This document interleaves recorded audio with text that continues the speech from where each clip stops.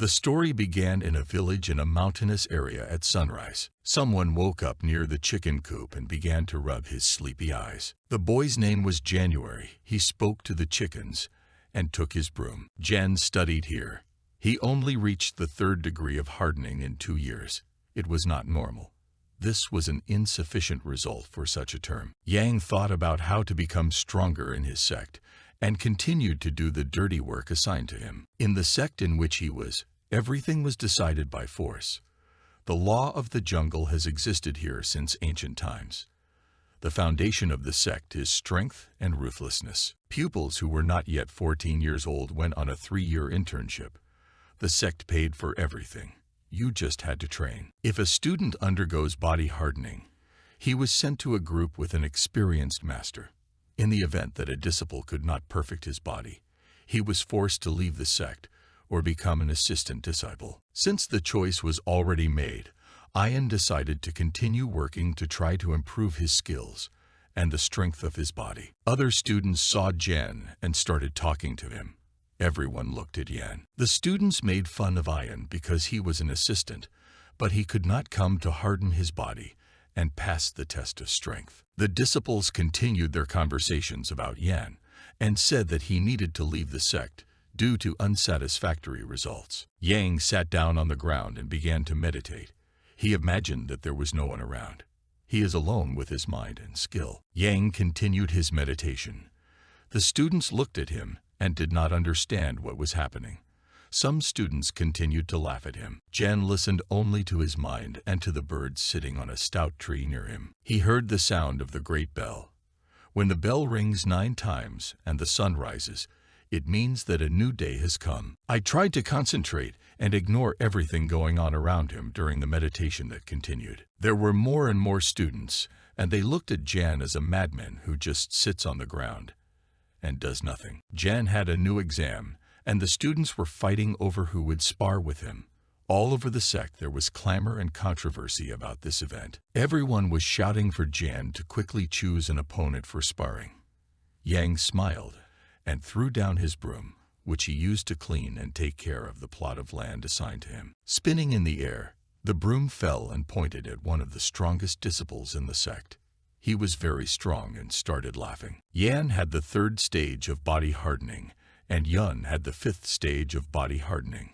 He was almost twice as strong as Ian in both technique and skill.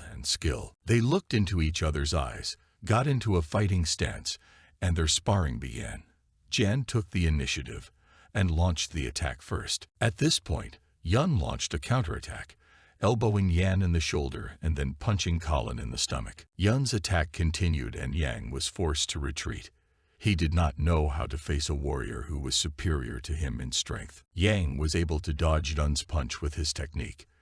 They both stood looking at each other in surprise. Without delay, Yun continued his attack and continued to develop success. Their fists collided with each other. Yan's punch was stronger, but he was tired and fell to the ground. Yun thought the battle was over, but it was just beginning.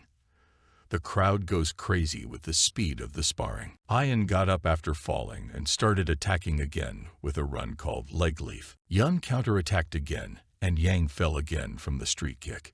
He needed to somehow face an opponent who was superior to him in absolutely all aspects of sparring. Yang rose and continued his attack again and again. The crowd was surprised, but did not understand how much he would continue to rise. Yang was exhausted, but continued to climb.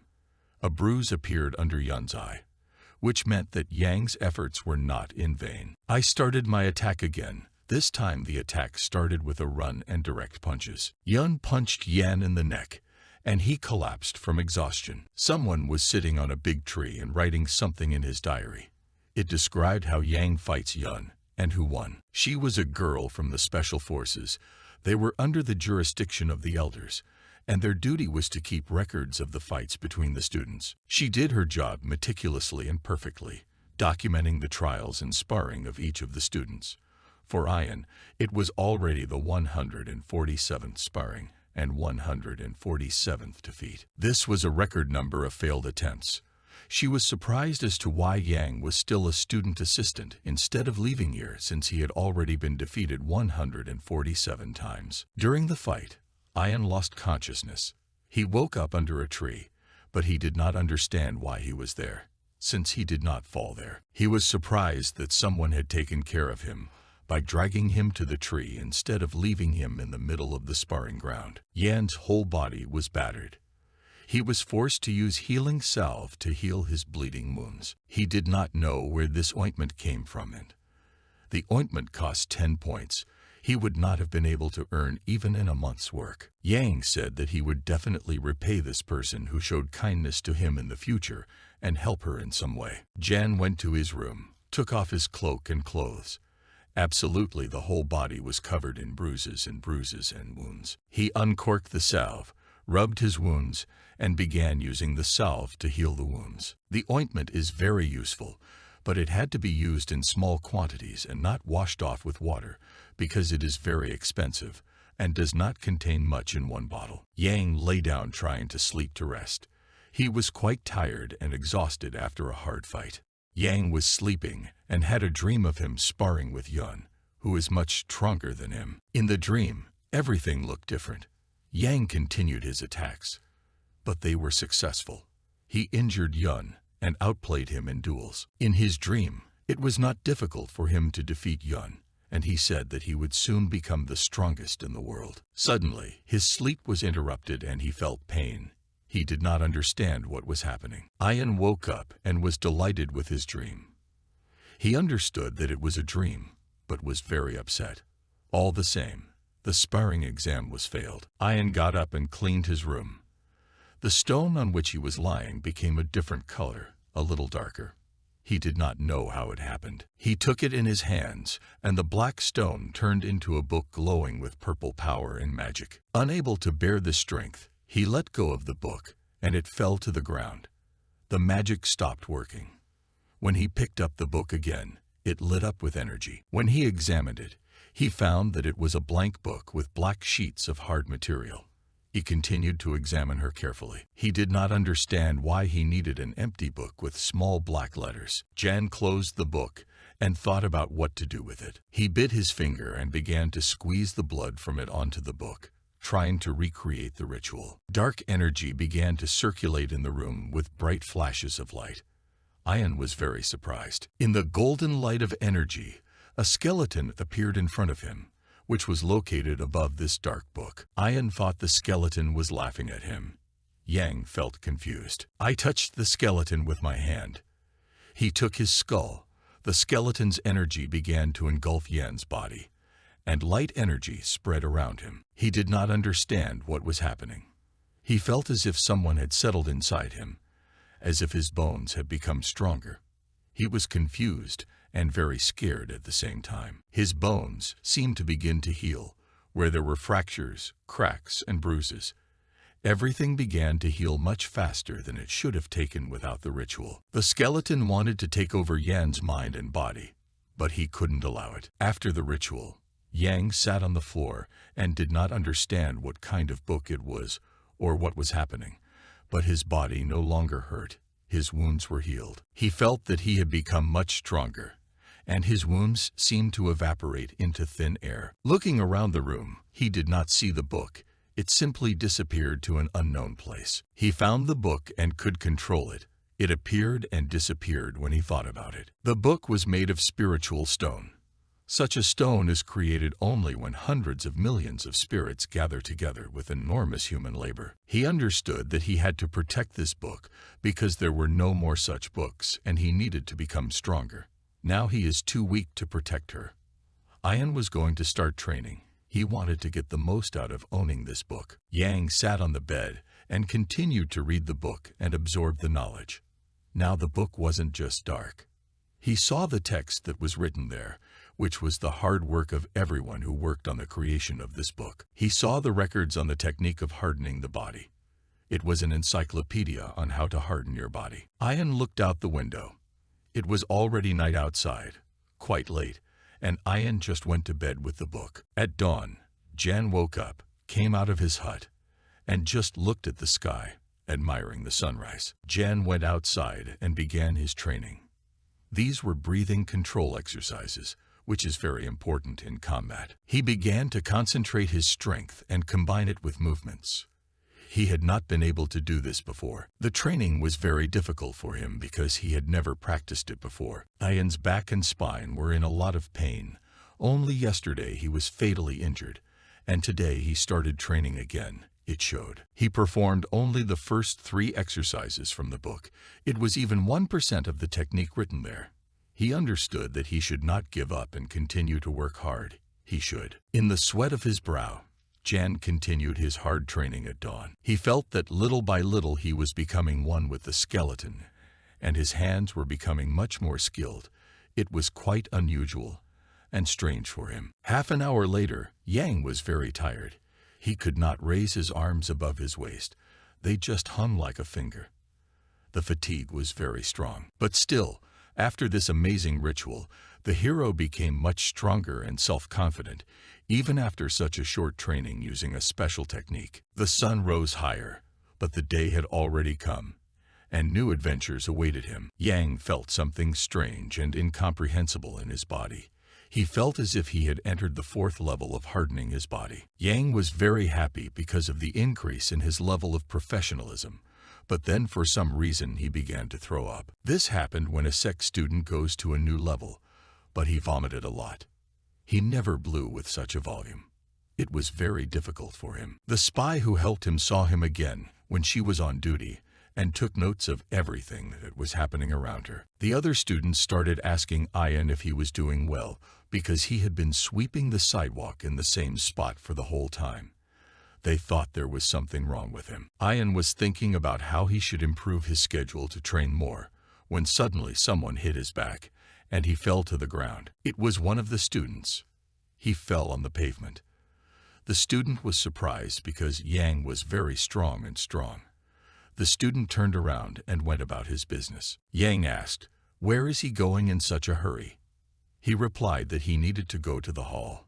Today is the 8th day of the month, and everyone should be there. Ian had 6 hard-earned points, and he lost them all because he lost 6 sparring exams. Yang was upset about this. Ian went to the hall, where he saw one of the teachers dozing alone at his workshop table. The elder's name was Meng. Jan approached him and disturbed him. The elder woke up and was ready to listen to the student. The elder asked why Yang did not come to him in the morning. "I've already said I've had a lot to do," Ian replied. The elder laughed and said, "Of course, I didn't say yes. I had a lot to do." And the elder gave him 10 pieces of silver and recorded that he gave them to him. They continued to talk about the silver that was paid to the sect students every month. The elder offered to take a cream to treat the wounds. Jan refused because some stranger gave him a full jar of the ointment he needed. They continued their dialogue about body conditioning and how to train to regularly increase your conditioning and win sparring matches. Jan hasn't managed to win a single sparring match since joining the sect. He lost all his sparring matches, which were more than 100. The elder tried to give his recommendations on how to approach the training and study of training in order to show yourself better in sparring and get the victory that was so necessary. Jan took offense at the elder's jokes. "I already wanted to go. The sect is no good for Yan, and he might die, so he better go home to ensure his safety." The elder enjoyed herbal tea, but he was not satisfied with the dialogue with January. Ian always felt uncomfortable when he was out walking, but today this was not the case. A group of boys looked back at him and started staring at him. Ian just moved on. It seemed to him that he had already seen a similar face somewhere. Yang went into the store and asked for a bag of rice. He bought 1 bag for 1 month. The saleswoman asked if he needed anything else, because it was not enough for a month. Yang did not answer that he had enough. He also said that he hunts nearby in the mountains to get meat. The owner of the store offered to give Jan some old rice, which was lying in the warehouse and was simply disappearing, for free. Jan was treated like a poor man who didn't have enough money to feed himself. He did not like this behavior of the store owners. The owner of the store told him not to lose heart and to count on him to be able to help in a difficult situation. The guys who were standing near the store hit one of the sellers. He fell to the ground and clutched his ribs. The shop owner was shocked by this. They came in and started shouting that the owner had sold the brother poisoned rice. The brother was very sick. The owner began to say that this was impossible and that he did not sell spoiled rice to anyone. The owner said that it was some kind of misunderstanding and that this cannot happen. Ian just stood there and watched the situation with the other salesman. I told you guys who started yelling to calm down. They looked down on him and told him not to interfere. The owner said he didn't want any trouble. The owner said that he would not be able to help his brother who fell ill.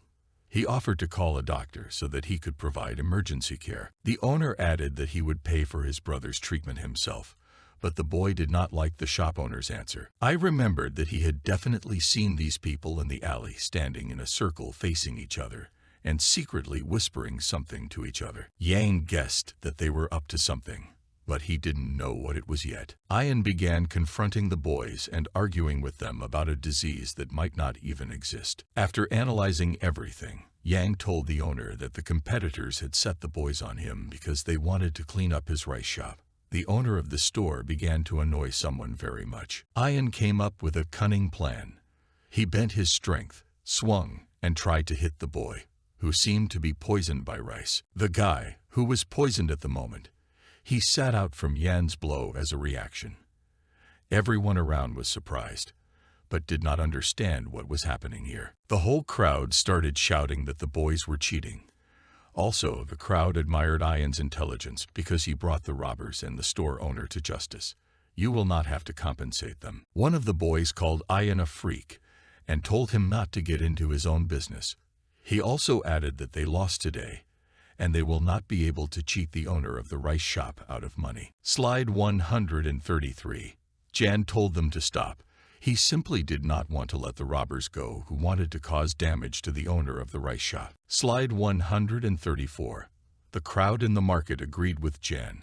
They did not want to allow the robbers to engage in blackmail again and demand a ransom from the owners of other shops and buyouts. Yang did not understand that good deeds should be followed through, and he asked his friend if he would help to arrest these thieves and teach them not to do any more foolish things. Yang was quite confident, as he had been training in the Heavenly Pavilion for 3 years now, and he was much stronger in the past few days. After a conversation with a friend, he realized that there was no need to waste time, but to act and neutralize and arrest the robbers' blackmailers. The robbers were violently raging in the crowd, and Yang and his brother were preparing for a confrontation.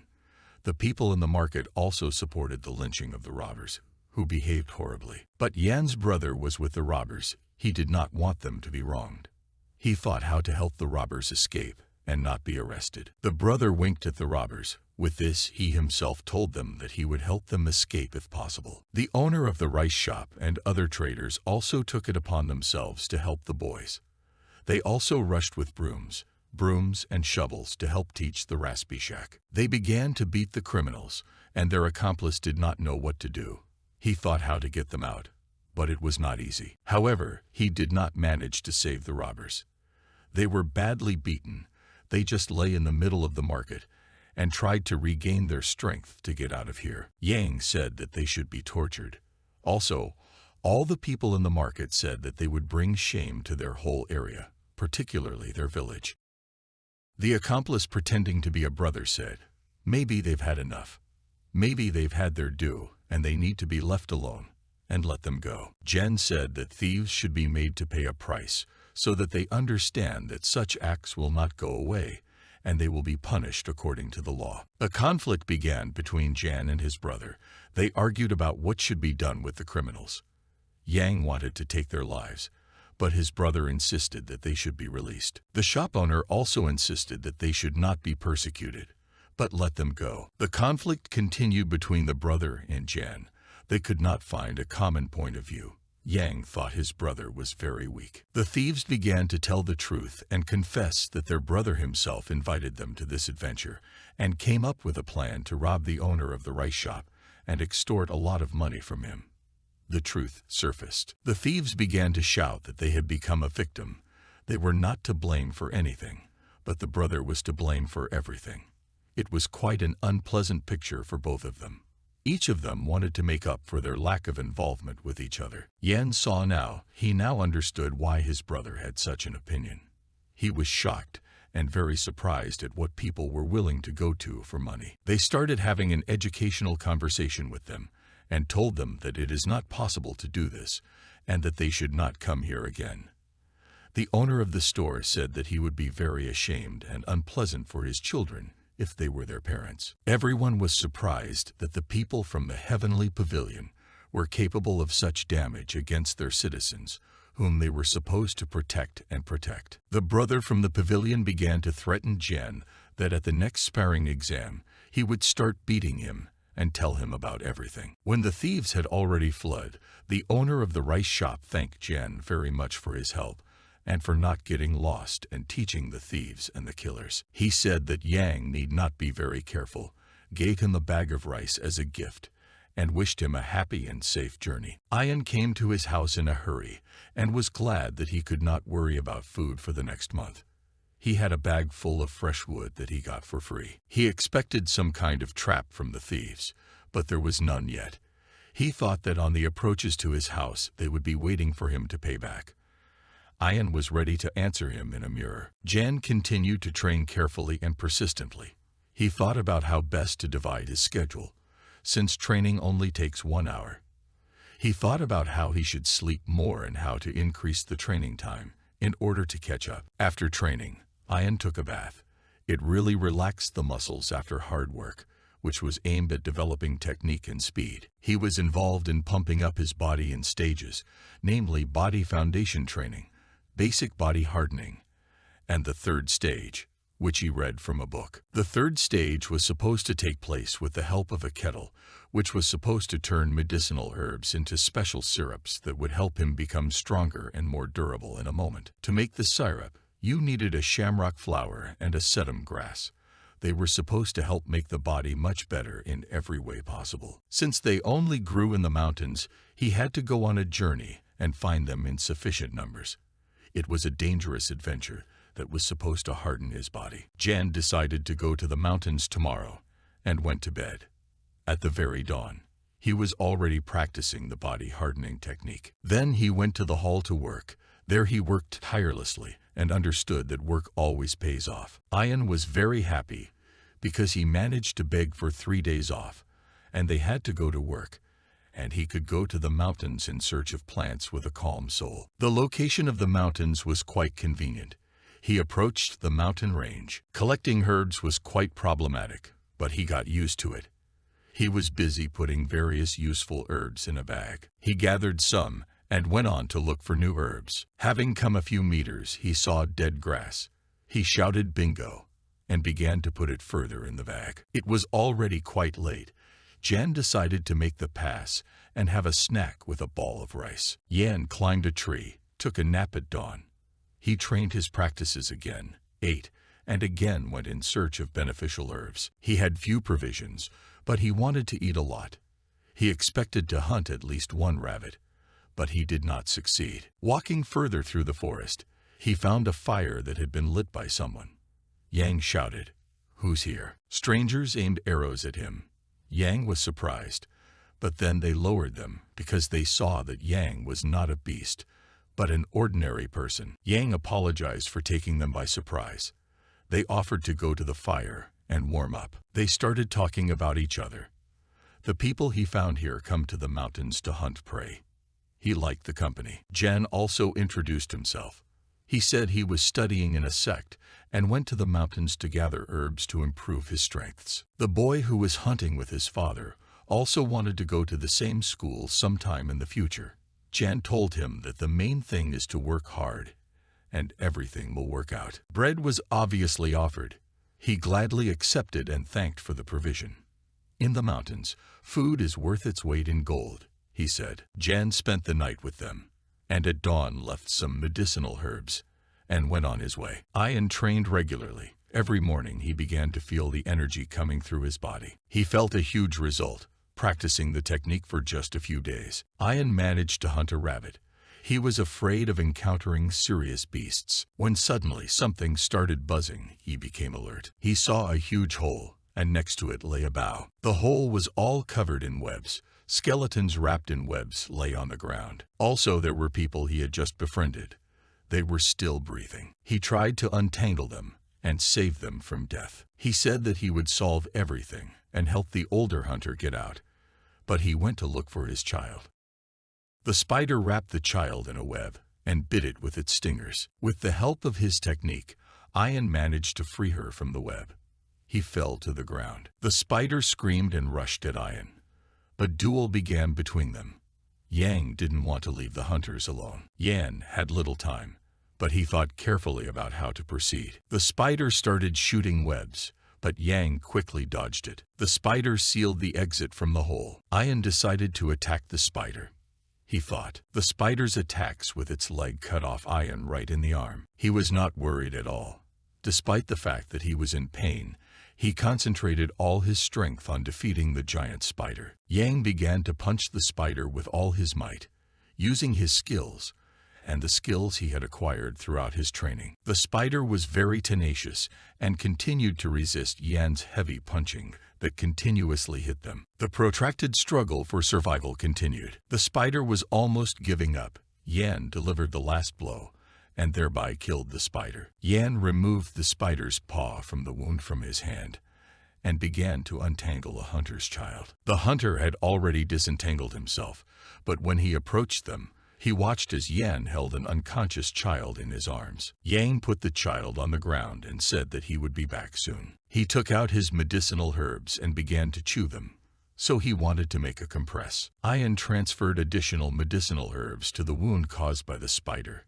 A compress. This eased the pain a little and will help the child recover. He came to himself and was already breathing. It was hard to watch. Herbs only provided pain relief, but something more had to be done to save the child. Yan's wounds hardly hurt. He felt great. Although there was a big wound in his hand, I myself felt fine.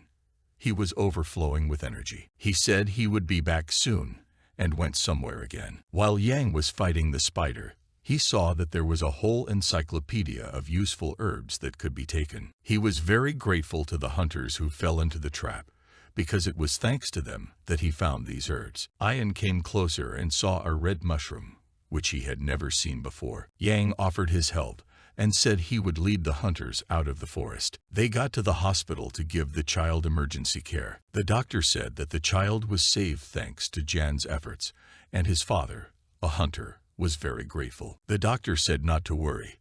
The child will be fine. The disciples he taught went and looked to see if Jan was there. They thought he might have left the heavenly pavilion. Near a large crowd, one of the students asked what was happening there and why there was such a noise. Another student replied that today is the day that Yang can challenge any students to help Yang raise his ranking to the 4th bedroom. Su, who had been taught by Yang, was going to beat him very badly. All the students didn't shut up and kept saying that Yang could still defeat one of them to increase his ranking to 4th and increase his body strength and move to the next level. They have all gathered, but I still haven't come. It was quite strange for them. Everyone did not know where he was. He always came early. They thought that maybe he was in his hut. Su came to the hut. He wanted to find Ian and beat him up for teaching him in the market. He shouted for Yan to not hide and come out. No one answered from Yan's chip. There was complete silence. Su was very angry and wanted to open the chip door. He opened the door of the hut with his foot, but it was empty. Everyone thought that Yang had run away. Su already wanted to go on a campaign to find Yan and publicly beat him. This was his main goal after the humiliation. Everyone began to discourage him and said that it was already too much and that there was no need to do such things. Su lit a torch and started burning Yang's house. It was one of the poorest houses in the entire academy, and it was decided to burn it down. Jen himself was coming from his campaign and prevented this. A verbal altercation began between them. Their duel was soon to turn from words to fists. They continued to argue, Su wanting to challenge Yang and Yang being fully prepared as he was training hard now. Ian was very self-confident because he had beaten a giant spider, and he was full of courage in the cave. Su got into a battle stance and was ready to fight Yang for authority and recognition in the academy among the students. Yang said to wait and went to his den, thus showing that he is far superior to Su in his manners. After putting down his bag, Yang went outside again and started a fight with Su. They continued to argue about which of them was the better warrior, who was more capable of martial arts, both in contact and non-contact. Su had connections, as he had no hesitation in wanting to burn down Yang's entire house, who was innocent. It was very sweaty and sneaky. Su began to brag that he had a high status in the sect and that he had many masters who were very fond of him and helped him in everything. Su was very angry and thought that he would have no problem defeating Yan in their duel, and he wasn't worried about it at all. Yang continued to talk to him, even though Su was very sneaky and only understood the language of strength, which Yang had to demonstrate in order for Su to disengage from him and stop humiliating him. Su wanted Yang to apologize to him and threatened to beat him up if it didn't happen right now in front of all the students. Ian said, let's start sparring instead of deciding who's to blame. Courage and strength filled him, and he was absolutely ready for any challenge. Everyone started laughing at Yan because he, being at the 3rd level of tempering, wanted to challenge Su, who was already a much higher level. Another strong student emerged from the crowd, as Yang was unable to challenge Su, so he was offered a duel with another student who was not much above him in terms of martial arts development. Yang said that indeed 5 days ago he was at a different level of art, but now he has become much stronger and ready to duel much more. The student with whom the sparring was to take place began to threaten Jan and told him not to complain if he was severely spanked in front of everyone without pity. The student let Jan start the attack, since he was weaker than him in ranking, and this was the tradition in sparring between students. The student shouted, "Stop talking. Let's attack. Let's test your strength." That student's name was Zhao. Yang told him to brace himself because now it was going to hurt, and he was going to regret daring to go up against him in this duel that wasn't going to end well for him. Yang struck Zhao squarely in the chest with a well-aimed punch. He was in extreme pain, and Zhao's eyes began to twitch in pain. Yang first landed a flurry of punches and then sealed the victory with a kick to the chest. He was overflowing with strength and power. Everyone was very surprised when Jan won his sparring for the first time. Everyone's mouths fell open. The students stood, but could not say anything. And the spy, who was recording all the information, was also surprised. The spy saw that Yan had won, and she fell out of the tree with excitement and killed herself. It was quite painful for her to fall from the tree. Just a few days ago, he lost to a weaker opponent, and now he defeated a much stronger student without any injuries to himself, and he did it very quickly. Yan's control integrity of the blow is built very well, but he worked hard enough on it and could already concentrate all his power in one precise blow. Brother Su began to worry as Yang demanded a duel with him. After such a triumph, he was afraid to face Yan's skill, which no one had seen before. Su said that Yang showed good ability and showed his strengths, and showed everyone that he is capable of winning sparring matches. Su and the students took the beaten warrior and carried him to the hospital. They said Yang had demonstrated his power, so they were leaving him alone for today. Yang was quite surprised. He expected an even bigger challenge. Ian was very upset about sparring with the students. He missed his morning practice and training. The spy, an elder, wanted to come over and ask what stage he was in the development of his skill. When she approached his home, she saw his head in the river. She was very surprised. She called Ian shameless because he washed naked in the middle of the river, in broad daylight, and that could attract attention the way it turned her. She was concerned about how quickly Ian's character was changing and how he was becoming more courageous and increasing his potential. Several days have passed since Jan last performed his work. He took the broom and continued to perform his duties of serving and sweeping the sidewalks. He took a bag of herbs that he had collected on a hike in the mountains. He was going to keep part of it for himself and sell part of it to the elder in the hall where the students went to train. In the hall, the elder continued to drink tea and had no idea that Yang had undergone such a big change. I came to him in torn clothes. The elder asked what had happened to Jen and why he was so beaten, torn, and tired all over. Yang said that there was a little difficulty in the mountains, but that difficulty no longer exists. He also said that he harvested a good crop of medicinal herbs during this trek. The elder offered to exchange 1 point of merit for 2 blades of grass.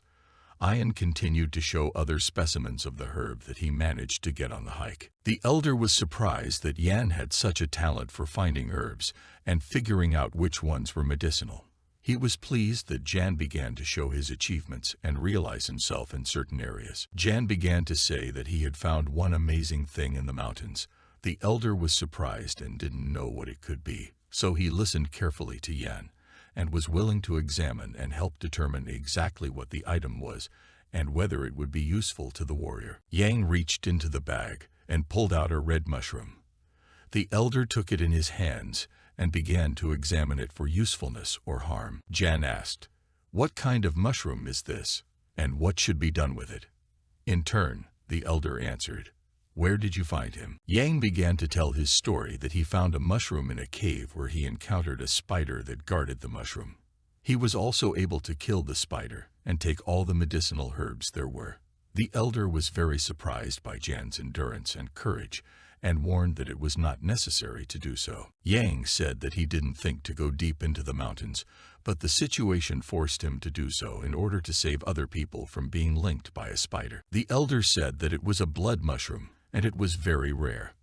Finding it is a great feat and merit. There are very few such mushrooms, and he is priceless. I was overjoyed, as the mushroom had value and was hard to come by, and easy to sell if money was needed. Ian asked, "How many points can you get for this mushroom?" The elder said that he would give as much as 20 points for a mushroom, and before that, Yang received only 4 points for a whole month of work as an assistant. Ian was sad and said that it was not enough. The elder said that there is no need to expect more, and this is his price. Yang wondered if he should sell this mushroom or look for other options for its realization, because 20 points for such a feat did not seem like a very high price to him. He was counting points in his head. He got 36 points for the herbs he sold to the elder, and he had a total of 48 points on his account. Yang told the elder that he wanted to buy 10 pieces of dead man's herb, which is how much he found during the trip. At least the elder asked if he was sure because it would cost 10 points. Yang was very angry with the elder because he was a common swindler and just wanted to profit from the students who obtained the medicinal herb the hard way, and he simply resolted. The elder put his hands behind his head and enjoyed his position, because no one objected to him, since he was an elder and he himself dictated the law that the students training in this academy had to follow. The elder told Yan not to go so fast, but he left upset. At the exit from the elder's hall, a secret spy was waiting for him, who was constantly spying on how the sparring between students was going on. The spy wanted to start a conversation with Jan, but their paths crossed, and they could not communicate with each other. The spy went to the elder, took off her mask, and asked if something happened, because Yang was walking away from the elder a bit upset and depressed. The elder said that nothing happened and everything is fine, and Yang continued to boil sacred and medicinal herbs in order to improve his fitness, stamina, and harmony of his body and mind. The smell was a little strange, but he didn't smell anything out of the ordinary. He decided to put the kettle on his bed. He felt his body go numb for a second, the concoction of medicinal herbs numbing his entire body. Yan did not fall to his knees, let go of his teapot. He didn't have enough strength. He doesn't even understand what is happening for a few steps to counteract it. He couldn't move at all. As it turns out, both of these herbs he brewed have a mildly poisonous effect. They can cause temporary paralysis of the body. The teapot in which Yang brewed the herbs increased the effectiveness of those herbs being used. He understood this perfectly, but did not take it into account. He wasn't supposed to sleep, as it could lead to serious injuries that he didn't want to receive just at the beginning of his journey. Ian needed to get up quickly to avoid losing his skills and continue his progress. He stood up, but it was still hard. Yang thought he was going to pass out, but managed to prevent it by overpowering himself. The teapot was too strong. It greatly enhanced the effect of medicinal herbs. Ian went to bed and tried to sleep. Sue was lying in bed and couldn't believe that Yang had become so strong and powerful. He and several other students lay unable to sleep and talked among themselves about Jan in particular. Sue came home to another student.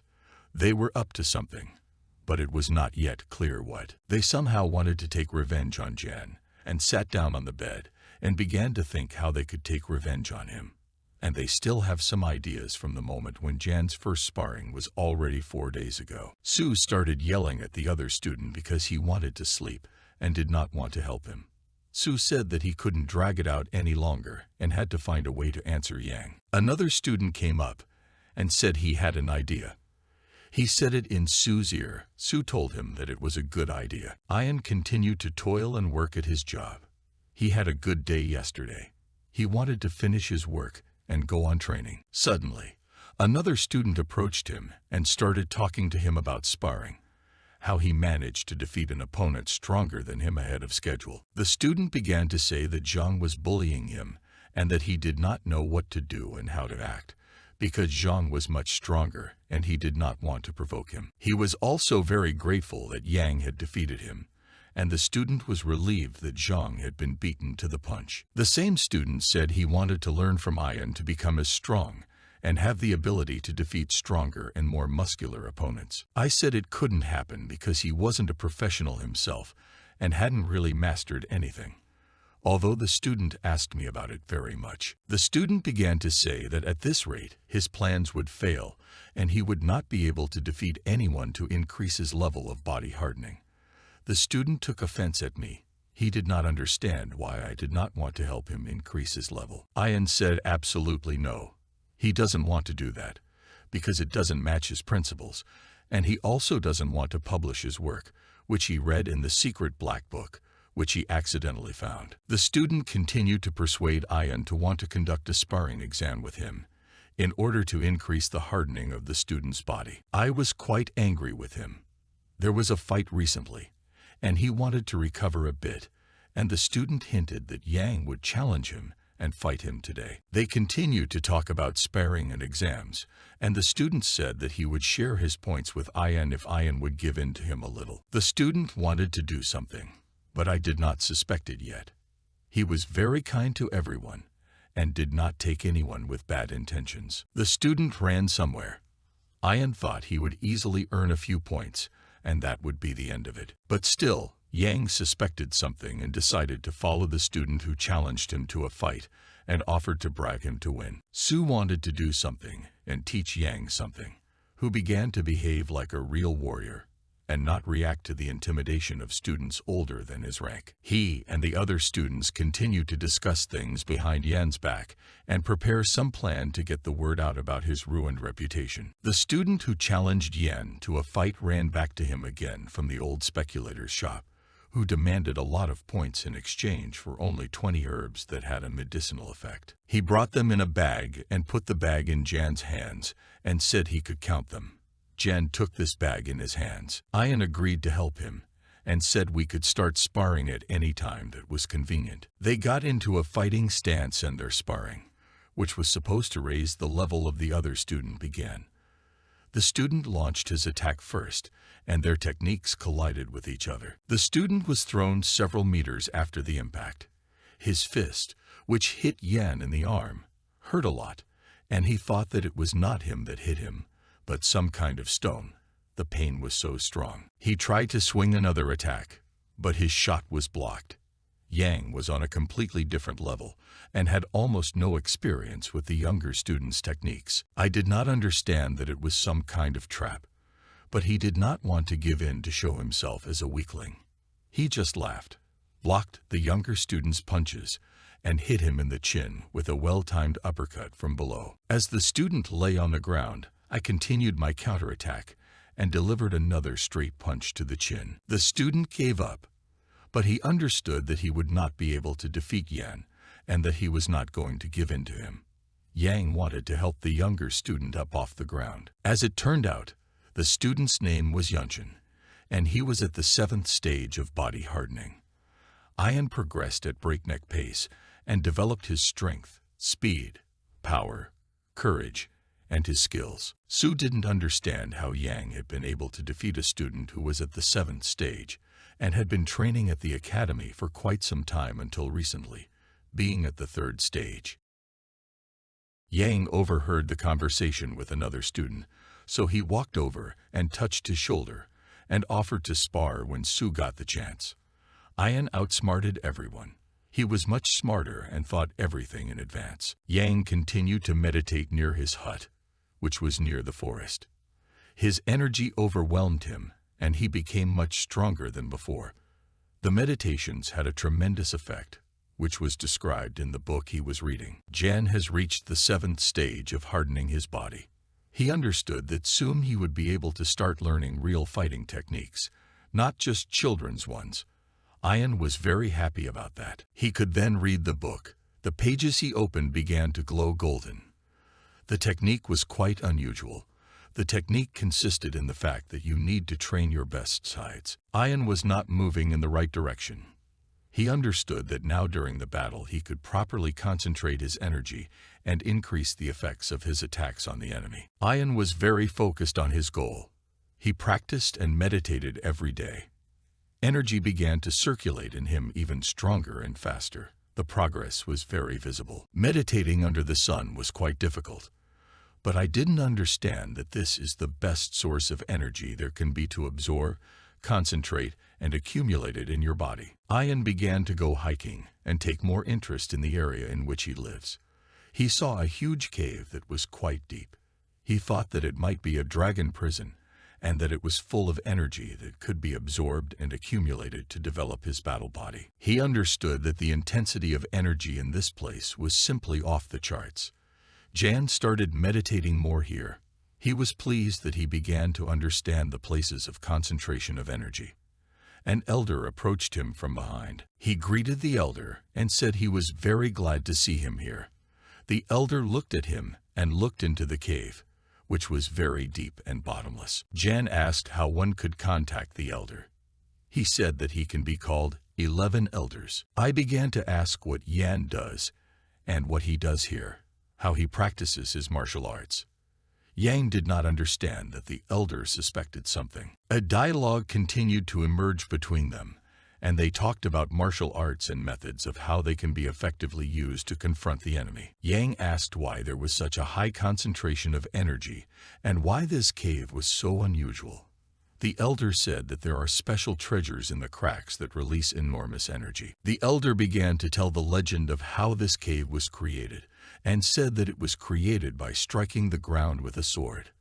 Ian was shocked by this. He said that one of the founders of the pavilion in these lands faced off against a powerful demon, and in a fierce battle, the demon was forced to run and cut the ground to prevent anyone from catching up. And so their pursuit began. The founder of the clan started hunting the demon. He had to spend a lot of energy to catch up and defeat him. It was at this place that the founder created the heavenly pavilion, where students study. The elder said that darkness rules this place, and even sunlight cannot reach the bottom of this cave. Jan was very confused and surprised by this story, which was very unusual. They continued to communicate, but the elder did not offer to interrupt their conversation and do some other things that were assigned to him. Since there were treasures here, Yang began to practice more near this cave. He sat here for several days and continued his practices and meditations and training, building up his fighting power and strength. Yang sat like a true warrior, not reacting to anything. His energy was concentrated at a tremendous pace. He understood that he was on the right path and would definitely achieve his goal of controlling energy and using it in a duel. He finally managed to concentrate the first drop of wet energy. It was very strange and unusual. Ian was very happy, but did not know how to react to this. He wanted to dance for joy. He believed that it was necessary to sit under the burning sun for several days in order to understand the work of energy and concentrate his strength in it. Ian went to his home in a hurry. He always closed the door before leaving, but when he went home, his door was open. It seems that someone had come into the house and wanted to do something to Jan or his property. When he opened the door, the spy was just lying there, dozing and resting. Looking slightly at the door, Yan saw her and thought about what to do next. And what is she doing in his house? Yang made his way into his room and thought it was one of the students who might have gotten lost or gotten into some trouble over the roof of the building. The light that reflected from the moon shone through, and it gave a very good effect. The spy started to wake up and was surprised to see Ayan here. She got up and didn't know what to do next. They both fell into a stupor and started looking at each other. Jan asked how he could address her. I did not understand how she got to his house and what she was doing here. The spy answered that her name was. Here she stopped, but then continued that her name was Leah. Jan asked if he could help her. She said that one of the hunters of the mountain range had been waiting for him all day, but Yang had not appeared. The hunter wanted to thank you for your kindness and help. Leah handed over the bag the hunter had brought for Ayan. She was entrusted to take it to him, but she never waited for Jan and dozed off in his tent. Jan apologized for not being at home so much and thanked her very much for her kindness and sincerity. Leah was quite shy and said that she had completed her mission and could now go. Yang continued to look at her. Opening the package, Yang saw a new uniform there. He was very surprised. It was a quality manual work. Ayan thought that the hunters were very good to him for giving such a valuable gift. After grueling meditation for several days in the sun, Yang continued to doze off in his den, but suddenly someone started knocking on his door and woke him up. When he opened the door, Yan saw a piece of paper on the ground and still did not understand what was happening around him. They left him a letter with a challenge and invited him to come to the sparring in the planting of the Black Winds Forest for a conversation. He understood that it was a trap and thought about how best to use his powers to confront these unkind people. The list was left by a henchman of Su. They wanted to trap Ayan. They all waited together for Ayan to come and spar with them. They expected to beat him together. While waiting for Ayan, people from Stormy Domain approached them. They were strong masters. When Su saw them, he was very surprised. The boys didn't know what to do and thought maybe they should run away from them. The warriors from the domain did not like Sezu and wanted to get even with him. They were all ready for battle and full of confidence to start and finish it. They came up and started mocking and teasing him, saying how dare he stand in their way and obstruct their way. As Su continued to be taunted, he felt insecure and realized that he could not react because the domain students were much stronger than him and outnumbered him in strength, power, and strength. One of the brothers in the domain had a very beautiful and pretty sister who liked Su a lot, but he couldn't do anything about it because the brothers in the domain had a very bad opinion of him and his future. She liked him, but the master asked her not to do or say anything to him, and only then would he help get Jan and his friends out of trouble. He didn't want her to get close to Yang because he saw her as having tremendous potential, and it could have a bad effect on her progress and the hard work that had gone into being a spy and her training. One of the domain students kept saying that Su would regret it. He couldn't give his sister any slack. After a short wait, they got into a fighting stance, and a duel began between them. The domain brother said that Shu is looking for death and he will find it. Their techniques began to oppose each other. For a second, they were pushed away from each other by the force of their energy. They only bumped into each other once, but Su knew something was wrong. The domain brother turned out to be much stronger than Su. Yang was walking along the forest path and saw someone beating Su. They lay on the ground and continued to fight. Su received a lot of injuries from this duel. Yang watched as Su continued to spank. The domain student took a rock and wanted to kill Su with it. Other students were surprised by the behavior of the student who was fighting. He was very bloodthirsty. It seemed that the end was about to come for Su, and no one would be able to save him. Su himself did not believe that he would survive. Yan snatched the stone from the hands of the stronger warrior and simply took it in his hand. He could not allow such a calamity to happen to a student of his academy before his eyes. All of Doman's students rushed at him and were ready to confront him in order to finally defeat them all together. I threw a rock at the domain head brother's head with all my might, and the others also began to spank with all their might. using all their strength, energy, courage, and intelligence. He was in a lot of pain, and I used all my might to fight back on an equal footing. All viewers were shocked by this. Su didn't understand why Yang decided to help him, save his life, and help defeat the rest of the warriors who attacked him. The brother from the Domain Academy was very surprised at the strength Yang was displaying. He said that Yang himself rushed in and drew his sword and wanted to fight him with a sword. Su warned Yang that he had reached the rank of Kai Yun. A Domain Academy henchman hit Yan in the hand with a sword. He was in a lot of pain, and it was very unpleasant to feel such a strong pain. But it was a trap. Despite the sword in his hand, Yang continued to fight. He delighted the henchman of the order. He was shocked, but Yang only laughed and prepared a response to his aggression. Yang threw a side punch with all his might, and his opponent was surprised and didn't know what to do. His opponent was lying on the ground. Yang was very angry that they had attacked his friends who studied with him at the academy. He approached his opponent's girlfriend and grabbed her by the neck. She began to question him and flirt with him on various topics. Yang continued to hold her by the throat and wouldn't let go because he thought she was somehow connected to the warrior he had just defeated in an unequal battle. The girl really liked Yan, but he did not show any sympathy for her and did not want to contact her. He wanted to teach her a lesson and took her by the chest so that she understood that communication with robbers would not be easy for her. Yang laughed at her and simply went to his friends to help them and let them go to the academy, because there was work, business, and training waiting for him there. The girl was very offended by him because he did not pay attention to her beauty and ignored her. She ran up to him and whispered in his ear that she really liked him and that he was interesting. He did not know how to behave. Yang rewound his hand and asked Su if he could make it to the academy by himself or if he needed additional medical attention. They returned to the heavenly pavilion.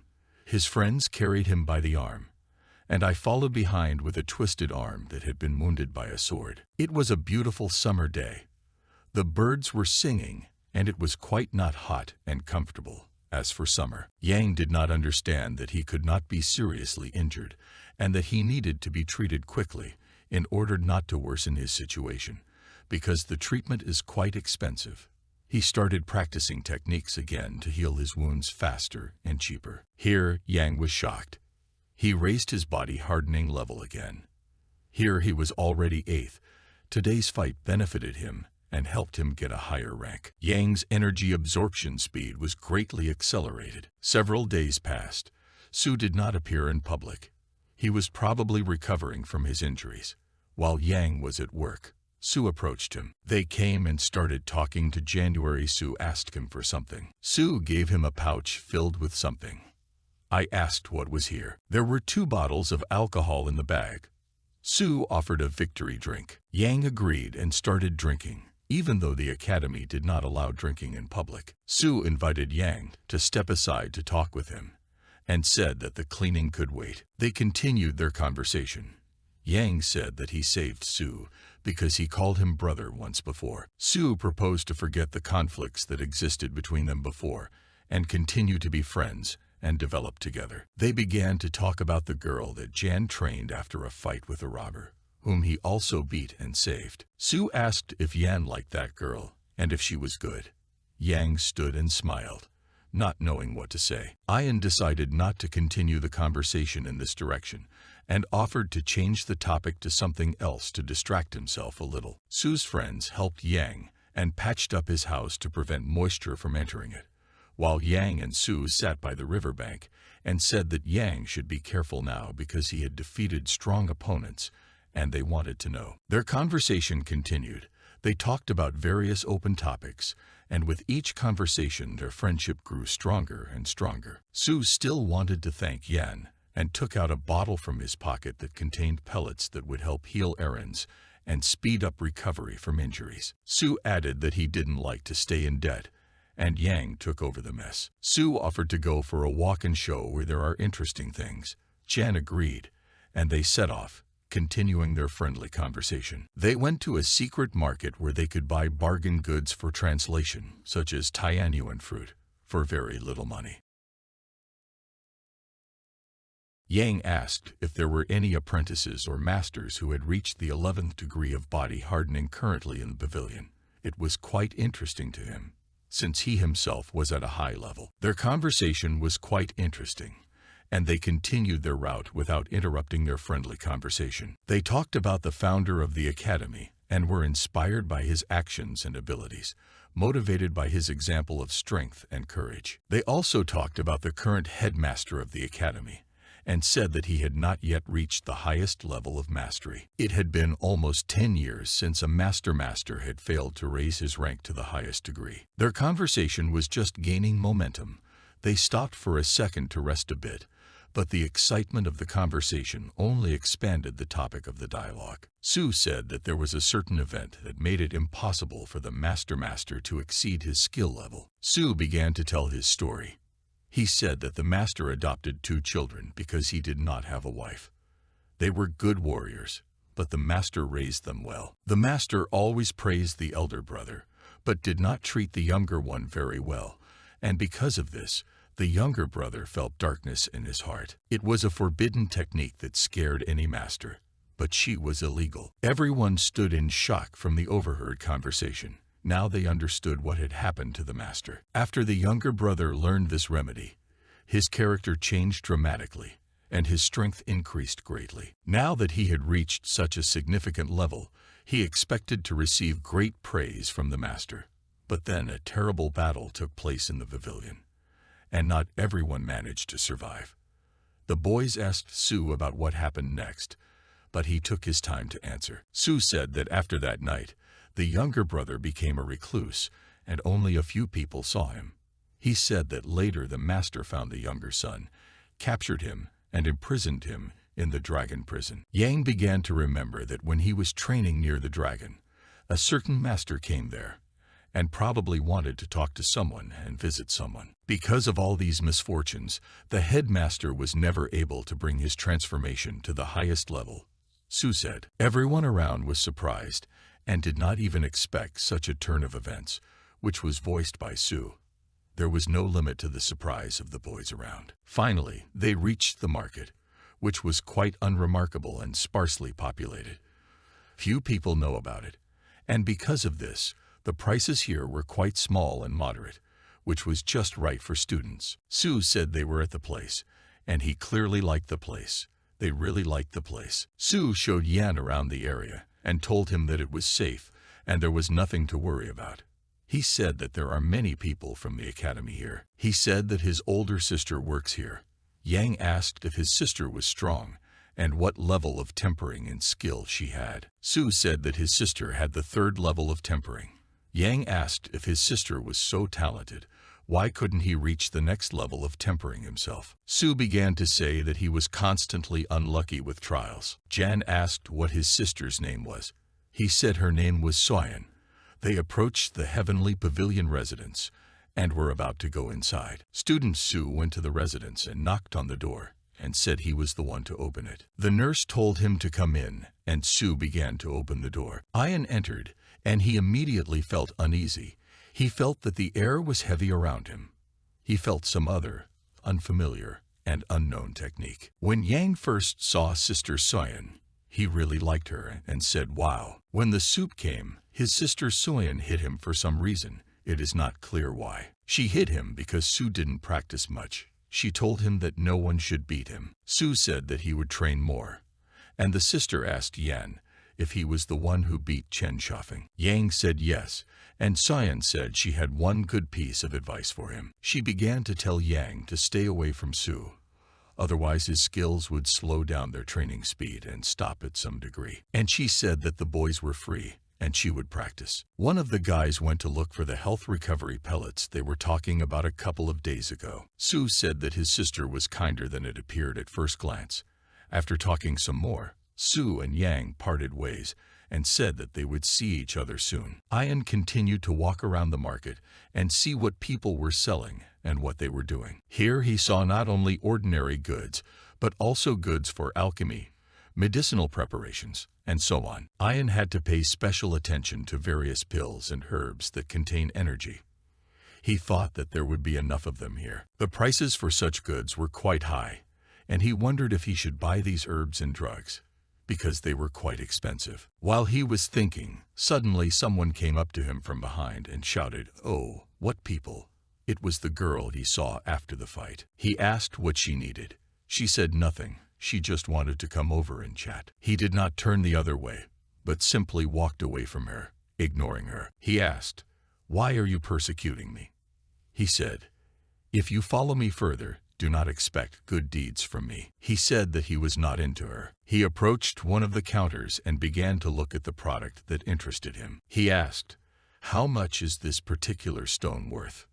Yan's stones were quite expensive, but valuable, and Yan didn't have enough money for it. Almost everyone around was from the Crimson Clan, and therefore they were quite wealthy, the merchant said, and he was quite surprised. The girl said that this shop belonged to her family and asked if he wanted the stone, but she would like him to do something for her. She continued to say that she could arrange one stone for Ian. Yang said that he did not want to get the stone like that, and the girl asked the seller to make a discount. He took out the pills that Sue had given him and offered them in exchange for Yang's stone. The seller took the pills and began to count them so as not to make a mistake. The seller agreed and gave Jan a certain amount of unusual grain. Yang didn't know how to deal with him, but he trusted the seller and believed that everything would work out for him. The girl continued to follow Yan and wanted something from him. Ian thought of scaring her in the forest so that she would get rid of him. The beaten warrior of the Crimson Clan watched this and was very angry. He wanted to attack Jan to punish him for the beating. They wanted to set up an ambush and take Ian by surprise. But the girl wanted me to go out with her. Jan did not agree to this. Yang said that he did not like the girl at all. She was very upset. She began to say that she was the daughter of the Crimson Clan Master. Yang began to threaten her and said that his patience was not endless. Suddenly, he heard a noise and turned towards the trees behind which the Crimson Clan warriors were standing. The girl was also surprised when she saw them. Sounds started coming from the bushes that the boys wanted to get even with Yan. The situation was quite serious, and Ian was thinking about what to do next. The girl tried to convince Ian not to start a fight, because it could lead to certain consequences. Yan concentrated his energy and was fully prepared for the battle against the Brown Academy students. Yang concentrated all his strength to release the liquid energy that was supposed to help him in this difficult battle. Yang began to accumulate energy from the Yang stone he had bought earlier at the market. He began to absorb all this power to become stronger. The students of the Brown Academy rushed into battle, and with that the battle had already begun. Yan needed to act in order to gain victory at the battle level. They both bumped fist to fist. The attacker's hand hurt a lot. He did not expect such strength and immediately took out his sword. As the attacker tried to swing, Yang blocked the blow with his sword hand. He gripped the sword in his hands and held it. When the attack was blocked, Yang concentrated all the energy in his hand and delivered a blow directly to the head, and his opponent died. All the students around were shocked and did not understand why Yan had such a strong energy and how he was able to accumulate it in such a quick period. The second attacker was also ready to attack because Yang had just beaten his best friend. Yang was also ready to fight to the end, and the fight began again, only now with the second attacker, who was still fresh and not tired. Their fight started the same way as the first one. They bumped fist to fist. My opponent realized that I was very strong, and he had gotten a lot stronger since their last encounter. The girl standing nearby looked at this and did not understand how Yang had learned so quickly and become so strong. Yan continued to combine his attacks with his hands and feet, dealing very heavy damage to his opponent and mercilessly hitting him in absolutely every part of his body. After unsuccessful attempts to attack, the attacker was already thinking of running away, because he did not have the strength to resist Yan's spirit and strength any longer. Yan managed to concentrate Yan's energy into a liquid form, and he killed the second attacker with absolutely no remorse and no hesitation. The attacker simply fell to the ground, and the girl was very surprised and scared. Yang stood and looked at her as if nothing had happened. Yana's friend was very scared, and could not even understand why all this happened in front of her fragile eyes. Yang began to look at the things that the opponents had, to take away the most valuable things that could be useful to him in the future to improve his warrior skill level. He told the girl to come over and help him do something, because he couldn't do it himself. He told her to take the corpse of one of the attackers and carry it behind Jan, who was also carrying one of the corpses. The girl was very upset, because she was a beautiful lady and did not deserve this, and she had never done such a job. They had to go far into the forest to hide the bodies of the slain attackers, so that no one would suspect them of being the first to attack. Jen said to tie a stone to the body, and they threw both corpses into the water. This is how this story ended for the boys from the Brown Academy. Yang did not understand that he did not want to kill them, but he had no other choice, because he himself would die at their hands. The girl asked if Jan had killed anyone. He answered that no, but that he had never done anything like that. Arriving at the pond, Ian dived into the river to cool off and relieve the heat that was around him. He climbed out and lay down on a stone to lead the girl after him.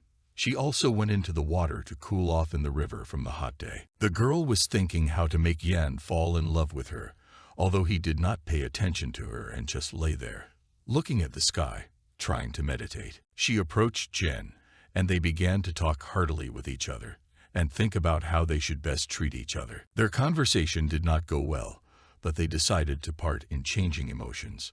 I then continued to sit and meditate in order to accumulate as much energy as possible to reach a new level of professionalism and temper my body. Yan managed to concentrate 3 drops of Yang liquid energy, one of which hit the grain, but it became bright red and glowed. Yan now had to practice twice as much to restore the Yan drop that failed to be saved and was absorbed by the seed, and he was disappointed by that. He took this seed and planted it in the ground and said that he would return to the place after a while to see if anything had grown from it. Yang continued to sit by the cave and continued to absorb the energy of the sun. The drop of Yang energy was supposed to be reborn in 2 or 3 days. When he came to the place where he planted the seed, he saw that the seedling was already quite tall and rough. This all happened because of the Yang energy absorbed by the grain. The growth happened overnight. He thought that this place was not very crowded, and it was not worth worrying about saving the sapling, but it was time to go home. When Yang returned home to the academy, he saw one of the students doing his job of sweeping and cleaning the grounds.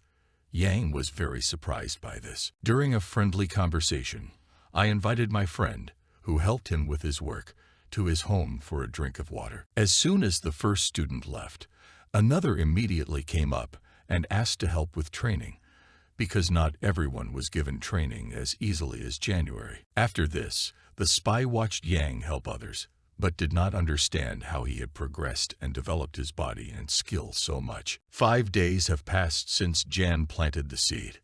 A big tree has already grown, and it has begun to bloom. Yang sat there meditating beside him. The other students started cleaning the area instead of him, and it became much easier for Yan to train, and he had much more free time. From the moment he found the book, he made 5 breakthrough achievements in a month, and the speed of his growth seemed inhuman, rather alien. When Yang came to the elder, he was amazed at the speed of his progress and Yang's growth as a warrior. Ian came to exchange his points for what he needed to keep progress. Yang wanted to buy 29 bundles of dead man's grass and 30 chaos flowers. The elder packed everything in a bag and gave it to him. They had a friendly chat, and the elder gave Yan his bag of herbs for healing and progress. The elder began to question Jan about his past exploits and travels, and how he managed to increase his energy. Yang said that only work and the development of one's thoughts can make a person stronger, and herbs and medicines are not the main thing. The elder said that Jan surprised him very much, and he did not expect this from him. Yang continued to meditate and absorb Yang energy.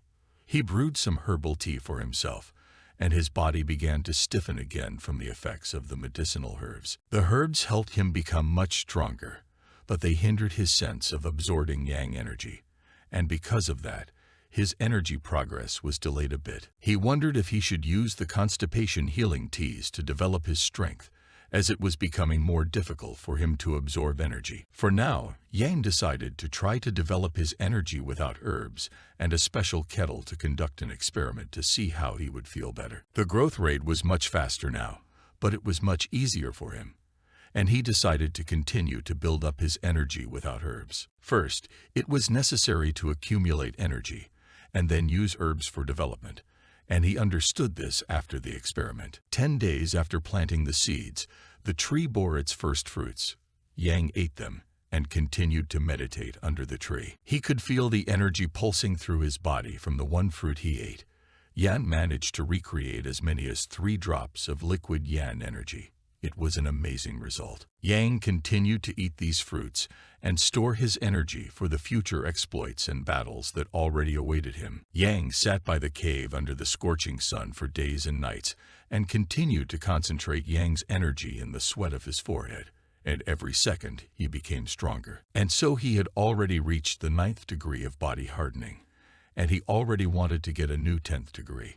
He felt in control of his body and understood what he needed to do. This breakthrough helped him make great progress compared to what came before, but I still try to reveal more of my inner energy. I realized that the fruit that grew on the tree with Yang energy was giving him a lot of progress, and he wanted to buy more seeds to plant. Such grains were quite rare, and they had to be bought in specialized markets and stores, which were very expensive. Yang came to the market that Su had shown him, and again started a conversation with the seller about which fruits to choose for planting, so that they would grow better and give a bigger harvest. But the seller told him that the necessary seeds are not available at the moment, and Yang even became a little upset. Yang went to the second counter and said that he still needed the meditation items and the seeds if they were there. Yang only once asked what kind of seeds for planting and concentrating Yang's energy the seller had on the counter. The seller again replied that he did not have such a thing.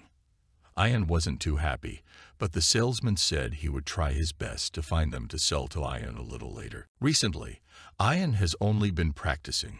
He has hardly been on the market. This was only an exception because he had to buy the necessities of life. Yang still continued to shop around and pick out things he could use to improve his abilities. He asked again about the availability of seeds for planting and the concentration of Yang energy. The seller said that all the grains were sold out and the range was very limited. Jan understood and said goodbye to the seller. When Ian was already walking away from the counter, the seller asked to wait and approach him again. He went on to say that the seeds are really rare and expensive, so they are reluctant to sell them. The seller began to offer other grains and recommended asking pupils and students where they buy them. He noted that you can look for students in the mine, where they work, and look for stones and other valuable rocks. But this path was very long, because a long time could pass from the beginning of the bidding to the purchase. The seller couldn't help, because he was just an ordinary apprentice in the Crimson Clan who traded various goods in the market. The seller offered Jan to go to a young friend and ask her for help in obtaining grains. Yang didn't really want to do it, but he had no choice. So he went to her house. Jan went to the house and started knocking on the door. A voice came from the house that was not like his girlfriend's voice. It was her younger sister who opened the door and told her friend that Jan had arrived. She did not know why Yang came to her and wondered why this happened, because he had not shown interest in her before. She also didn't know what to expect from him, because he had recently killed 2 students of the Crimson Clan. The younger sister said not to worry and to go ask what Yan needed and why he came to her. And she decided to go to Yan to ask him what he needed, what kind of help, or what he wanted from her. The younger sister said that she did not forget about her and did not linger. The younger sister offered to play a game and test Yan's honesty, but the older sister didn't know how to react. She cast a spell on the younger sister so that she could not be seen and could not speak, and followed the events that would take place in the room. Jan was already thinking of going home, because no one opened the door for him.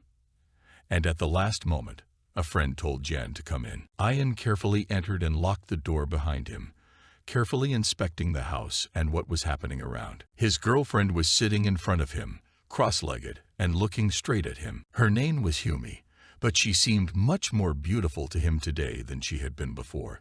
He also saw that she was smiling for some reason. Yang was surprised that she had changed so much for the better and had become much more beautiful. He did not understand how it happened. Their eyes were intertwined, but the dialogue did not begin in any way. They just looked at each other and thought about what to say first and how to start a dialogue. Humai was upset because Yang was not worried at all and stood bravely in front of her without showing any signs of interest. Yang said the friend had become much prettier in the 10 days they hadn't seen each other, and she liked the compliment. Yang said he was telling the truth, but Humai said there was no need to rush and poured them both tea to cool off. They drank tea and had a good time, talking about topics of interest to them and evaluating the quality of the tea. Ian began to talk about the varieties of tea that exist and how they should be brewed correctly. Humi was surprised by Yan's knowledge. Yang complimented her, but he was not entirely comfortable, and he lost a little of his confidence in front of Humai. The younger sister, who was invisible, tried to help Humi and told him how to behave with boys. She said to wait for her. She had to bring something, turned her back, and went somewhere without saying anything else. She bent over the couch and searched for something she couldn't remember. She carefully reviewed everything. Ian watched this. Humi carelessly stepped on something and stuck her foot. She was in a lot of pain, but Ian came over to help her and relieve the pain. They accidentally fell on the sofa and lay there looking at each other.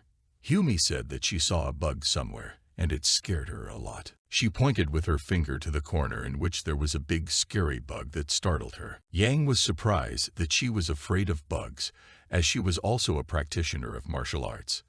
This showed that there were more bugs. Ian checked for bugs. There were none. She asked again if there were any bugs.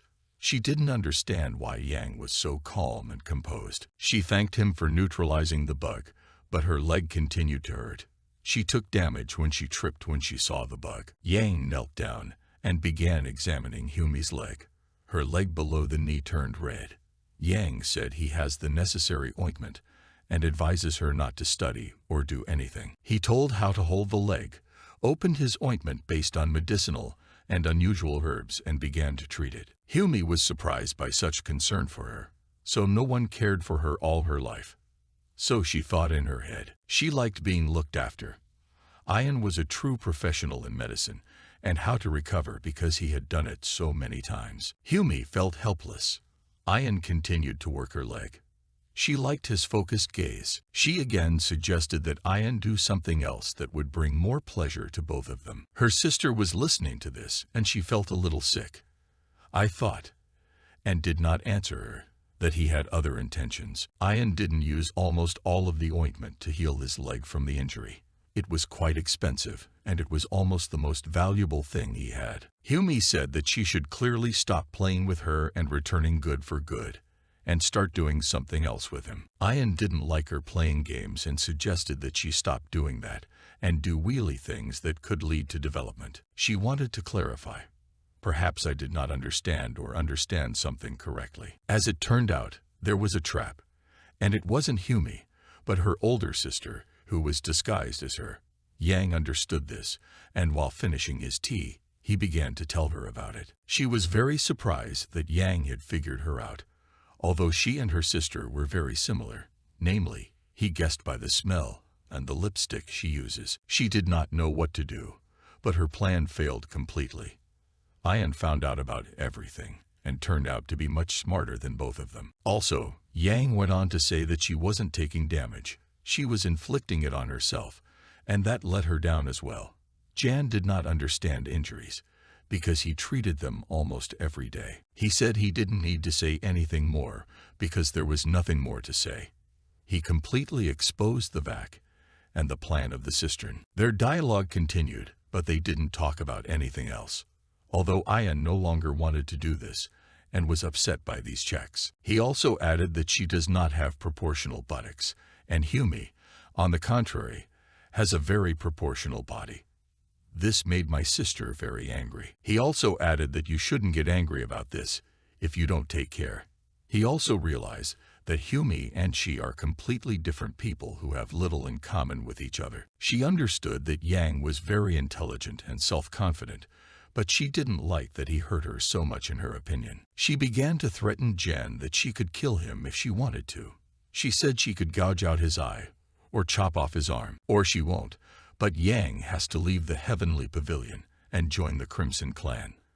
Ian said he doesn't choose all paths. She was very surprised by this, but did not know what to do next, because the conversation had reached a dead end, and she had no more trump cards up her sleeve. They continued to exchange words and find out which of them was more wrong, presenting new facts and arguments in a boring monologue. And their conflict began to increase, and the sister was already starting to shout at Yan, because she did not like his behavior. She wanted to cook up some cunning plan again, but Yang knew he could get out of any danger his sister could throw at him. Next, when the sister made Humi visible again and began to talk her out of not being angry with Yan, they began to say that they were not twins, but that Humi's sister was several years older. Jan began to tell what he had come for.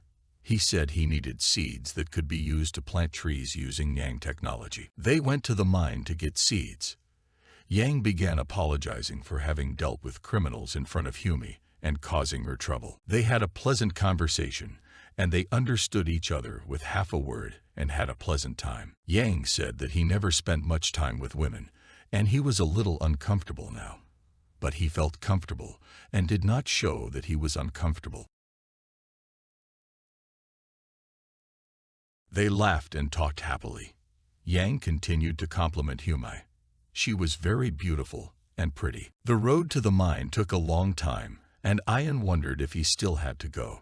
She said that she still had to go for at least an hour. Humi began to tell the story of how this mine was found, and what experiments were not carried out there to discover useful rocks and rare stones, as well as seeds. Humi said that if Yang had come later, he might not have found her.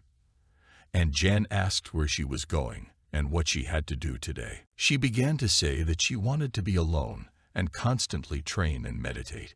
Yang was surprised by this and said that it was a good choice and cheered her up. They came to the place. It was a mine of the Crimson Clan, where various fossils were being mined. When they got to the fossil, Grandpa Lun was there, a sage and former head of the Crimson Clan. They greeted him. He asked Humi why she came to the mine.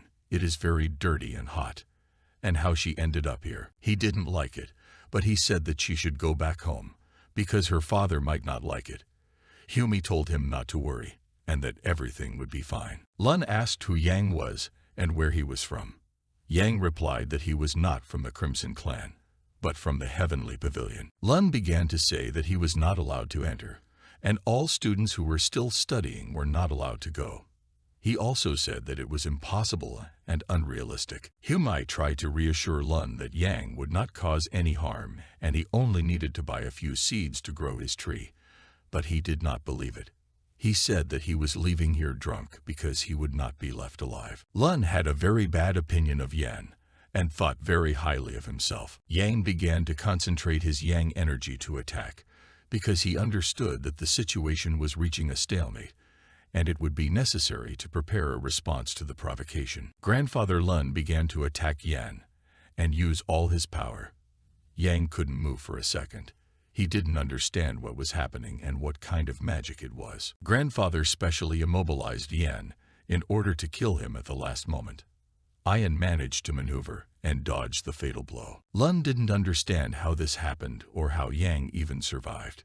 He thought that this boy was not as bad as he seemed, but he still wanted to continue his attack. Humi started to stop Grandpa Lun and said that she shouldn't do that, and that Yang is her good friend. Grandfather continued to say that those who tried to enter the mine should die, although it was clearly necessary to buy seeds. Lun realized his mistake and began apologizing to Humi for his radical stance and attack on Yan. However, Lun continued to observe Yang in order to discover his true purpose that he was pursuing. Yang said that he had memorized everything and would go to Grandpa Lun in 5 or 10 years to return the storm to him, and added that he hoped that the master would be able to live until that day. The master began to laugh and said that Yang would definitely not live to see this day, but he said that he should not be threatened. Humi began apologizing for the old man and his aggressive behavior.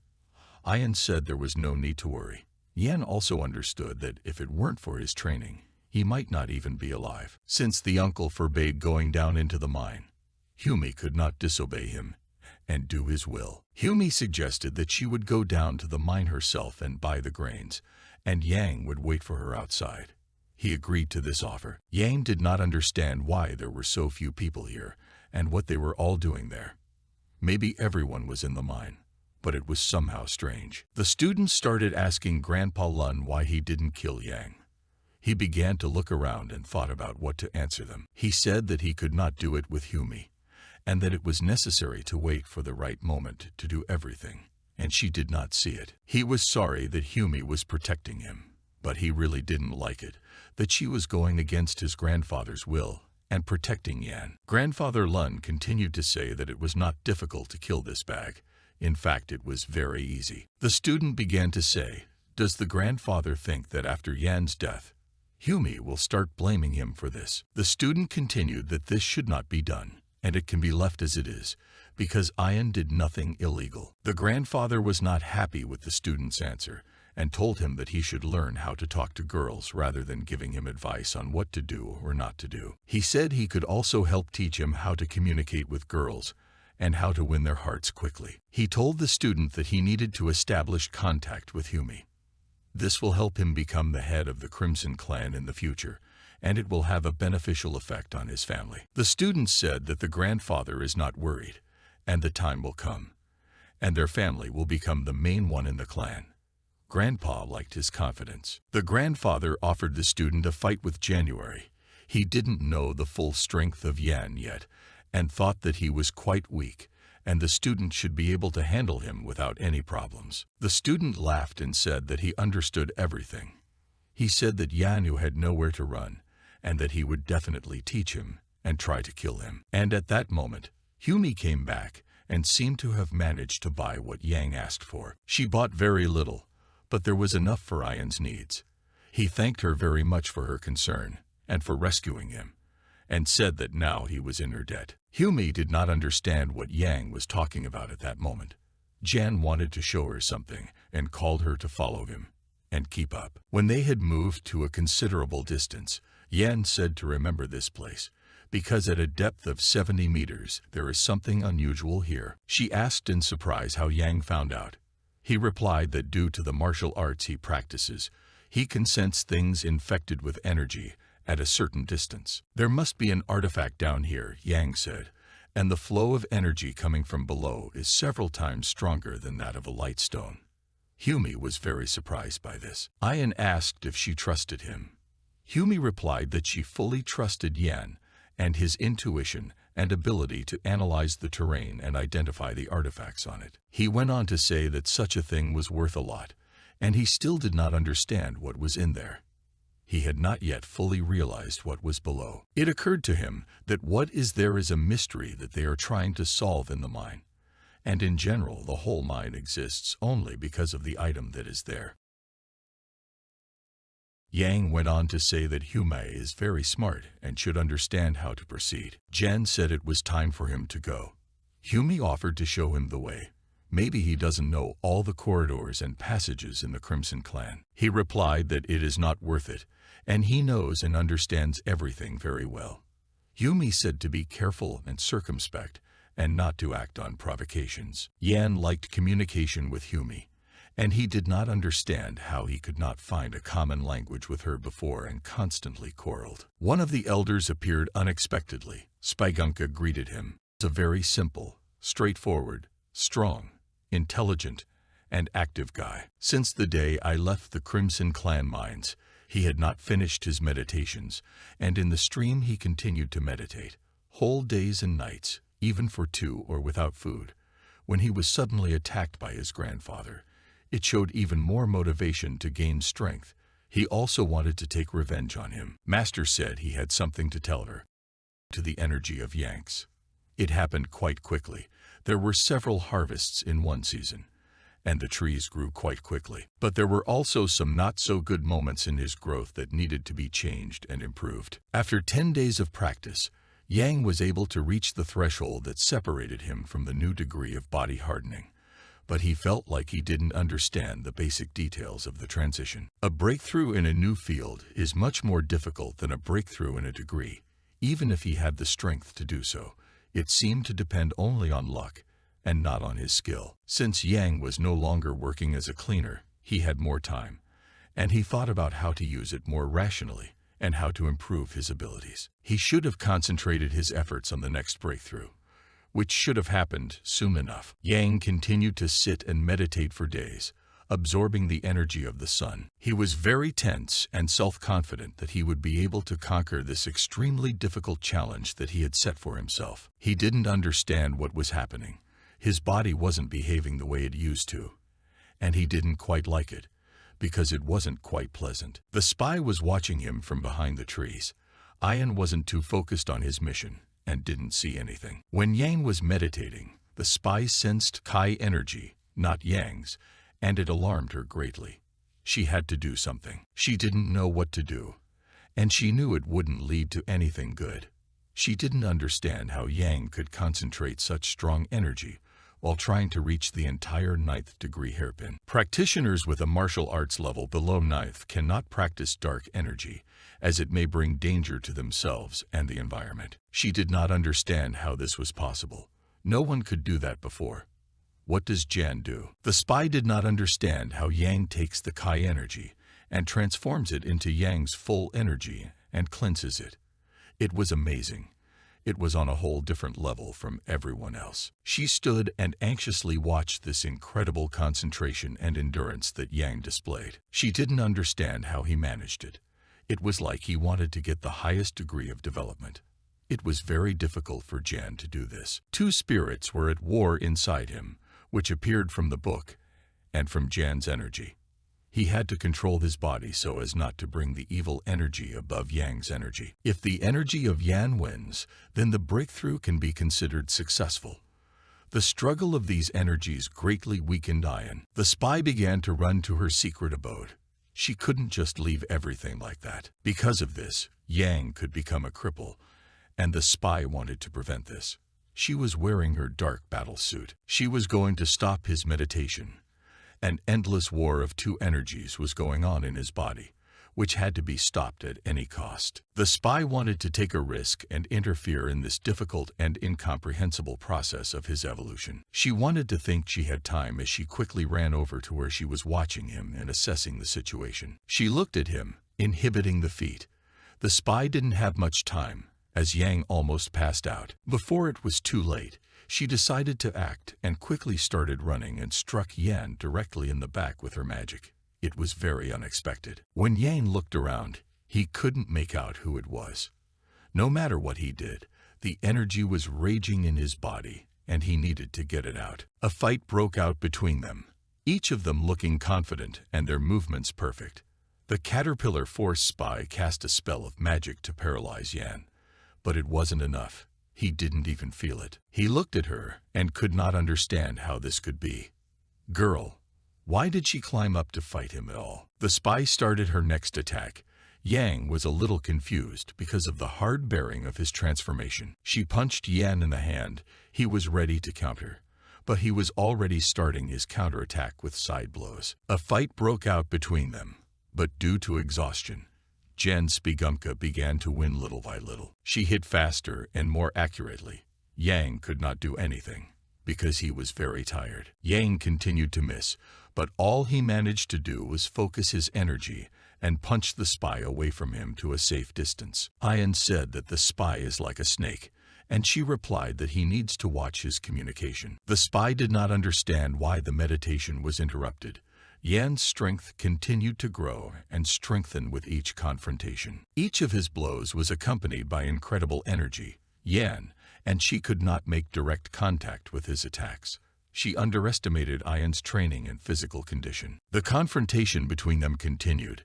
They exchanged a series of blows with variable success. Ian noticed a strange mark on Spygirl's forehead and didn't quite understand what it meant. Then he realized that it was one of the students of the academy and called her an older sister. She couldn't let Yang take off her mask and really find out who she really was. She concentrated all her energy and pushed Yan as far away as possible.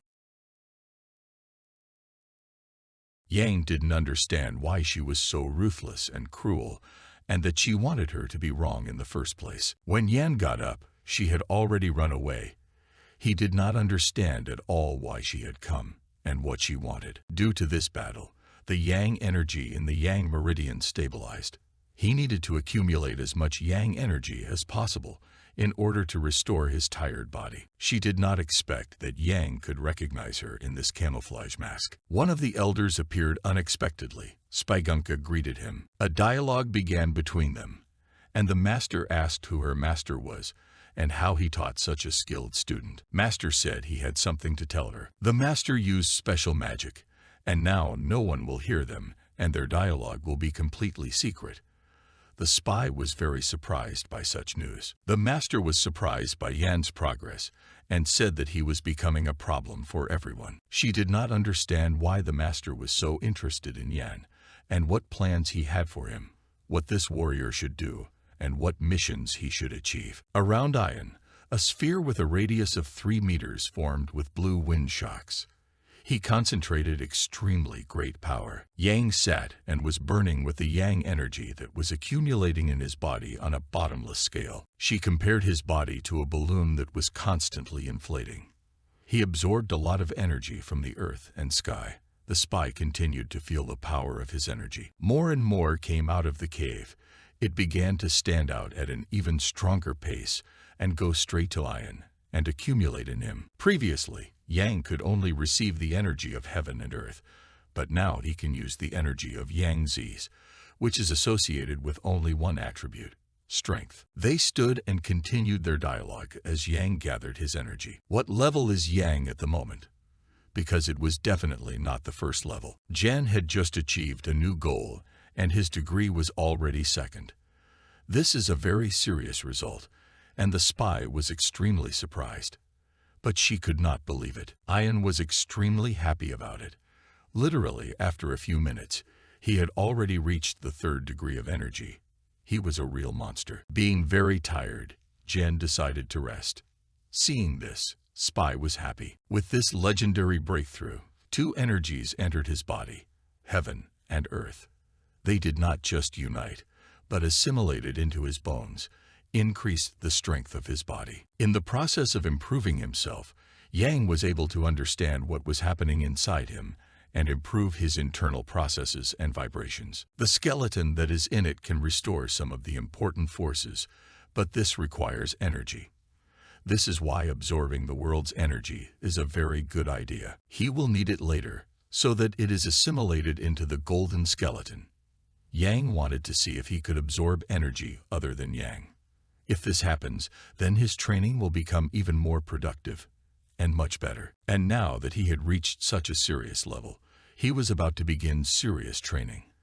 After a very hard day, Ian came home to his den. He saw how all the students in the pavilion somehow ran to the main gate. Was there some sort of duel?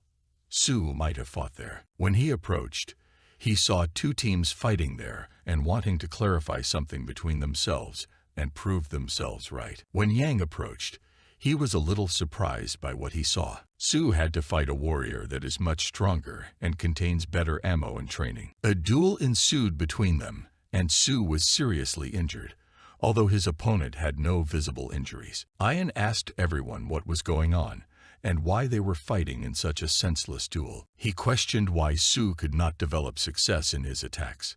He was told that special ammunition allows him to do this. He did not understand what a protective amulet was and how it worked, and what its pros and cons were. As it turned out, it was an ordinary duel that was not at all interesting to watch and observe. Yang was thinking about how to save Sue in a way that would preserve his health and authority as much as possible, but he still didn't understand how it should happen. This fight was not fair from the start, as one opponent had an ammo advantage and the other did not. Sue was constantly unable to develop his attack, and his opponent was very self-confident because he was protected from all of Sue's techniques. Sue continued to face him in an uneven duel and came close to his defeat, which he did not want very much. His opponent once again launched his attack at a very high speed and delivered many powerful blows, both with and without energy.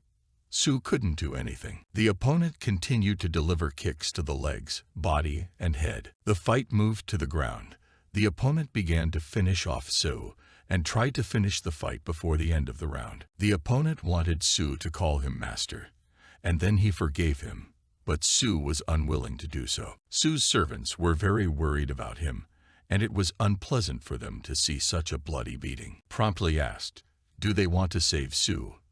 They did not know what to say, because it was impossible to interfere in sparring. The opponent continued to shout and show his power and demand something from Su's servants. He told them to fall on their knees and beg forgiveness for their master. Su shouted at them not to listen to him, but in no case do not fall on your knees, so as not to humiliate his pride. The servants did not know what to do. They hesitated. Some choice must be made in order to get out of this difficult situation. They all fell to their knees and began to ask forgiveness from the enemy. Su was very surprised by their decision, because they were not obliged to do this. The enemy was very happy and mocked everyone.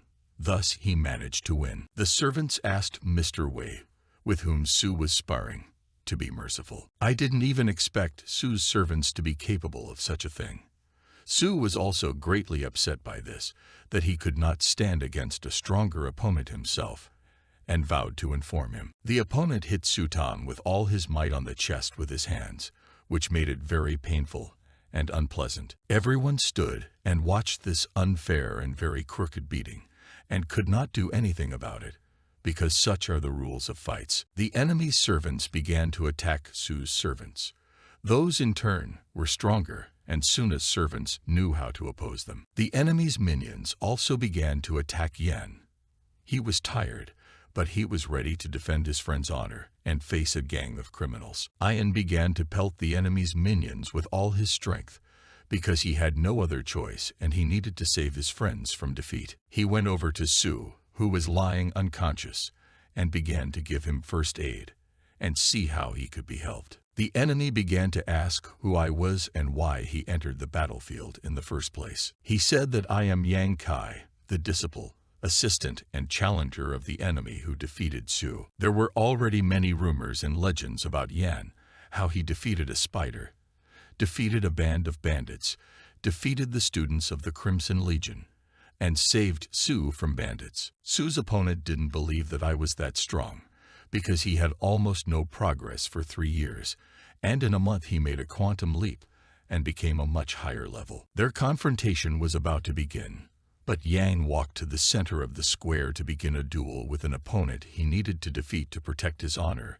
and the honor of his friends. After the first encounter, Ian realized that his opponent was not so strong, and that he would be able to defeat him. Immediately, Yang began to accumulate Yang energy and prepare a main strike without playing counterattack, because he understood that he was able to win quickly. Yang began to gather Yang wet energy and concentrated in his hands to strike at his armor. With one wave of his hand, Yan cut the enemy's armor in half with his magic. That armor was stronger than steel, but Yan managed to cut through it.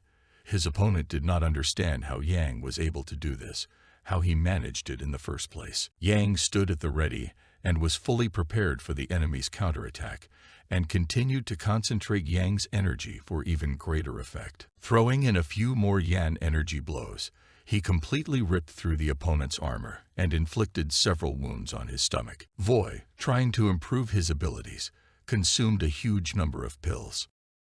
Blades with Yang energy proved to be stronger than steel and much more vulnerable. During the duel, I wounded my opponent quite badly. This has never been done before with this enemy. It was not difficult at all for Yan to fight in this confrontation, even a little easy. He threatened that he could easily kill his opponent. Blood began to flow from the enemy's wounds. Yang looked him straight in the eye and was determined to do so. Jan began to tell the enemy that he should not act superior and be normal to everyone. Yang began to threaten the enemy that he will kill him altogether if he does not listen to him and fulfill his interests and the next steps that he will say. The opponent did not know what to do and how to proceed, because Yang was extremely strong, and it was difficult to resist him. Yang said that he wouldn't do anything, because he wasn't as mean as his opponent, who only fought weaker warriors than him. The discussion between them continued. Blood continued to flow from the enemy's wounds, and this made the situation tense. Yang asked the enemy servants if they wished to save their master. They cursed and stood, and did not know what to do. Yang continued, "If you want to guard him, get down on your knees and admit you were wrong. And if it pleases me, I'll forgive him." Yang simply reversed the similar situation, and now the enemy minions were in the same position as his minions. They were still doing nothing. Then Yang asked them, "Do you want your master dead?" He had a smile on his face and was in a great mood after some light sparring. If Yang takes another hit, he will completely kill the enemy. And he began to shout for his servant to kneel down, because his life is very precious. All his servants fell to their knees, and Yang became a real Superman in the eyes of everyone who stood around and watched this duel. The discussion between them continued, and Yang already wanted to let the opponent go. Everyone had to go to their homes and prepare for a new school day at the academy. And suddenly someone attacked Yan. It was also a student from the academy. It was very fast and professional. No one noticed the enemy approaching. With a wave of magic, I threw him several meters away. His friends were very worried if everything was okay with him. His friends brought Yan to his feet, and he began to look at who had attacked him, and who had brought such a swift attack that knocked him off his feet. It was one of the servants of the enemy that Yang was fighting. Indeed, he was at the highest level of pumping his body, and was extremely fast and strong. But he came too late, and his master had already lost to Jan, and he knew that he was late. The master began to tell that Jan had threatened to kill him, and this caused great indignation among his listeners. They were already thinking how to take revenge on Yana for his incredible strength and coherence in the battle against them. A quarrel began between them all, and they did not know how to decide which of them was right.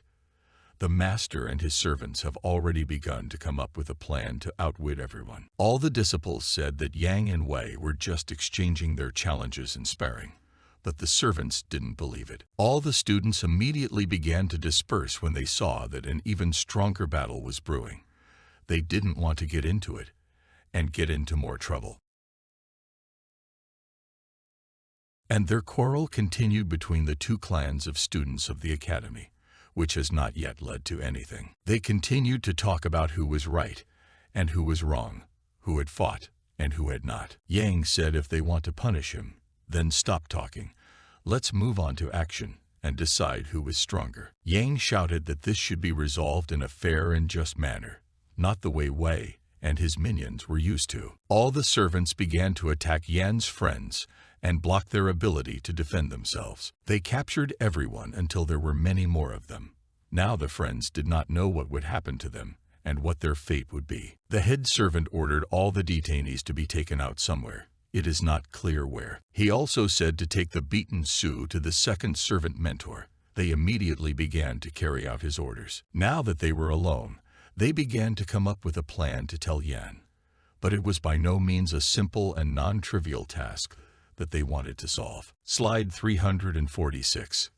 Yang was an extremely strong and talented warrior, and he could not be dealt with by anyone just like that. Wei told the servant not to kill him. He wanted to deal with him himself in an equal fight, but he hesitated and did not know whether he would succeed. Then the story moves to the dungeon of the Heavenly Pavilion, where there were people who stopped themselves in something. In one of the wet and dirty cells were student friends. They thought how they would get out and how they would justify themselves if they were judged. They continued to talk and joke to keep up their spirit and thirst for fighting for justice and the correctness of the situation. The students told stories and saw from their own experiences why the senior mentors are so hostile to the second-level mentors. They told very strange and not entirely reasonable stories, how because of the lust for power, strong masters who were friends quarrel and cannot come to an agreement, and the academy suffers from this. Between them, there is a constant gnawing enmity, as between real enemies and not partners in the academy, which they are. They were very upset about the current situation and their position, and it was necessary to quickly find a solution to get out of here. The situation was difficult, but there was no need to lose heart, and look for some excuse.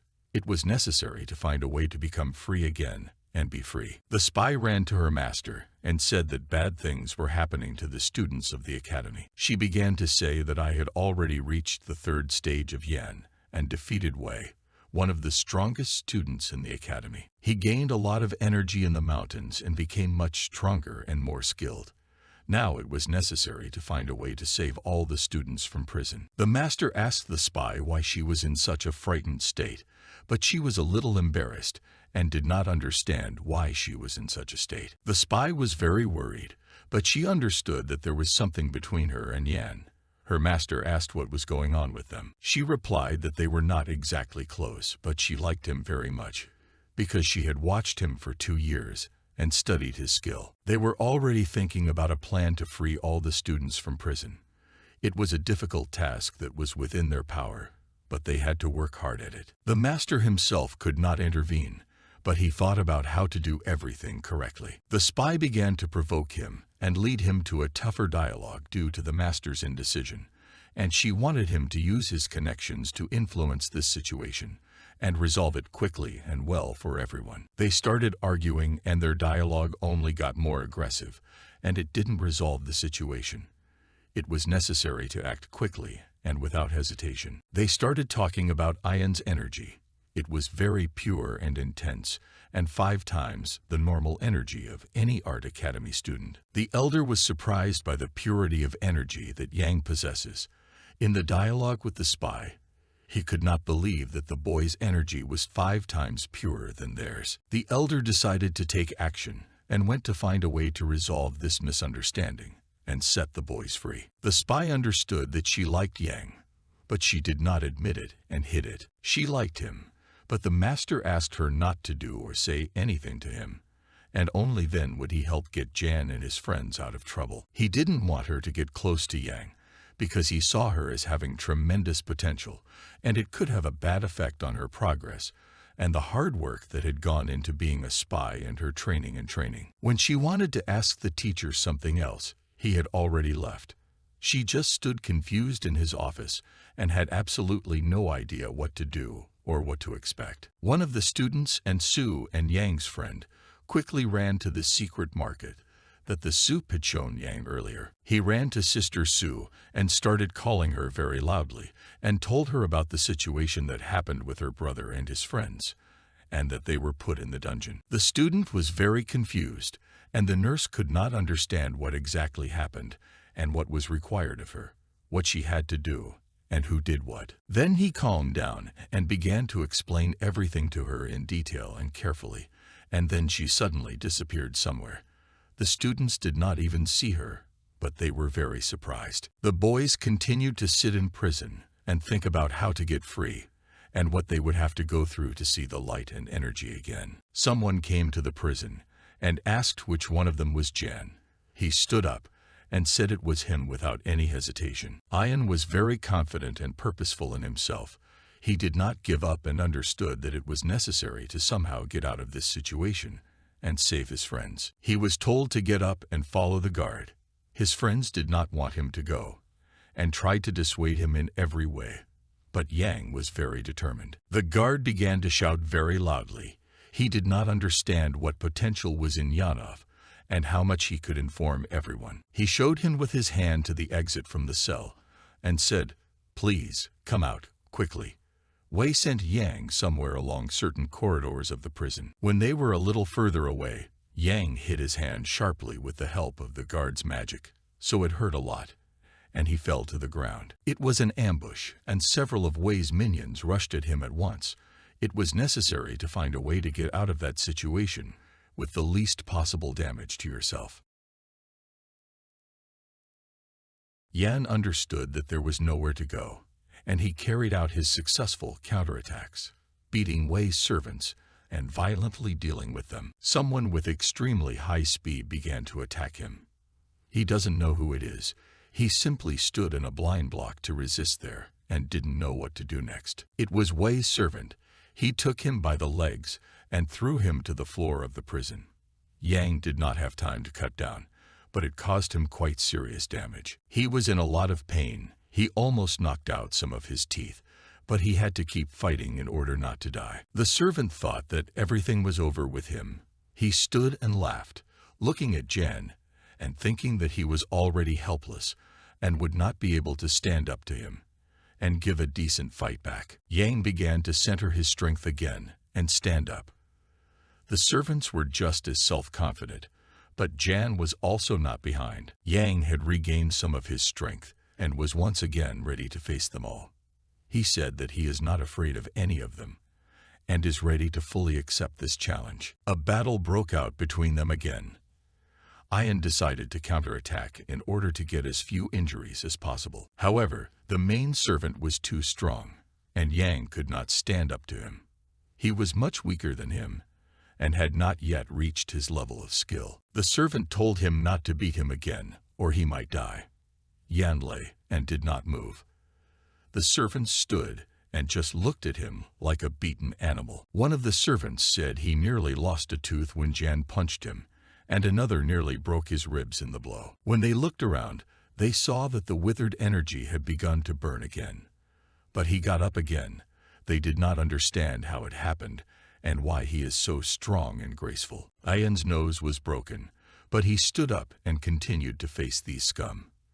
They said that only a master who had reached the first degree of Qidong was not so capable. They already thought that all his bones were broken, but he was still able to stand and fight, and was fully functioning, not far behind them. Yan's eyes began to glow with rage, but he began to attack, and his fists burned with fire, and flared up very strongly. In the confrontation, he hit one of the servants with the slightest force, who fell several meters on his back. The duel between Jan and the servant continued, each of them desperate to overpower their opponent.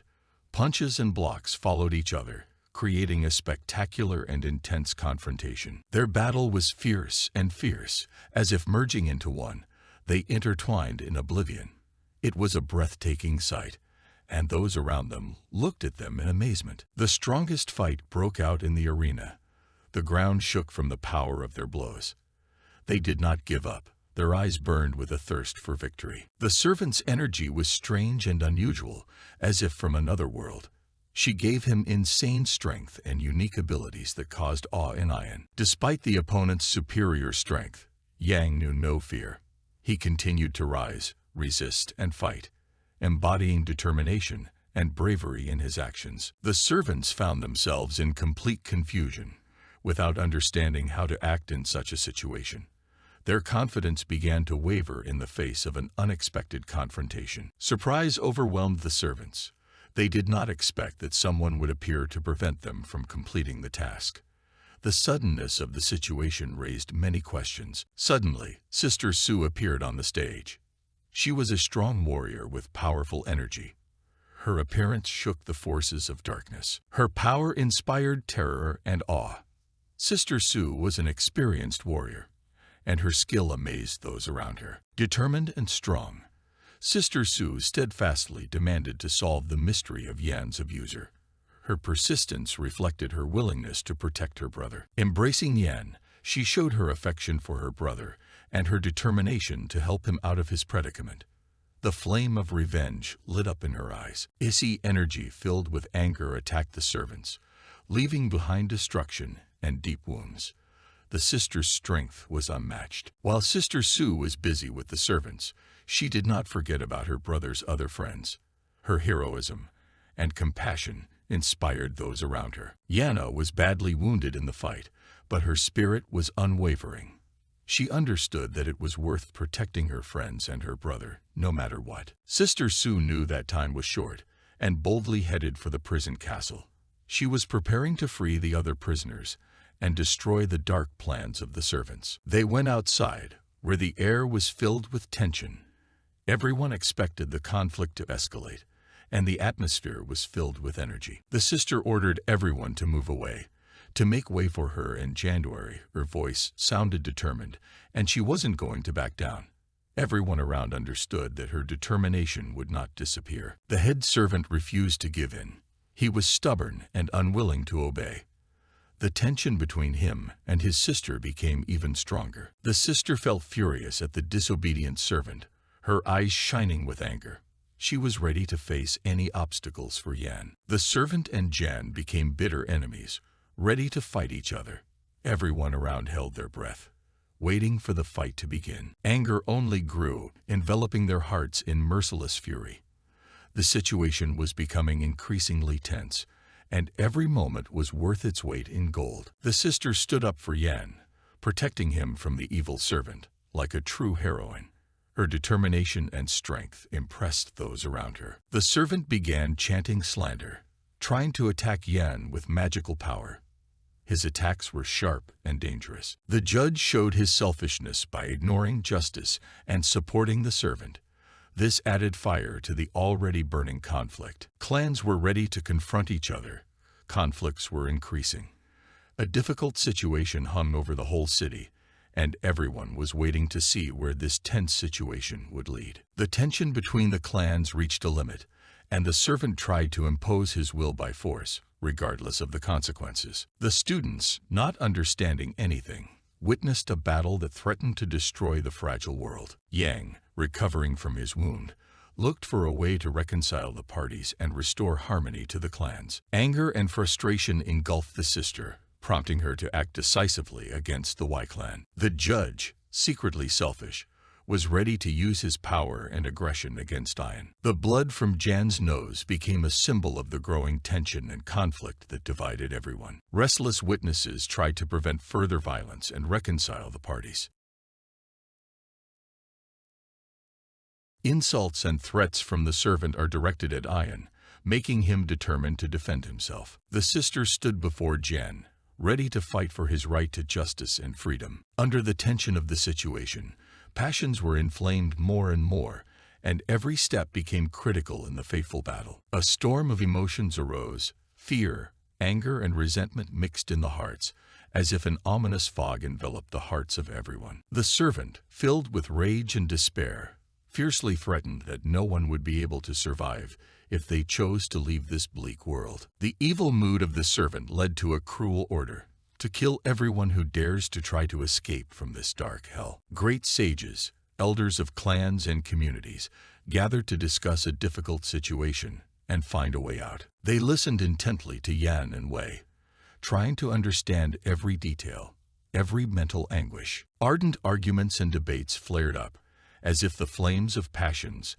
and different views were beating in their hearts. Serious disagreements led to heated discussions, where passions and ideas that strive for superiority collided. However, in the end, the sages came to a consensus, realizing that there is a grain of truth in every argument. After much thought and discussion, the understanding came that Yang and his path are true, and Wei must accept his mistakes. Everyone unanimously passed this decision, giving final approval and support to Jan, his loyalty and fortitude. The moment of truth came when Wei had to come to terms and apologize with honor to everyone in order to restore balance and harmony in their complex world. The elder who was Wei's accomplice tried to justify him, but most of the masters did not support this and were on Yan's side. The students had no idea how much Yang had advanced in his skills, while the mentors talked about his energy and potential. Discussions about Yan's strength and abilities continued,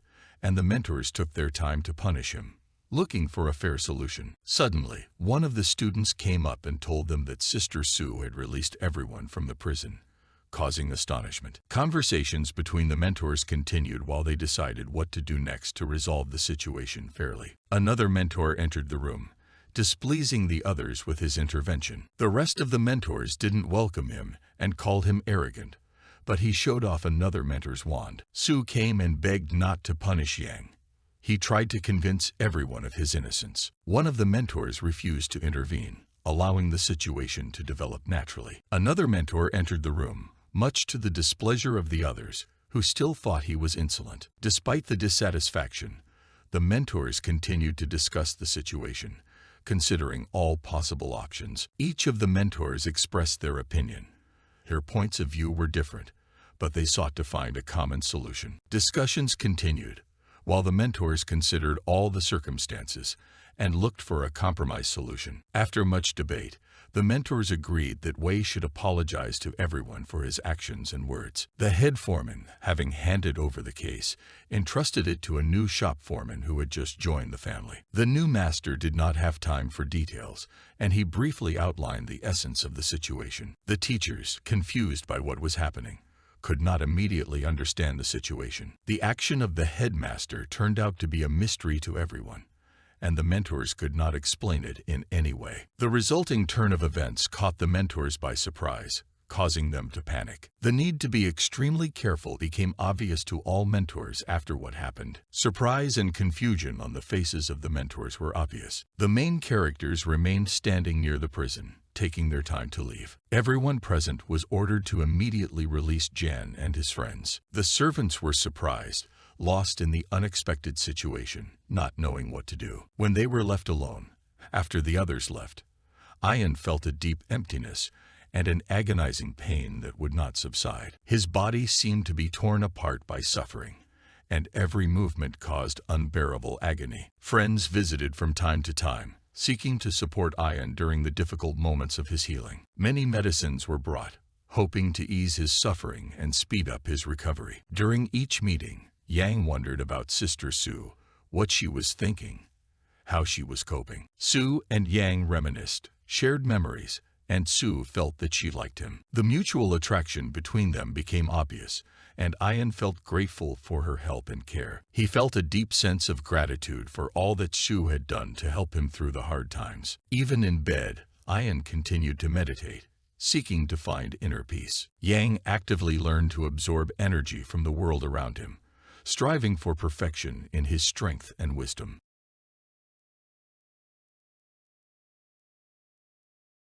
In his quest for improvement, Yang even extracted energy from the pills, expanding his abilities. His body is unique, able to absorb a variety of energies, not limited to just Yang energy. Voy, trying to improve his abilities, consumed a huge number of pills. While meditating, Yang concentrated various energies, cultivating them in his inner world. Striving for perfection, he worked tirelessly, wanting to become stronger and wiser. Having passed a difficult path, Yang mastered the control of his inner strength, wielding it skillfully. In search of perfection, Ian faced himself, overcame difficulties, and grew spiritually. He entered the house and saw a naked Soyeon. The meeting was an unexpected test. She is dazzlingly beautiful, and her presence causes Yana mixed feelings. The unexpected meeting angered Soyeon, but her grace and magnetism charmed Yang, putting him in a dead end. Suddenly, Soyeon attacked Yan, and he found himself in a difficult position, facing her maddened fury. The fight moved to the street, where they continued an exciting match. Exasperated to the limit, Soyeon attacked mercilessly, giving Yang no chance to retreat. Yang did not want to compete with his sister, preferring to find peaceful solutions. Despite this, Soyeon continued her attack, becoming more and more aggressive. Yang was forced to go on the defensive, protecting himself from her onslaught. Their collision was unexpected for both. No one expected such a turn of events. During the fight, Yang found inexhaustible energy, becoming stronger and more determined. Soyeon froze his shoulder, but Yang did not lose heart and focused on the confrontation. Using his internal energy reserves, Yang regained his strength and continued to fight hard with his sister, trying to find a peaceful solution to their conflict. Sister Yan didn't want to harm Yan. She just wanted to help in the duel so that he could gain the experience he needed. Yana's brother woke up from the loud noise, but he did not understand what was happening and why everything around him was rattling and shaking. When he went out into the yard, he saw students and teachers standing and watching the fight between his sister and January. He did not understand why this was happening. Since Yang was still healing, he was much weaker and had no advantage over Yang. The effect of the medicine began to wear off, and it became difficult for him. Yan continued to beat Yan and teach the lesson that you should knock before entering the house. After all, he saw her naked, and she was very ashamed. Yang tried to discard everything superfluous and collect all his thoughts in a pile to concentrate as much strength as possible. But he could not do it, and Yan continued to beat him in front of the hallways. He tried to dodge Yan's punches in order to take as little damage as possible and conserve his health to facilitate recovery. Yan could levitate, and it was very vulnerable. She rose into the sky, against the background of the moon, and her energy swirled in the air. Sister Yan was a very strong warrior and had a high level of body hardening, almost one of the highest in the academy. Having performed her crowning trick, she managed to freeze Ian into an ice pack. He just stood there and couldn't move, as he was covered in a thick layer of cold ice. Sister Yan finished her attack and descended to the ground and walked over to the icicle where she froze Yan. Since it was a fight, Yang had to gain this experience and get out on his own, even though he might die from the cold. Yang continued to stand frozen for a long time. He tried to free himself, but he could not, and he continued to stand in the ice. Suddenly, the ice began to crack, and Yang began to move a little to gather more strength and free himself. Finally, when he was able to focus his energy, he managed to split the ice floe and free himself from it. Su was overjoyed at his release. Ian was happy to be able to reach and learn a new technique again. It was called Invincible Will. Due to this duel, he was able to increase his power limits. He was asked if everything was fine, and he said he was fine. Dueling helped him improve his strength and stamina. During tea time, Su asked why his sister attacked Yang. Yang decided to hide his first impression of her nudity and said that he had his reasons for doing so. They continued to talk about other problems that had arisen in their lives and how to solve them, particularly with one of the noble families of the academy and his servants. Yang and Su decided to prepare themselves for further possible attacks or accusations because they could be attacked or accused at any moment. After drinking medicinal tea, they got up and were preparing to go somewhere and do something further. They came to the depository hall to one of the elders, who saved them from prison and punishment. They came to thank the elder for saving them. The elder asked Yang to stay for a few words, and Su felt insulted as he left the room. Yang asked what the elder wanted, but he remained silent and did not answer.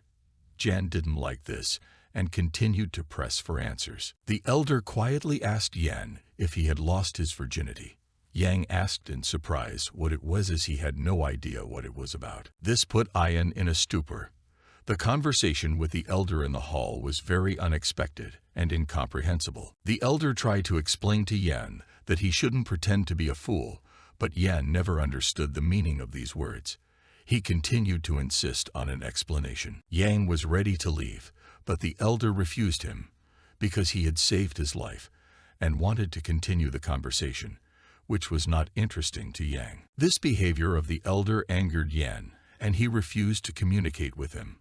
Yang continued to ask if the elder knew if he had already had a relationship. Yang replied that he had not had a relationship, and the elder said that was fine, and he was willing to help him solve some problems. The elder suggested that Jan start dating a spy who worked for him. The elder believed that Yang liked her, and he wanted to help resolve this situation. They came to the dragon's cave, where Yang used to meditate and grow trees with useful fruits with his technology. The elder pointed to the spy and said that they would go talk. Ian was nervous and did not know how to behave in the presence of the girl. The spy was wearing a mask, but she was beautiful and talented.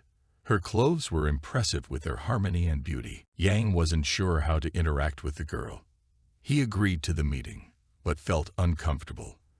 The spy was wearing a mask, and it was difficult to guess her true mood. Yang asked why she was here alone. She explained that she was checking the fruit because Ian had been gone for a long time, and she was afraid that they might be plucked. She also said that she made pills of immortality from these fruits and showed them. They were in a bottle in her hand. The spy was called Sia. She was also aware that Ian had grown trees and was familiar with his time here. Ian thanked him for the pills. Master also joined them, asking if Yang knew Xue. He wanted to maintain a dialogue and started talking to them. They continued to highlight issues and cross-examine each other. The elder tried to find out exactly what Jan had done and what he planned to do next. The elder continued to explain that they did not have time for anything. Yang did not understand exactly what he was aiming for and what he should do next. The elder began to tell that there are people on Earth who are a little different from others and have special abilities that are unattainable for others. He also said that Xia is also different from others and has a special gift of meditation. She also has good physical fitness and the ability to work with magic. Xia plucked several fruits from the trees, holding them in her hands. At her touch, the fruits began to glow with the magic she was using. Xia continued to accumulate magic and display her powers in front of Yang and the elder to demonstrate her abilities and potential. She could concentrate a large amount of energy. Fire flew around Xia, but she controlled it, and Yang felt that it was not painful. Ian was surprised. After all the created pills were of the highest grade. Also, I added that if he started dealing with pills, all the dealers would go bankrupt. Jan asked what this skill was called and how it could be learned. The elder replied that it was the sacred art of pills. It was the gift of creating medicine. She practiced her skills for only 5 years, but she was already at the 3rd degree. She was able to reach her peak in just 5 years, and it was a very strong result. I was very shocked by this, but I did not understand how it was that such a fragile girl could achieve so much at such an early age. I also did not understand why the foreman was so angry. He continued to tell stories of mountains and missions to be accomplished. The foreman said that they needed to go on a trip to the mountains, and that's why you need to hurry quickly, because soon unfavorable conditions for traveling will come. They agreed to meet in 2 days and make a more detailed travel plan. He also wanted to make sure that his student was ready for this test. 2 days passed. Yang also continued to meditate and build up his powers. He managed to collect as many as 40 drops of energy. This was his huge advantage. He also reached the 4th stage of Kai Yuan. They arrived at the depository hall, but the foreman had not yet arrived. But they were waiting for him at the door. The spy said that the foreman was ill and needed to be cured. Therefore, he will not go on a campaign with them, and they need to go themselves. Yang agreed, and Spigirl was glad that he trusted her and didn't ask any more questions. They got on the horse and rode forward to new adventures and challenges, while the elder continued to sleep after a hearty dinner. She, who was Yan's enemy, was reported to have left the heavenly pavilion. He asked if he was alone. The maid replied that he was with the student of the Hall of the Dark Pavilion. Xia was happy about this and was already preparing a plan how he could take revenge on him for everything. She asked where he went. He was already going on a trip to pick them up and was preparing his team of servants.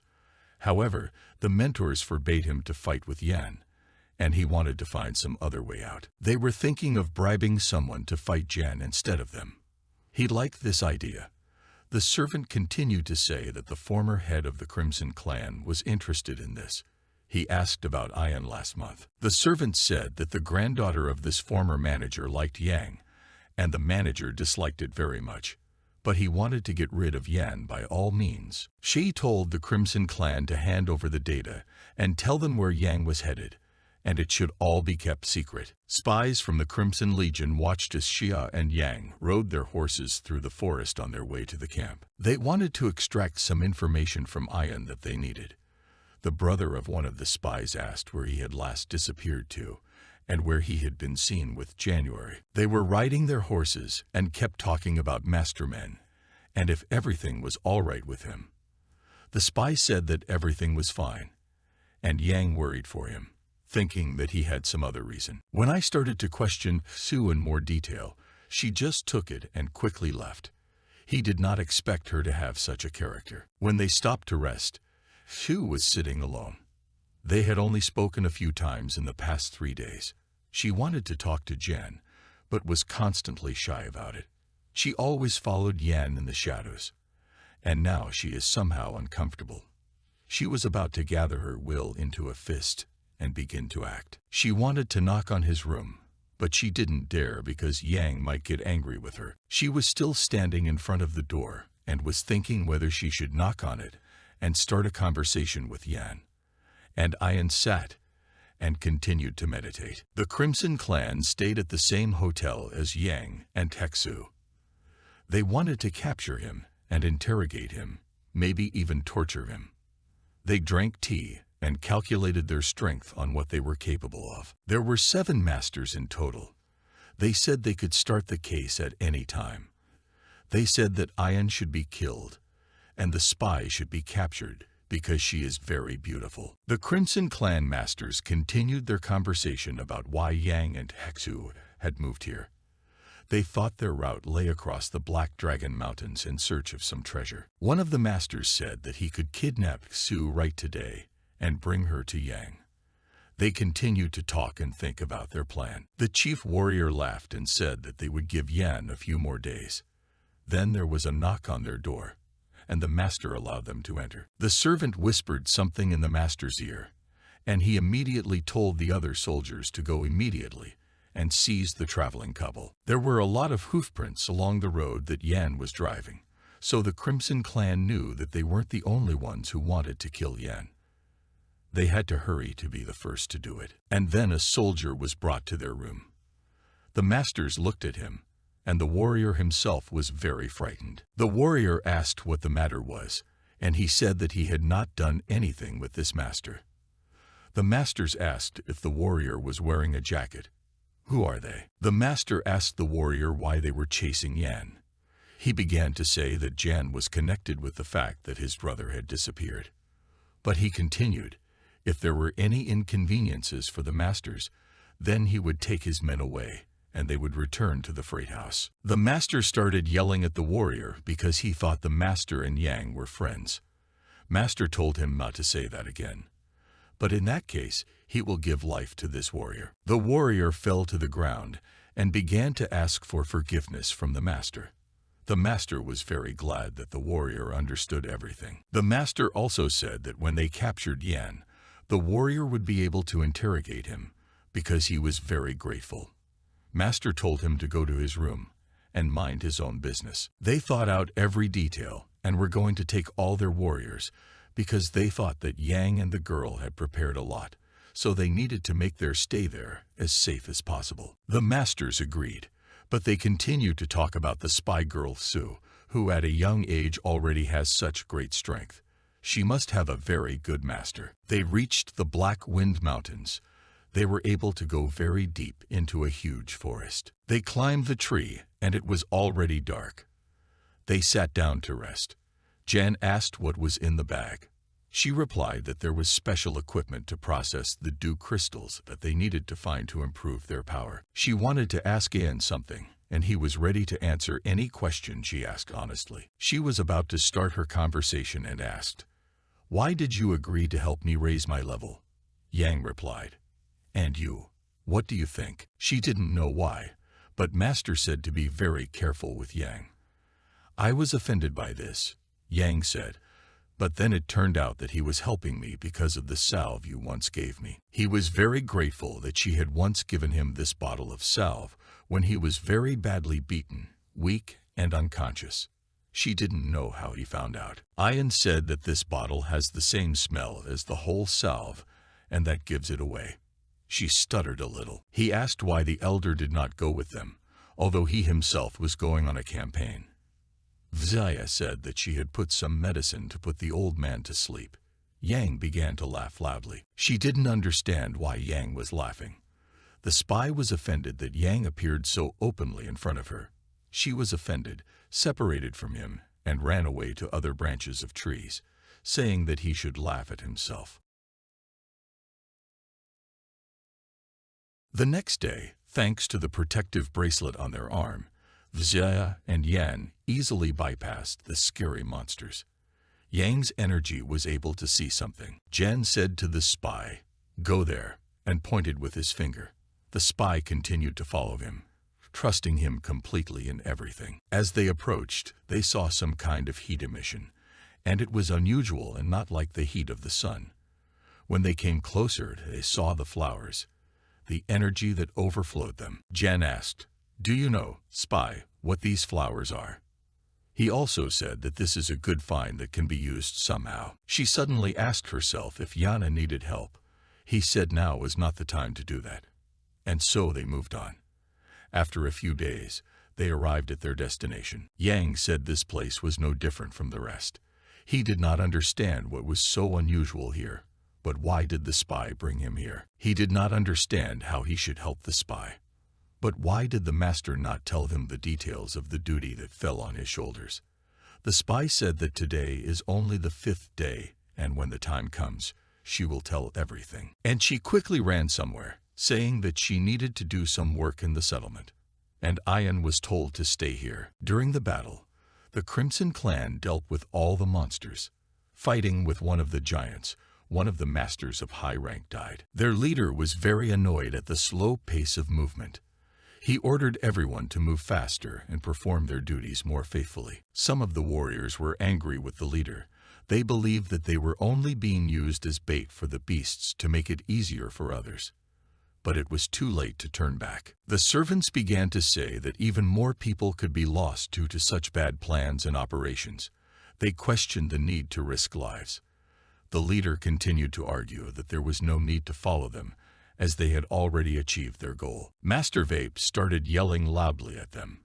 He wished to continue the search to send them to another world, or to keep them captive. 2 days later, Spy returned to Yan. She had expended a lot of energy, was tired, and her face showed signs of fatigue. They sat by the flame and discussed that 9 dew crystals were to be gathered this evening, and they were to find and collect them. She also said that Ayan has very little energy, and therefore, when the whole valley is filled with it, Ayan should not leave the spy. Suddenly, there was much more energy around them. I felt it, and Ayan was very surprised by her strength. She was strange and dangerous to him. The spy told to stand next to him, and explained that her medallion could protect against the cold and energy that surrounded them. Ayan didn't understand how many different skills and talents a spy could have. He looked her straight in the eyes. The spy is a little puzzled by this look. Ayan somehow started to get out of the protective circle, but the spy told him not to do it around her. They were so close that he couldn't feel her heartbeat. The spy said that Yan's energy is very valuable, and he should not waste it on ordinary unnecessary things. This is just the beginning, as the real tests will come later. As the Crimson Clan approached the forest, they saw energy fill the entire forest. They hesitated whether to go there, as it was very dangerous. The servants said that it would be very difficult to do anything because of this energy. Master Wei said to go ahead, ignoring her influence. The servants agreed, but emphasized that it was necessary to carefully monitor the health of the soldiers. Because of Yang's communication with his girlfriend, the Crimson Clan sought revenge. They lunged at Ayan, and he jumped straight into the forest filled with magic. They felt a strange energy around them, but they didn't understand how anyone else could be here. Yang suggested finding a vault to filter out this energy. When they were preparing to go somewhere, one of the masters quietly approached them and asked where they were going. The spy answered that this master has a high level of skills and should not enter into a conflict with him for no reason. When Yang asked who it was, he said it was a person who wanted him dead. People from the Crimson Clan surrounded them and wanted to get rid of Yan. Master Wei took an unhealthy interest in the spy and said that she was very beautiful and pure. He said the trip was worth his effort. The spy got scared and hugged Yan to her. Yang asked Wei what he wanted and where his hatred for him came from. They began to tell why he was being persecuted and asked where one of their brothers had disappeared to. Ayan tried to save the spy and urged her to run. Master Wei promised not to let her escape and sought revenge on Yang. Yang told the spy to run away, but one of the masters began to quickly attack her. After the collision, Spy tried to counter the attacks, but due to the enemy energy, she fell again next to Yang. Yang worried angrily for her. The headmaster ordered to bring the spy to him, and if she resisted, the servants were to break her hands. They followed his order. The servants began to attack them with fire magic. The spy began to summon some magic and accumulate energy in her hands. She was able to summon a shield that protected them from the blows of the fire. This shield was much stronger than they expected. The warriors of the Crimson Clan understood that it was a heavenly artifact. However, not everyone is convinced that the spy possesses it and uses it. The chief master ordered to get the artifact at any cost. He promised his servant that whoever brought the artifact would become the next master after him. The warrior ran and began attacking the golden shield that shielded them from the attacks. Yang did not understand how to find a way out, since the effect of the artifact is limited and his energy may disappear. He felt the need to act. The Crimson Clan warriors continued to attack the golden shield that was summoned by the artifact. However, their attacks were not successful. The headmaster called his warriors to make more efforts to break through the shield. The spy concentrated more and more magic to support the shield. She was also preparing to perform a certain technique. The warriors noticed this, and they had little time to react. Yang realized that he needed to protect himself from the danger posed by the Crimson Clan warriors who continued to attack the shield. When the spy finished her preparations, she turned off the word seal and placed her hand on the ground, opening her eyes. She stood like that for a while, continuing to accumulate energy for her future action. The masters began to worry as they could not break through the protective dome, and their attacks were fruitless. The spy was very exhausted from the great effort to support the dome. She began to pass out, and Ayan was very scared for her life. Yang took her in his arms and began to back away quickly, trying to save her life. The warriors began to chase them. The masters shouted to prevent them from escaping. The masters did not understand what was happening and why the spy took up the artifact. The headmaster was very angry that his warriors could not stand up to the two weaklings, as he called them. He continued to shout at the inaction of his troops. The other masters reassured him and told him not to worry so much. The headmaster also ordered the other warriors who were on his side to find and bring the girl to them. They listened to his order and promised to carry it out. Then they ran in the direction in which Yan was retreating. The masters couldn't figure out what techniques the girl was using, as she was able to seal their powers and capture their bodies, and they were unable to react for a while. The headmaster continued to demand that they be found as soon as possible. The masters, together with the warriors, began to move towards the gap in the mountains. Everyone was very angry because their enemy had fled before them. They cut down the trees and searched in every possible place. Jan hid from them in one of the trees, carefully hiding behind the branches. He had a spy in his arms. The soldiers began to withdraw gradually, and then the spy groaned. She felt the pain of lost energy. Ayan was very confused. He asked if everything was okay with her. The spy said she needed to take medicine and pills to regain her strength and potential. Yang replied that she would be fine and gave her the healing pill. After taking the medicine, the spy began to gradually recover, and her magic and energy began to pulse through her body again. Yang asked how she was feeling, even though her life was not in danger. However, she was forced to suspend the battle for a while. Yang told her not to worry. The moment she used the seal technique, she released 8 cloud tendrils, and the entire valley was sealed until sunrise. No one could get out of there. Yang asked what her plan was when she used that seal. She explained that she wanted to master the 9 dew crystals, but was forced to use them earlier. Yang asked how much power she used. The spy replied that she had spent about 60 to 80% of her strength. This information made Yana very happy, as it gave him more chances in battle. The female spy expressed concern for Ayan as he was eager to face his enemies. She advised him to take his time. Ayan assured her that everything would be fine, and he believed in himself. She explained that Yang should obey her because she has a higher level of body pumping. She didn't want to risk his life. Yang told her to wait for him. Soon, if he didn't return by dawn, she would have to go home alone. The warriors continued to walk in circles through the dense forest and could not find anyone. They thought that they would soon find Ayan and his companion. As the 2 warriors were walking and talking defiantly, Kai stood in front of them and asked them how to get to the library. They got into a fighting stance and got scared. He asked if they were looking for him. Yang was ready to attack them with great speed and power. The warriors took out their swords from their scabbards and were ready to attack Yan. He also began to knead his hands, and a fight started between them. Yang began to dodge the blows of the sword. The warrior could not catch him. The warrior shouted that he would take Yan's life.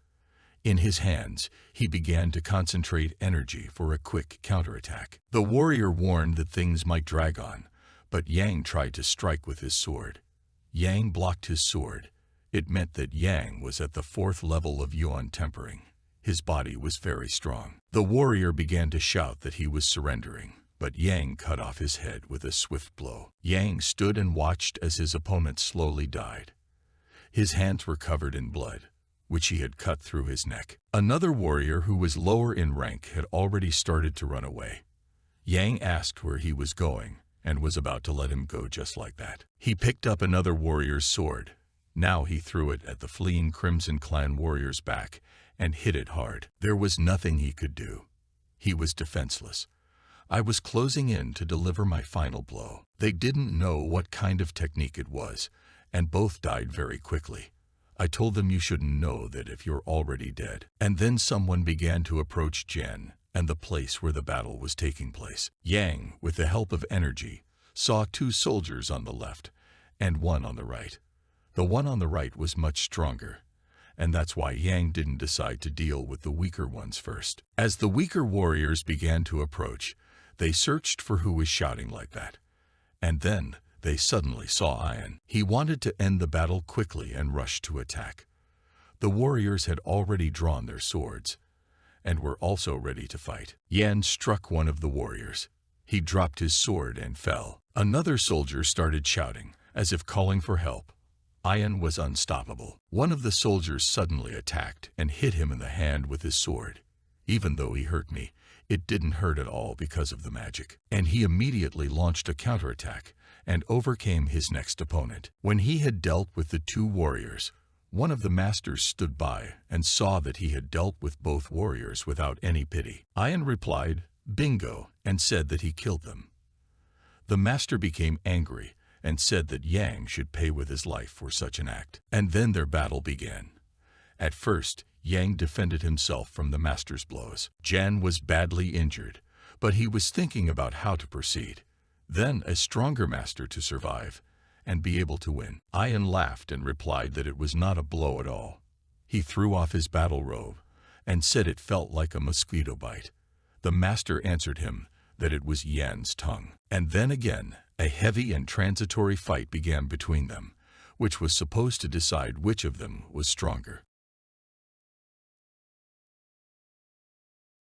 And here, after the blow of the master, it was thrown back several meters. He couldn't understand where such power came from at the 4th level of the Kai Yuan stage. Jan was ready to move on. The master began to fear him, and then the fight started again between them. The master began to understand that this was not the 4th level at all. Jan was unstoppable. The fight between them did not stop. They constantly beat each other and wanted to win. During the next round of blows, the master lost his vigilance for a second, and Yang saw this as a chance. At that moment, he counterattacked. Concentrating all his strength, his blow turned out to be a very strong and accurate blow to the chest. He managed to knock the master's breath away and throw him several meters away. Master saw in Yang the peak of the Kai Yuan degree. He did not understand how this was even possible. Yang did not answer that the master was very narrow-minded. The masters did not understand how Yang could still stay on his feet. It was against all laws. Yang did not answer that it was possible, but he is much stronger than him. Yang continued to take blows, and after a series of further blows, the master's right hand stopped working. He could not even tap his fingers, and his mouth also began to bleed. The master began to call for help from other warriors and ask for help. Jan approached him slowly, but wanted to deal with him. The master began to run even faster, but Yang caught up with him. But he wanted to end his life and provide himself with a disguise. Ian caught up to him and began to spank him even harder to finish him off and complete the sky eagle on it. He did not succeed in this, but Yang continued his successfully developed attack, leaving no living space on the master's body. The master could not believe that the student had punched him and knocked him down. Ian also had quite serious wounds. He asked the master if he had any final words he would like to say. Master said the Crimson Clan would hear him, and they would find Yen and finish him off. Ignoring the master's threats, he simply finished him off. The search party of one of the masters was completely neutralized and killed. He had already fought 3 battles against superior opponents that night, but he still needed to regain his strength to be ready to fight on for a while longer. And at that moment he was surrounded by the Crimson Clan. He said that everything was over for Ian. I understood that he had to go through it no matter what. With the help of his magic, Master Jan and the spy flew on his sword. Because of his carelessness, he risked their lives. He hoped that they were all right and headed towards them. When he arrived, he heard an energy that was very unclean, and he knew something was wrong. His student removed the seal ahead of time. Because of this seal, no one can leave the valley or enter it. Although the master could cross this barrier, if he does so, all the efforts of his student will be in vain. Then he decided to wait. Yang concentrated his energy as he understood that the battle would be very difficult. The warriors did not understand what happened here and how Yan managed to defeat all the warriors from the search party. I did not understand that among all 4 warriors, there is only one strongest. If he defeats him, the rest will lose their fighting spirit and retreat. And then a fight started between them. Yang decided to attack quickly to seize the initiative and win. And here they met with their powerful blows. They hit each other's hands and fell back a few meters from each other. I immediately began to treat the part of my body that was affected. The warrior who fought with him was very hurt, but he knelt down. His chest glowed red. The master of the Lie degree was killed by someone who was on a degree. The difference was 3 degrees. They did not understand how it happened so quickly. Now they were at a loss as to what to do now that their elder brother had died. They wanted to get Yan's artifact to earn respect from the other masters. Yang retreated to regain his strength, and the warriors decided to split up to find him. At that moment, I was on a tree, when one of the warriors carefully walked along the bottom of the forest. Yang decided not to waste a chance and attacked from above as an assassin, and dealt mercilessly with one of the warriors. He directed all his energy that was in his hand straight into the opponent's head. He died immediately, and Yang landed on the ground. He had only a couple of hours left, and he needed to hurry, searching the warrior. Yang took his sword, medicine, and some note. To successfully complete his mission, he needed to kill at least 4 more enemies. Yang ran quickly to scout the situation and deliver the remaining decisive blows. And then he saw how one of the warriors was trying to catch 9 dew crystals. When the warrior thought he was guaranteed praise and promotion, Yang cut off his hand with the sword he had taken as a trophy. When he searched the warrior, he also saw medicine and a note. "Nothing new," said Yang, but he had to move on. And at that moment, the crystals began to shrink little by little. Yang should not be in a hurry to tell his sister about it, but she should know how to master them. Shia was trying to recover and was very worried about Yang and his fate. And then one of the soldiers approached her. He found her whereabouts and said that she was caught. He said that if she listens to him, then he promises that he will not mistreat her. He wanted the spy to agree to his terms. The spy said that the warrior insulted her very much. And then, out of nowhere, a strange whistle was heard. Daggers began to fly at the warrior, from which he began to fight back, and said that he would resist him unsuccessfully. And here the battle was about to begin between them. The warrior was very happy that he had found her, and he took out his sword. He told her to appear in a good way, or the headmaster himself would come and deal with her in a very bad way. He said he would count to 3. If she didn't surrender, he would kill her. And Yan was already standing behind, fully prepared to protect his sister. When the warrior was about to attack, Yang crushed his heart with a sword, and thus made another killing in this forest.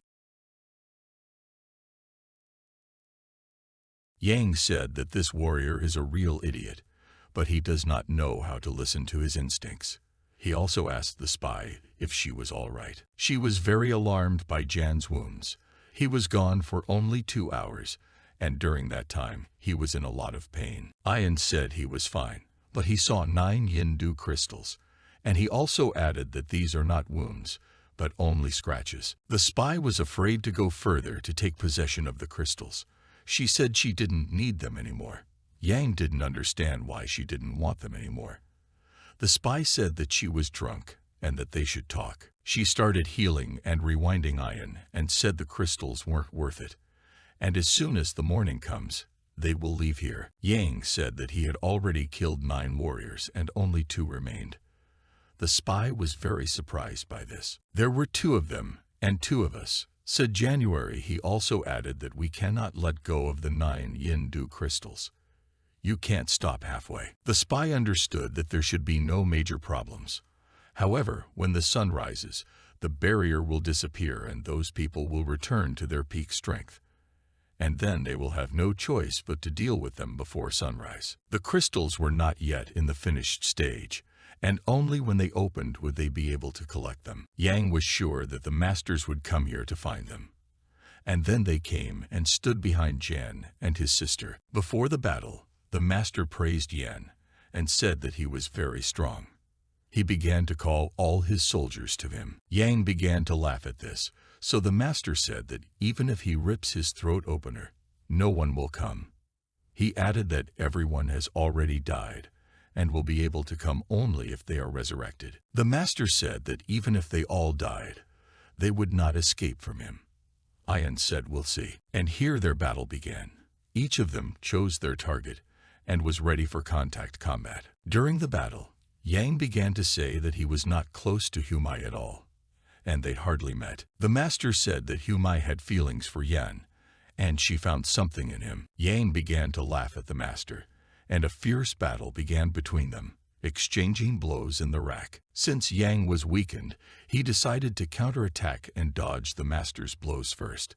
His technique was quite fast. After another exchange of blows, they gathered their energy to continue to act and seize the initiative. Yang said that he was not going to spar with the master. He is going to kill him, and started attacking him in a straightforward style. The master wanted to counterattack, but it was too slow and Yan managed to land a substantial blow on him. The master was very impressed. He did not understand how it happened, and how it was even possible. The master said that it would not be possible to overcome him because Yan did not have enough experience. Yang shouted, "Let's check it out." Their fight continued. Yan's number of well-placed and accented blows increased, and the master received more and more injuries. When the strength left the master, he began to run and call his assistant for help. However, an arrow with Yan's energy flew into his back. Yang added that Master Lun was very weak and was only respected because of his riches and subordinates. Yang said that the master's screams are very maddening and powerless. He hit him in the head with his heel. Yang told him to shut up for good and delivered the fatal blow. It was the 10th warrior killed that night. The spy had little chance of victory. Yang shouted and told Master Wei, who was fighting the spy, to look back. He didn't understand how Yan managed to beat the headmaster.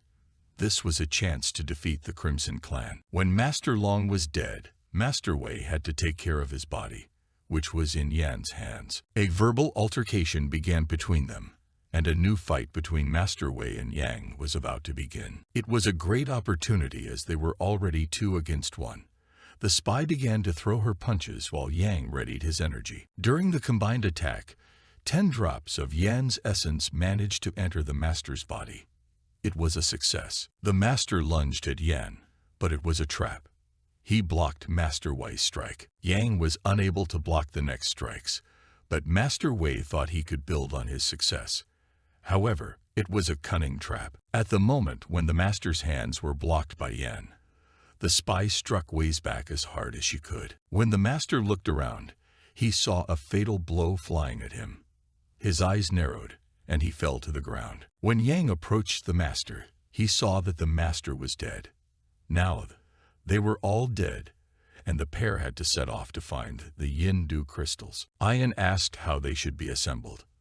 The spy told Yang to put them in her mouth, and she would do the rest herself. She replied that there was nothing else to know, just to put the energetically charged crystals in the mouth. And at that moment, the spy began to make a blocking seal.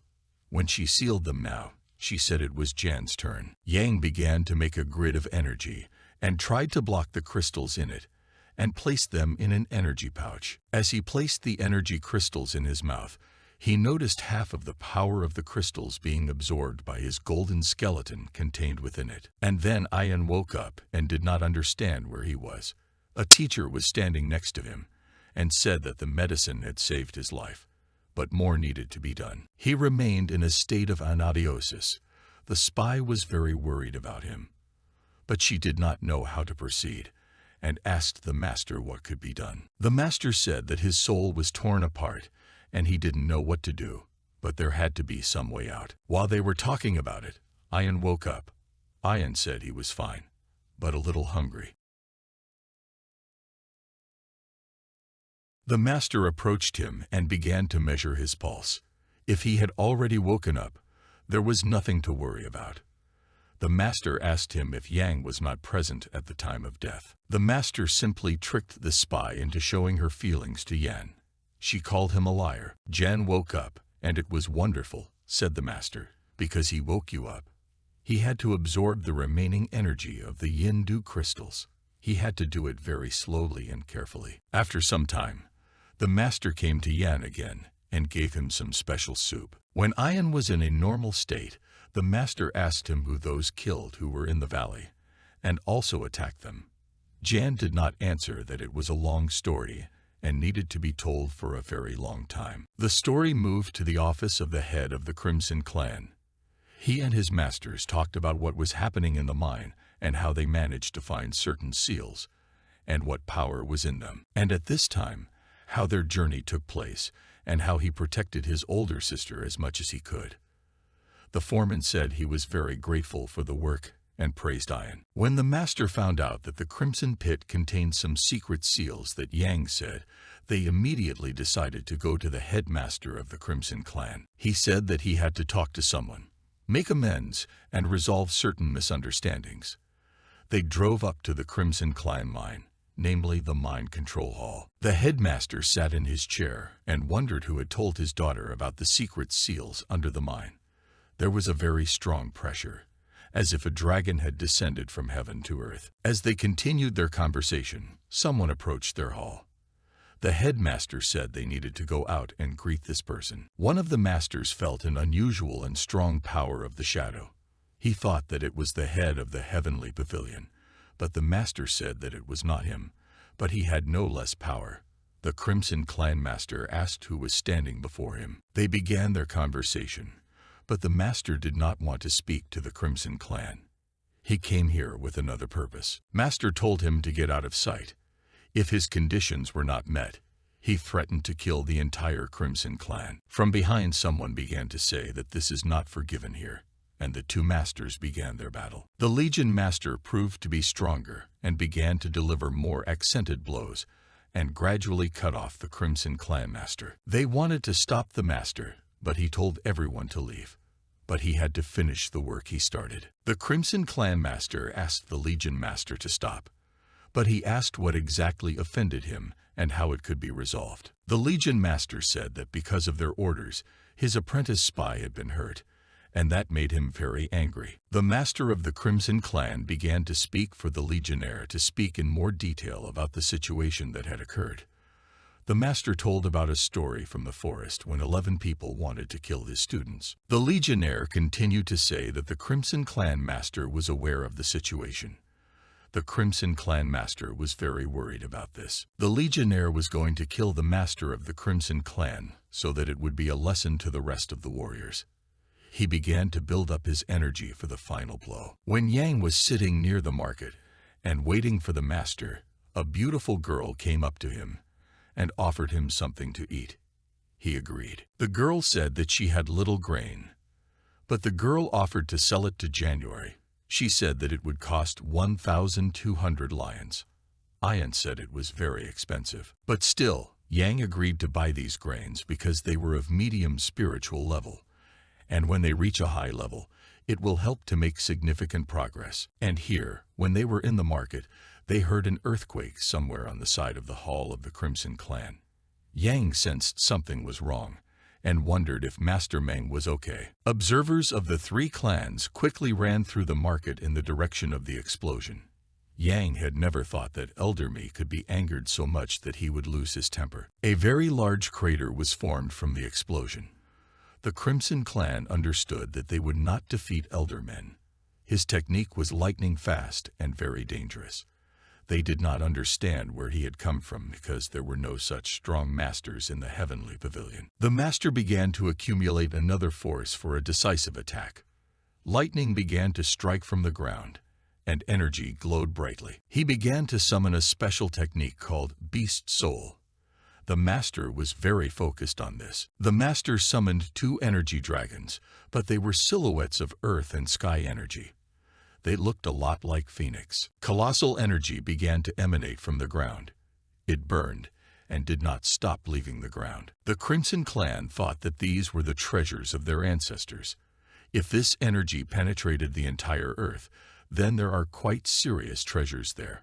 The Crimson Clan wanted to prevent the treasure from being revealed. They came closer to the ravine, looked at what was hidden there, and tried to understand how it could help them in the confrontation. When they looked, they saw the Heavenly Pavilion and the Storm Cloud House, which in the form of energy were there. It was getting very hot. The Crimson Clan did not invite anyone, and they did not understand why all the clans had gathered in their territory. The leader of the Crimson Legion was very angry because other clans had come to his territory and wanted to get a part of the riches that were sealed in the land as well. Elder Man said that without him, the Legion would not have found these treasures, and therefore it would be better for them to become friends. But don't fight and find and extract all the treasures together. 3 hours later, 3 great forces were assembled, namely the 3 martial arts master clans. No one could have guessed how crucial the task was before them. Jan was also present in this crowd waiting for the operation to begin. No one yet understood how much they would be able to increase their power, but they thought that there were enormous treasures there, as well as medicine, special techniques and arts, armor and weapons. And the most important thing is the master's grave. The head of the Heavenly Pavilion said that not everyone will be able to go into the cave, as there are certain restrictions, and there must be an appropriate level of magic development and body hardening. According to his calculations, only 300 students could enter the cave, and they had to decide for themselves whether they wanted to enter there or not. The headmaster said that no one drags anyone by force into the cave and gives a choice whether to go or not. The headmaster was also about to say something else. He also said that the main problem in the cave will not be traps and various dangers, but students of other clans. Master added that the disciples of the Heavenly Pavilion should help each other. One of Yan's friends started crying because he couldn't enter due to his body hardening level being low enough. While talking to Ian, he was asked what level of body hardening he had. He didn't answer, but said that he was a level 7 K1. They stood, but did not understand how it could turn out. Jan was recommended to rest and prepare well for the entrance. He was able to concentrate about 50 drops of Yan essence. He wanted to concentrate as much as possible, because it could save his life in the cave.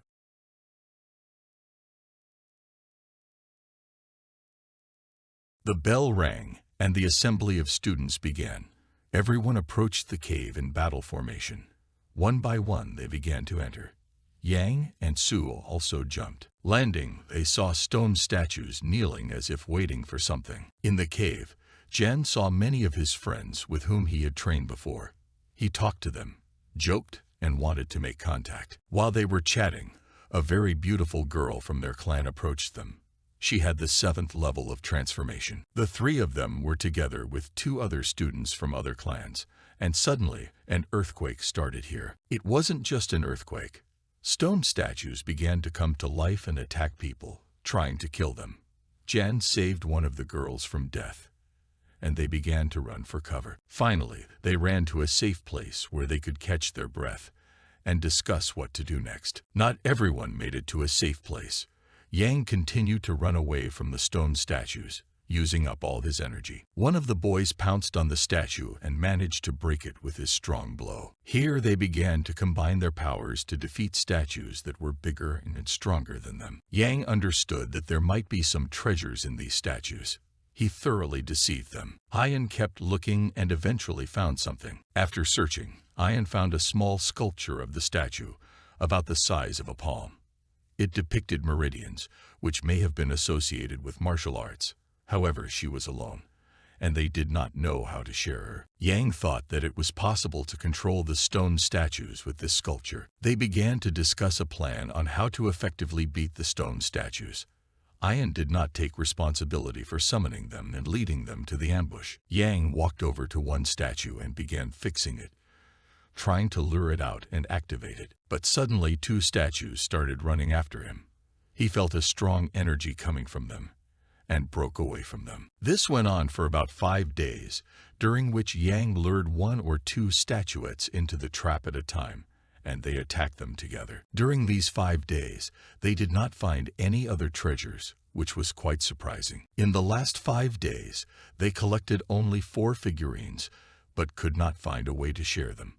One of the partners was against Ian and did not want to share the figurines. The leader of the group was a girl, and she was challenged to resolve the conflict and ensure that everyone was satisfied. Ian felt that his work was not appreciated, and he did the hardest part of the job using his abilities. Yang understood that all the statues were protecting only one central statue where the treasures could possibly be located. He decided to attack this statue himself. However, he failed to break through and neutralize it, and other statues that were its defenders were already running up from behind. Yang decided to use the 10 drops of Yang essence that he had accumulated during meditation. After overcoming the main statue, he discovered another figure. At this point, Yang began to retreat to the ambush, so that his partners could help him defeat the rest of the statues. Since he was not respected, Ivan decided not to help. He simply stood aside as his companions fought the statues. Yang jumped up a small mountain and began to examine his statuette. There were many meridians on it, which indicated a high level of development. He was lucky to receive this statuette. He told the other partners that he managed to get a valuable statuette. After 3 days, a group of 5 people left the first cave of stones. Finally, they were in the light again. Jan noticed that there might be valuable medicinal herbs in the forest. One of the assailants noticed footprints on the ground, indicating that other students might have been there. These were probably traces of the pass. One of the students approached Ian and asked him to step aside to talk. She and another girl wanted to swim and asked Jan to watch that no one came near the pond. Jan decided to agree and became the guardian of the lake. Ian decided to agree and help the girls. They were playing in the water, splashing water on each other, completely naked. Yang was just sitting behind a rock meditating, filling his powers with new energy, when another student approached him. The moment the boy started looking at the girls, Yang started yelling what he was going to do. The girls dived into the water, and the young man almost fainted from shame. I laughed at that. The girls got out of the water and thanked January. They approached their camp and heard some roaring. It was most likely a wild animal. There could be a lot of monsters here, so you may have to fight them. They understood that there were more than 100 people in the forest who were fighting with terrible monsters from the 6th sphere. They thought what they should do next, whether to go forward or come up with another plan. In the other group were the Heavenly Pavilion warriors who were fighting with Yen and the Crimson Clan warriors. They could not agree among themselves. They constantly quarreled, and they did not have a single leader. As they were arguing, Jan approached them with his group of students. At this moment, the other group thought of something. People began to leave Jan's group as they went to their legions that they met up with, and another warrior left the group of Yan and the Heavenly Legion girl. Ian wanted to join a group of students with whom he had antagonized and had a bad relationship. His enemy said that Yang should join them since they are from the same school and share a common path. The girl turned to Yan and apologized to him, urging him to forget the insults and move on. Yang replied that he was not going to apologize to the enemy, as he was very cunning and treacherous. Since this group of students might turn against him, Yang decided to apologize and go his own way. Other students began to warn that it is very dangerous here, and Yang himself will not get out of here alive. This act greatly angered a group of students. They began to hurry to catch up with him and ran in the other direction. The girl who was with Yan in the previous group tried to warn him about the group's insidious plan, but her partners did not agree. She wanted to be let go, but her partner tried to calm her down, saying that Yang wasn't as weak as they thought. As Ayan ran, they started to catch up to him and tell him to stop or he would get worse. They wanted to steal his statuette as a trophy, and then a fight started between them. Yan was surrounded by 3 warriors, and he again found himself in an unequal struggle. When he was surrounded by people and asked what he was thinking, Ayan decided to say frankly that he noticed one of them spying on girls without swimsuits. Since the fight was uneven, Yan had to focus his energy to survive. Yang used a special technique that caused injuries and knocked the other warriors several meters away. They were very eager to get the same equipment. The other warriors didn't understand why Yang couldn't handle this trinity, and he just decided to dive into the water. He wanted to estimate the depth, but it turned out that he was far from the shore. While swimming, Ayan noticed an undercurrent in the lake. When he entered this current, he noticed a hole and decided to dive into it. Once in the underground cave, Ayan decided to explore it. In the depths of the gloomy cave was a grave surrounded by a mysterious blue light that glowed softly and mysteriously. The skeleton, distinguished by its strange nature, was both amazing and frightening at the same time. In his life, he possessed demonic martial arts, which gave him incredible power and danger. The way Yang had come suddenly closed, leaving him trapped with this mysterious skeleton, and he felt fear and uncertainty wash over him. Yang tried to make contact with the skeleton, starting a conversation to understand the reasons and possible ways out of this situation. The skeleton asked a cryptic question, asking if Ayan needed his power, implying the possibility of a merger. Watching Yan carefully, the skeleton felt the hatred awakened in the young warrior's heart. Yang tried to figure out the techniques and methods the skeleton uses in battle, but everything was shrouded in mystery. Despite the frightening appearance of the skeleton, Yang felt no fear and remained steadfast in the face of this challenge. Yang bravely attacked the skeleton, only to find that it was only a dummy in front of him.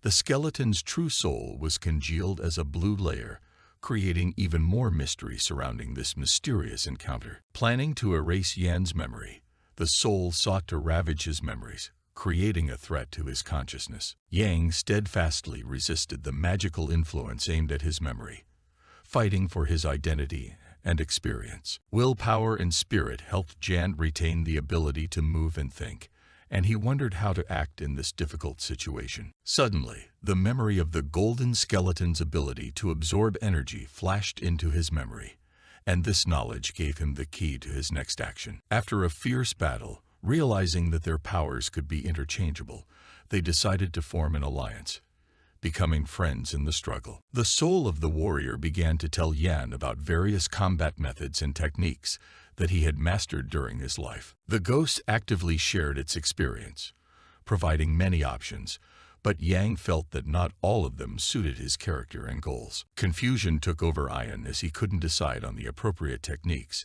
and the apparition, in turn, began to think of him as inexperienced. Sitting down, Yang decided to take a break and study the statuette he had received after the fight more closely, hoping to find some clues in it. Suddenly, the figurine began to heat up in his hands, causing surprise and interest, which added even more mystery to this situation. A mysterious golden mark suddenly appeared on the skin of his hand, as if symbolizing profound changes. Yang felt a nagging sensation of sweat caused by the unusual metamorphosis of his hand. He looked at this mysterious mark with wonder. The ghost explained that it was a star mark, but Yang remained confused, not understanding its true meaning. With incredible courage, Yang decided to apply the last 10 drops of Yang essence and investigate how they interacted with this mysterious mark. The ghost's instructions caused Yan confusion, as not all of his training methods resonated with his soul. Suddenly, the ghost offered Jan the transfer of his immortal soul seal. This proposal raised a lot of questions and doubts in Ayan. Yang was delighted to realize that he was beginning to show progress and was gradually mastering new levels of his power. The ghost told Ayan to pay attention to the bones, hinting at the possible presence of treasure or key information in that area. The place the apparition pointed to radiated ominous Kai energy, foreshadowing something dark and mysterious. Yan's attention was drawn to a sting surrounded by dark energy.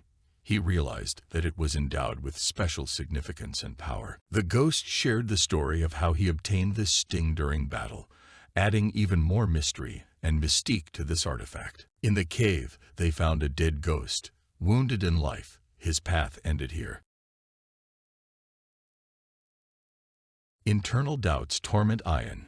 Is this the true spirit of a warrior or a deceptive illusion? Despite the pending business, Yang hesitates, slowing down before making a decision. It's time to move forward, but Yang feels an inner restlessness that slows his pace. A small creature suddenly attacks Ayan, leaving him puzzled and wondering about the attacker's intentions. The footsteps of the guest approaching the cave add mystery and surprise to the situation. A meeting with friends Mi and Joe, whom they have not seen for a long time, relieves the tension and fills the moment with joy. Ayan is excited to tell his friends about his discovery, sharing the details of his journey. The pursuit of the wooden monster leads to an unexpected ending.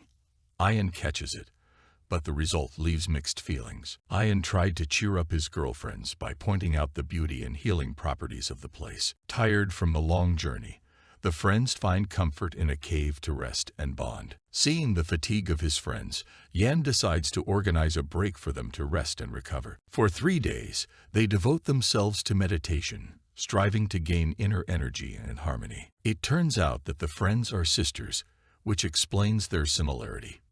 It was not easy for Jan to distinguish them, but Ayan finds unique traits in their mannerisms and behavior that allow him to tell them apart. After a break, they continue their journey deeper into the forest, full of secrets and possible dangers. The friends warn that the forest is inhabited by powerful monsters ready for a fight. And so, moving on, they suddenly hear a scream coming from one of the monsters. The students from Yan's legion fight the monster, but their efforts seem futile. They have a difficult task: to figure out a strategy for defeating the monster. But in time, a student from the Crimson Clan appears, who provided his skills and support. He shares information that a legionnaire from the Heavenly Pavilion has stolen treasures and is in conflict with those around him. They wondered who in the Crimson Legion could have stolen the treasures and how they could get them back, realizing that it would threaten their group's reputation. The legionnaire who actually took the treasures kept this information secret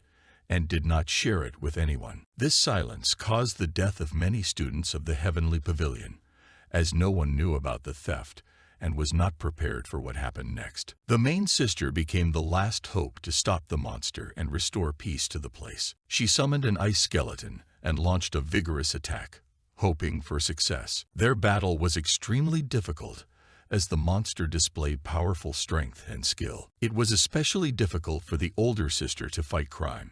She tried to fulfill her duty in the best possible way. She could feel her strength draining away, gradually losing consciousness during the long battle. Then Yang concentrated all his potential and took on the mission to save his elder sister. He managed to do it, and everyone is amazed by Jan's determination and strength. Suddenly, after a successful rescue, both Yan and the older sister got tired and fell to the ground. Yang showed his loyalty to his older sister and planted his own body to save her from hitting the ground. While protecting her, he himself was injured. Despite the injuries, Yang couldn't let his sister suffer. He did everything possible to save her from danger and saved his from the monster. After this grueling battle, Yan struggled to his feet again, and his older sister thanked Yan sincerely for his selfless bravery. Everyone watched in amazement at Yan's incredible strength and speed. Amazed by his skills, he felt the joy of success, but the legionnaire, who had long maintained a hostile attitude towards Ayan, remained dissatisfied. The monster turned out to be alive, which meant that the situation required a retreat and consideration of a new strategy. Taking care of the safety of the Heavenly Pavilion students became the responsibility of the elder sister. Yang proposed a solution. To ensure safety, the monster that posed the threat must be destroyed. The ice shell around the monster began to crack under Yan's power, and the monster almost broke free. Yang told his sister to order the students back, concerned for their safety. The older sister quickly responded to Yan's request and arranged for the students to retreat, allowing them to go to a safe place. Yang activated his golden mark on his hand, and the magic seal instantly manifested on the surface of the ground around him, creating an aura of mysterious power. This magical technique had such a powerful effect that even the monster felt threatened and afraid of it. The monster was confronted in a last-ditch effort by the defense, and the monster tried to strike at Ian. In response to the monster's strike, Yang instantly reacted and counterattacked, using his skills and speed to turn the monster's power against himself. After that, the monster fell to the ground, and blood flowed from its torn head. Amazed, everyone present could not believe in the incredible power of Yan, which he possessed, capable of overcoming such a powerful opponent. Yang put all his strength into this last blow, and after it he felt tired and exhausted. Everyone present began to gather together to help remove the monster's body and remove it from the battlefield. The other clans felt envious and jealous of Yan and his team's achievements. Despite some irritations and disagreements, everyone present felt a shared responsibility and rushed to finish off the monster's body to get rid of the threat. The older sister was watching the exhausted Yang with a worried expression on her face. His girlfriend touched his shoulder, came to him, and began to help him, showing devotion and support. The monster began to slowly regain consciousness, and its ability to attack began to recover again. Everyone present also wanted to demonstrate their strength and contribute to the end of the battle. Students and representatives of different clans combined their techniques and knowledge to take an active part in the fight. Finally, the monster, feeling inner exhaustion, broke down and was finally destroyed. The final crushing blow came from the older sister, ending the battle. Now, everyone present saw how powerful and dedicated to his path Yang had become. The legionnaire couldn't bear to look at how strong Yang had become, and felt displeased and disappointed about it. However, one of the disciples even intended to attack Yang out of outrage at his growing strength. But Yang was not as weakened as he looked. Yang rose to his feet, and the student, sensing the threat, instantly turned and ran away. Yan sharply threw the blade in the direction of the student who tried to attack him. The blade crashed into the student's body with great force, inflicting a fatal blow. The blade's effect helped absorb the young apprentice's soul, making him pay for everything. Yang was eager to learn more about the ghost's techniques, so he tried to get him to share more of his knowledge. The ghost told Ian that the girl who didn't treat him very well wasn't so bad, and if he trained her, she would become a good partner for him. One of the warriors of the Crimson Clan approached the head of the beaten monster and pulled out the core of the 6th-level beast. He wondered how much it might cost. A Humi girl approached him and asked what he was going to do with the core, because he didn't get it. Everyone said that the victory over the monster was won thanks to Yan's brother. He inflicted the most damage on the beast. The warrior did not want to give away the core and offered others to take the skin in order to process and sell it. And at that moment, the core jumped out of his hands. The cores of other monsters also rose in the air. They began to rotate among themselves, like planets, and generate some energy. Ian didn't understand what had happened. Everyone looked at the junction of the cores, and something began to emerge from them. The ghost said that this grave is for the souls of animals. Jan asked him to elaborate. The ghost said that they had killed absolutely all the monsters in the district. The ghost said that the real legacy was hidden right here. Ian was glad that there was a chance to get a real legacy of the ancient masters. Yang told Mai that everyone should back away from this place quickly as they could get hurt. All were to withdraw 10 miles back. The disciples didn't want to obey him, but when Senior Sister Cyan said, they all quickly started to retreat. Everyone did not understand why the sister would listen to him, and they were not very happy about this order from the sister. As 2 clans retreated, the third also decided to retreat. Cyan asked if everything was normal, and if it was necessary to retreat even further. Is everything okay? She also said not to worry about the young man's death, as he had attacked Yan himself, and he needed to defend himself. The sisters were worried because Jan was not paying attention to them. They thought that Yang was not happy about their presence, but Yang didn't get away with complimenting her in time. They continued their conversation and talked about how the sisters are very beautiful and many people want to be friends with them. One of the sisters offered Jan a kiss, but he refused, and the other sister became angry. People came from another room and asked if Ian had any injuries, but they thanked him for saving him from the monster. Yang didn't understand why they didn't just come up. They had a purpose. Students from another legion said they just wanted to make friends. The sisters were not happy because their conversation was interrupted, but he asked why it was necessary to retreat 10 miles. Yang admitted that he did not know everything. He just wanted to test his assumptions. This is what he said to the student who approached him. The student thanked Jian for the information and kindness and said that it was time for him to leave. Ian guessed that the sisters wanted to hear something from him because they wouldn't just stand around him all the time. They were confused when Yang said this. The sisters said that Jan should tell them everything he knew, but at that moment he was distracted by something and their conversation was interrupted. Some stairs appeared from the sky. No one understood what it was, and Ian said that it was a golden staircase and followed it carefully. The stairs led above the clouds all the way to the heavenly palace, which was located in a mountainous area. It was impossible to approach it without these stairs. Yang wondered if these were really the treasures the ghost had talked about after passing the test and exam.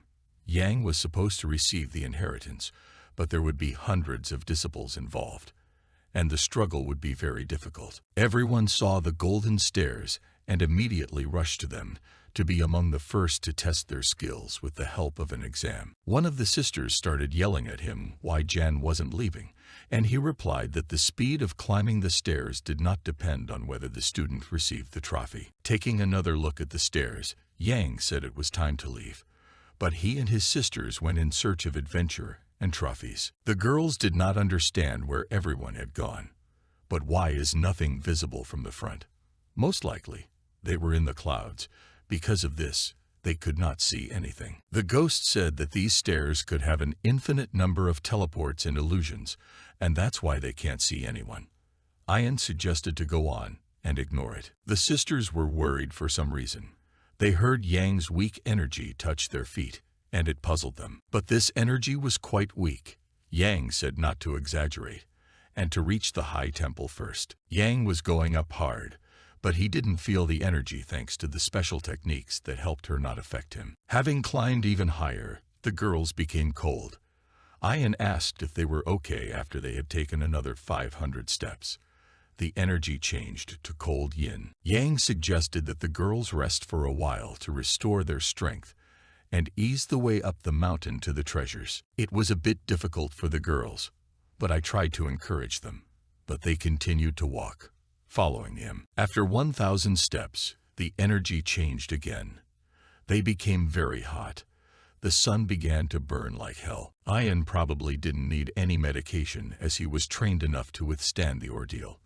For rest, he suggested you take another break. It was very hot. The girls were sweating profusely, and I happened to look at them. The girl told Yang not to do that again, and he laughed and went on, ignoring the energy test. Although the girls were tired, Ian was not tired at all. It was not an obstacle for him. He did not feel the energy. The girls said that they were very tired, and that Ian should not continue walking alone, as they were only hindering Ian from moving forward quickly. Ian thanked the girls for everything. They said that when Jan came down, he would tell them about his treasures, and Ian started running very fast. There was a very nice view from these stairs. The rest of the soldiers also had a hard time climbing these stairs. It was very difficult to leave. Not everyone survived this test, and one of the boys gave up, deciding to jump off the steps to get out of the confrontation. The disciple of the Heavenly Legion also suffered a lot after walking 1,500 steps. She had no special talent, and therefore it was very difficult for her to walk. But she did not want to give up. But she thought that she would succeed in everything, get up and pass the test. Jan's enemy also continued to walk up the stairs. He had taken the last of his pills and wanted to get to the top of the stairs as quickly as possible. Sister Soyeon has traveled this path for 7,000 years. The path was quite easy for her, and she was almost to the top of the stairs when some light energy began to waft around her feet. The energy began to blow stronger and surrounded the steps. Cyan did not understand what kind of technique it was and what was happening. It was a flow of energy, and most of the students who were at a weak level of body hardening began to fall down the stairs. They fell to the ground and did not know how to save themselves. They could crash and die. The wind flow was very strong, and they could not hold on. But the flow simply landed them on the ground, preventing them from crashing. Only the girls fell, and they wondered where Ian was and what had happened to him. One of the girls was crying and did not understand why she fell. Ian managed to hold on. He took the last step and was at the top of the secret palace, to which golden stairs led. After passing this test, I reached the 8th level of Cain. Finally, he made a breakthrough and was able to become stronger. Yan's enemy was also rising little by little. He only had a few steps left, and he too could pass this test. But some kind of fiery power came from the stairs, and he couldn't stay on his feet, and he also fell. I didn't look back and wonder what his next challenge at the top would be. I was absolutely ready for anything. He felt a very strong flow of energy, and he had to concentrate it so as not to lose consciousness. He was very lucky to be able to use the energy transformation technique, and it saved his life. The threads of energy that swirled around him concentrated a very large and dangerous force to take steps. Already past 100 steps. When he finished climbing the stairs, there was an ice barrier blocking his way. It was strange, because even his energy could not melt the ice, and the yang energy was the opposite of the yin energy. Ian decided to put in even more effort. And finally, with more effort, he managed to break the ice flow and clear the way for further movement to the goal. Yang was already on the approach to the palace. He approached slowly, carefully examined everything, and began to slowly open the door behind which the treasures were supposed to be. When he opened the door, he saw elder sister Yan sitting inside the palace. He was very happy to see her here. It took 2 people to activate these treasures that are here. Yan waited a long time for someone else to step up, as she was much stronger in rank. She has been waiting for a whole day. Ian was very impressed with her endurance and speed. They praised each other and were happy to see each other here together. They sat down close to each other and began to meditate. Ian began to talk about the difficult path that he managed to overcome thanks to his strength and perseverance. Yan did not say that she had similar trials, but she needed to extinguish the fire with her energy, not the other way around as Yan did. Yang saw the older sister smile for the first time. Yan started to get a little worried, but they told her to stop talking. But let's start receiving the energy that is sealed in the temple. They considered all options and came to the conclusion that 2 people are needed to activate the energy. Ian said they were a pair of treasures. He also added that he learned this from the ghost he saw in the cave. Yang knew about these realms that were sealed in the temple and added that they contained the dragon and the phoenix. Yan couldn't activate them all day. Yang added that in order to activate the couple energy, a close relationship must exist between a man and a girl. Yang didn't know how the elder sister would respond to this news. She did not know how to answer, because a very long way had been traveled, and it was necessary to somehow implement the obtaining of energy. Ian said that he respects her choice, and that each of them is given freedom. If she doesn't want to do it, that's her right. When I was already leaving the temple, she called him back. Yan did not say that she did not want to receive the secret energy, but asked him to go back. Yan was very glad that it was Yang who had reached the temple second and not someone else, and she had chosen Yang for the ceremony. Yan convinced him that he should not hesitate and encouraged him that the ceremony would go well and that they would be able to obtain the secret energy. It turned out that Yan was very kind, and this helped a lot to give Yan moral support. He agreed to take part in the grand ceremony. They began to meditate and combine their yin and yang energies into one to improve their skills. Yan did not feel that she could possess Yan's true technique. They were focused, meditating there. This was their main goal. As Yang meditated, he didn't understand why he couldn't transform this energy into a liquid essence that would help him in battles. If that happens, Ian will burn from the inside out. But he understood this when he looked at his older sister. He saw how she was freezing from the cold. She also couldn't translate her attribute. They were supposed to help each other and combine their powers and magic to correlate and overload energy. They held hands and tried to restore the balance of energy to pass the test more easily. They moved closer to each other and took each other's hands and squeezed each other. So they wanted to help make an even greater balance of energy. They concentrated and tried to gain control over the energy in their strong warrior bodies. It was very difficult and incredibly energy-consuming, and Yang and Yan were very exhausted and tired.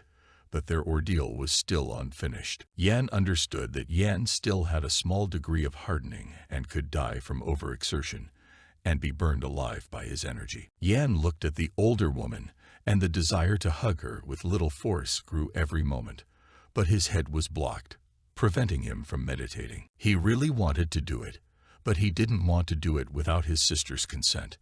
And then he began to ask her if she would be against it. Yang abruptly let go of her hands and wanted to quickly think of something to ease the difficulty of passing the exam. And he decided to hug her with a little force to increase the area of their bodies and their energy could merge. I told you that he would let her go soon, but she said that he did not let her go, and I was very much surprised at that.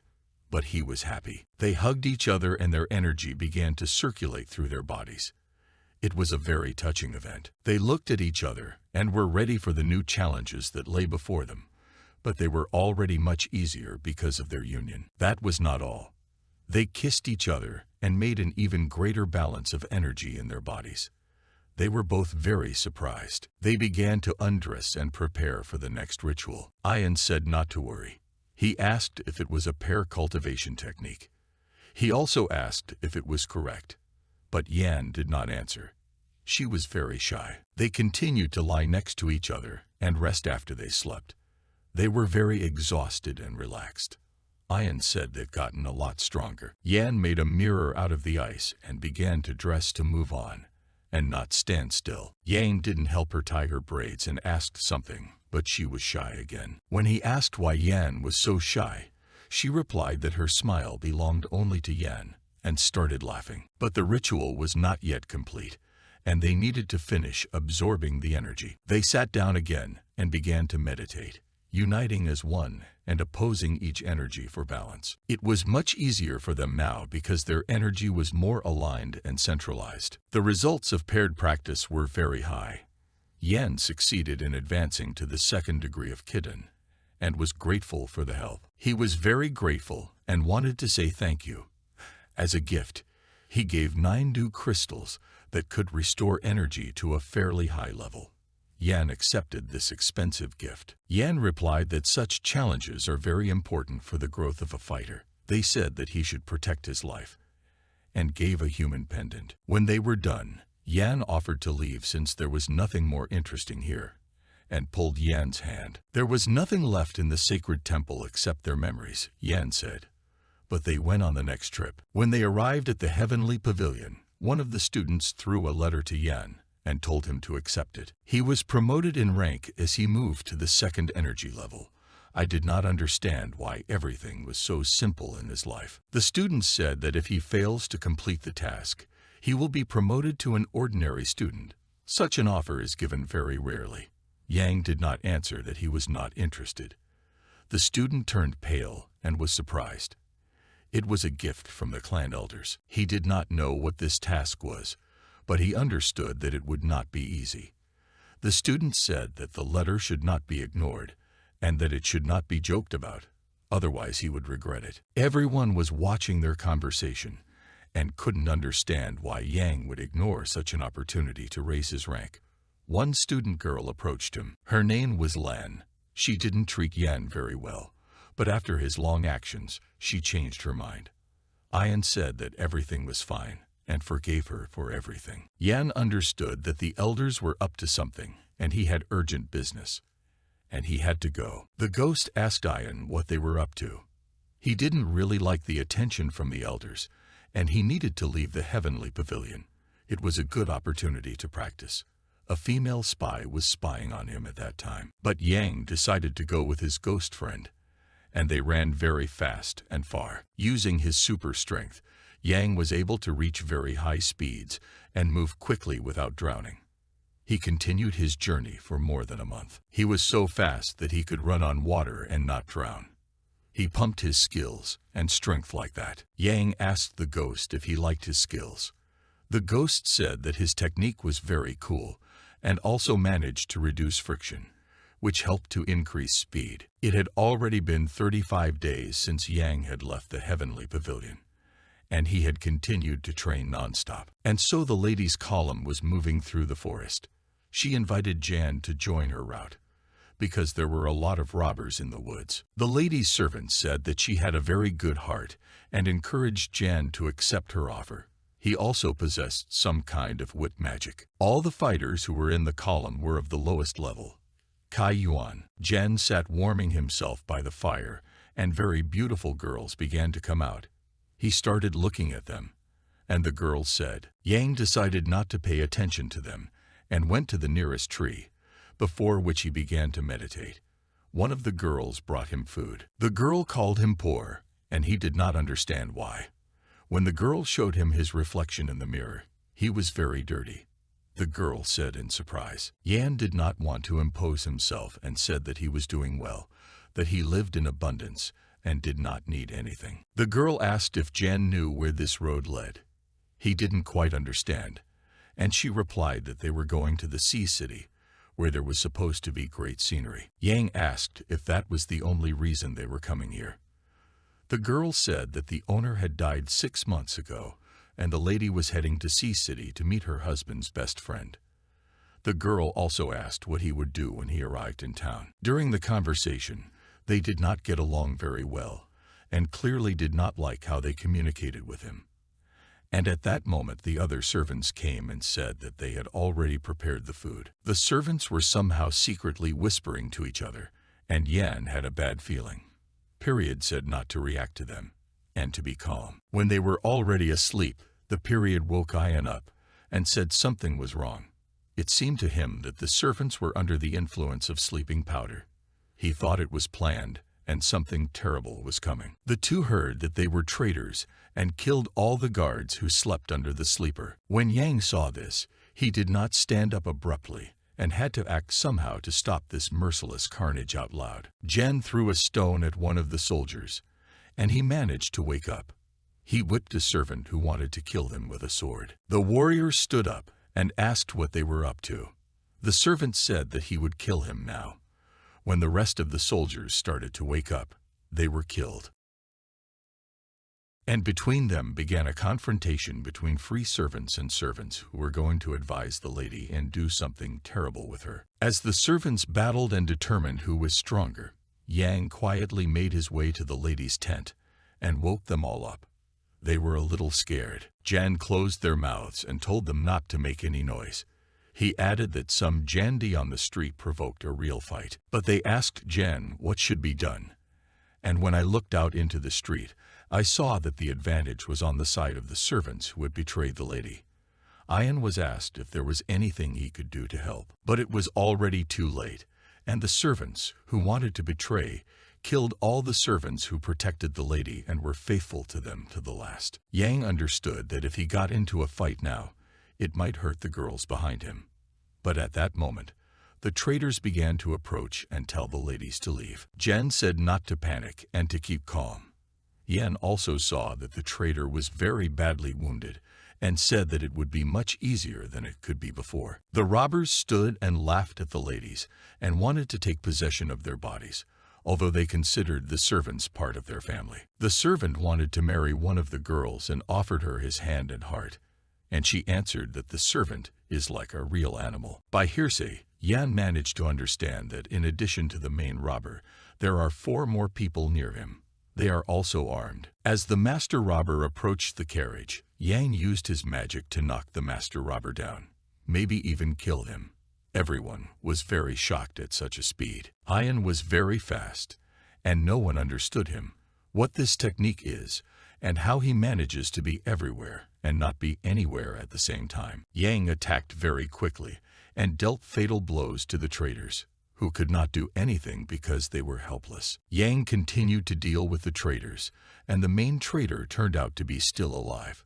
He got up and was going to continue his fight. He called Jan a beggar and rushed at him with a sword, but wanted to kill him again. Because Yang possessed many artifacts, his speed was extremely high. He also possessed strong magic and a special dagger. The traitor asked what kind of technique it was, but Yang replied that the corpse would not need it, and finished his work. The last traitor was killed, but the ghost that was training Yang really liked the way Yang was fighting now. Jan said that everything was clean and the girls could go out. All the robbers were dead, and no one threatened them anymore. He asked what should be done next. The girls cried and begged Jan to take them to the city. Jan thought they were honest and good people, and decided to help them. They were very grateful to Jan for saving them. Also, one of the girls approached Yan. She wanted to ask what to do with the corpses of robbers, and where to put them, because soon the smell of blood will be very strong and someone else may come here. Jan said that he will not leave them, and if they need it, then let them do it themselves. The girls decided to bury their loyal servants themselves. After some time they had to leave. For some reason, the girls thought that Yang was poor, although this was not the case, because Yang was already a professional warrior and had achieved a lot. One girl tried to get along well with Jan and help him fit into the team, and also joked a lot. The day came when they left the forest and continued their route. As they drove further down the road, they saw someone ahead of them blocking the road. Yang was a little wary. If they arrived at their destination, then Yang no longer wanted to accompany them. One girl was worried because Ayan was about to leave. Ayan hoped that no one would find out that he had committed so many murders to save these girls, and that everyone would keep quiet. They have already approached the security checkpoint itself. Security greeted the girls, and now officially the girls were safe and sound. Also, several people asked who he was, not knowing Ayan. She replied that some of the servants had revolted and tried to kill them, and Yang had saved them. The guard thanked Jen and threw him a gold bar. The head guard said they were leaving, and the girls started saying their goodbyes to Ayan.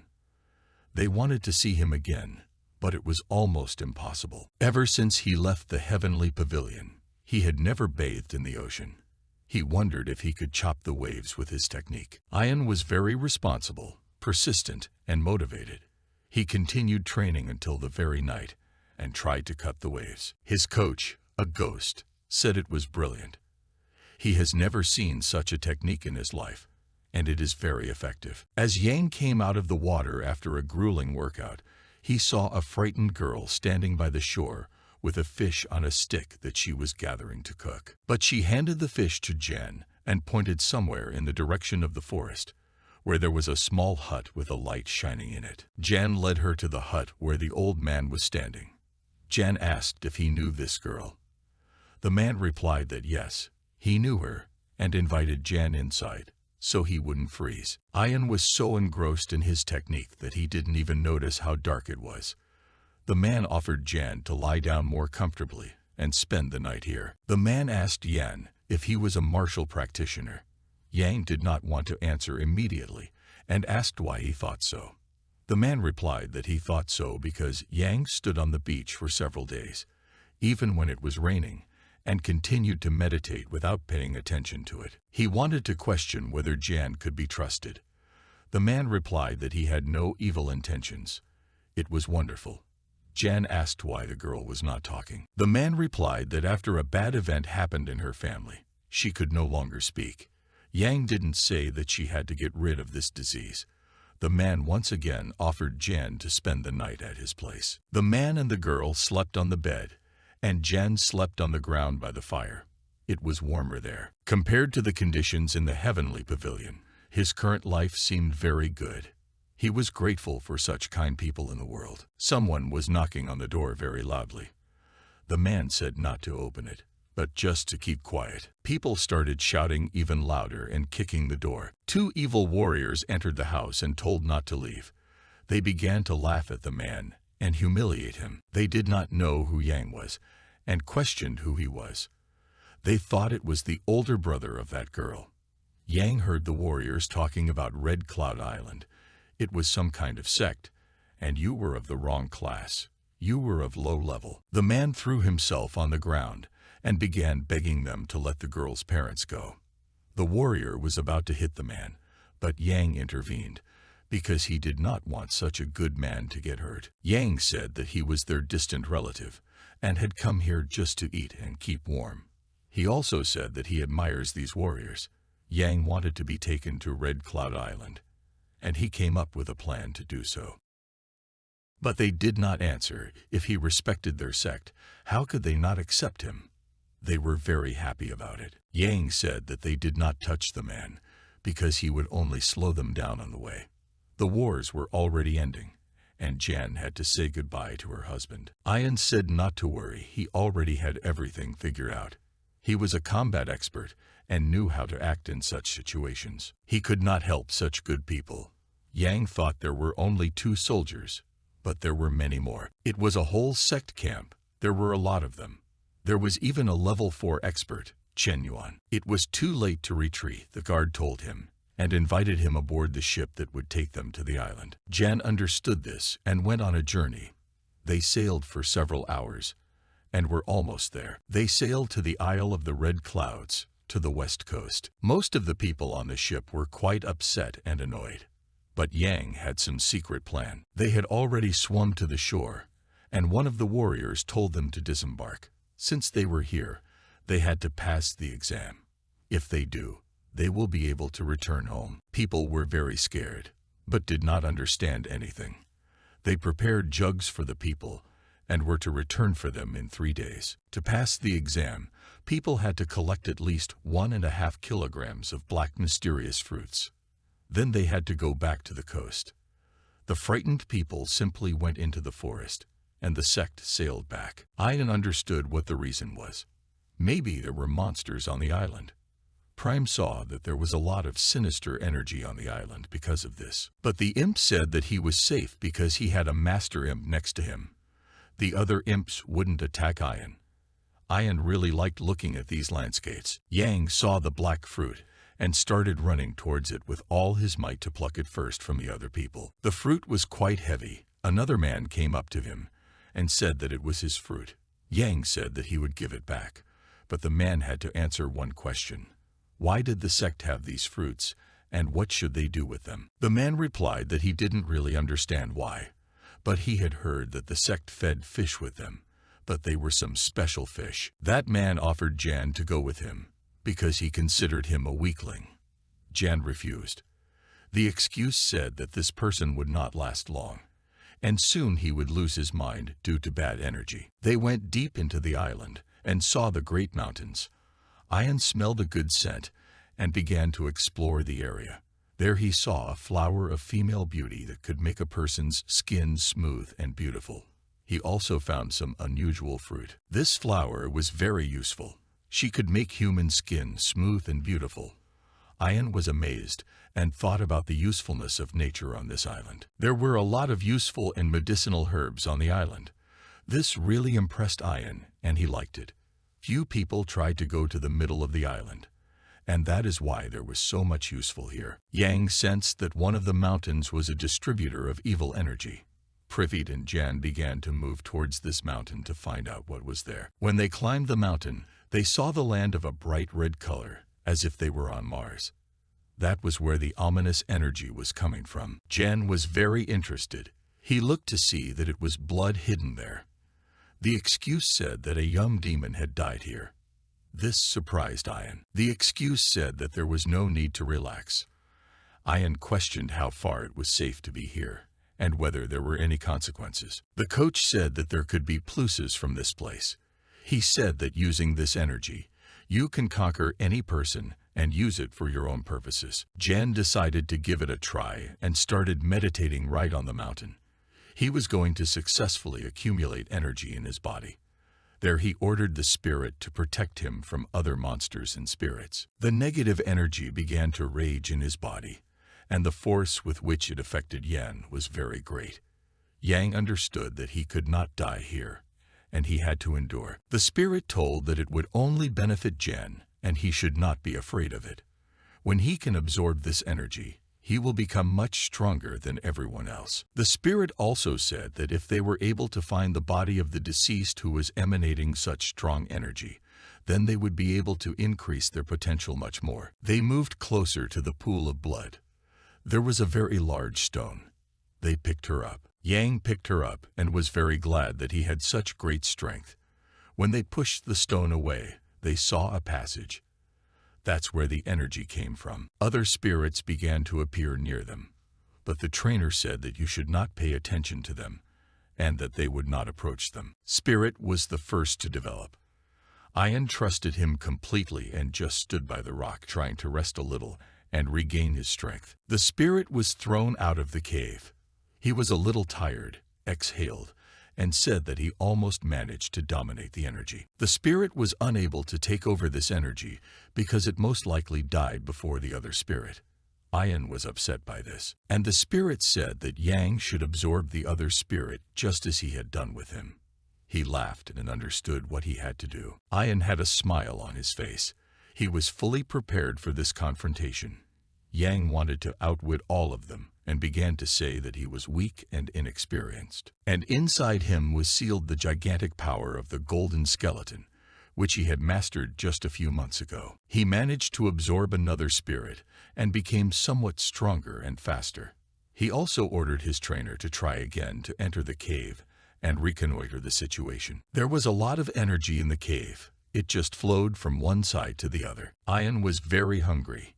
He began to eat herbs that he plucked in the forest. It was very poisonous, but at this time, the spirit needed more time to absorb this energy. Jan asked if 3 days would be enough for him, and yet after 3 days he managed to do it. The spirit was very happy about this. Ian felt sick because of the unprocessed food he ate, and his stomach hurt a lot. In the end, they managed to absorb all the more sinister energy that was on the island.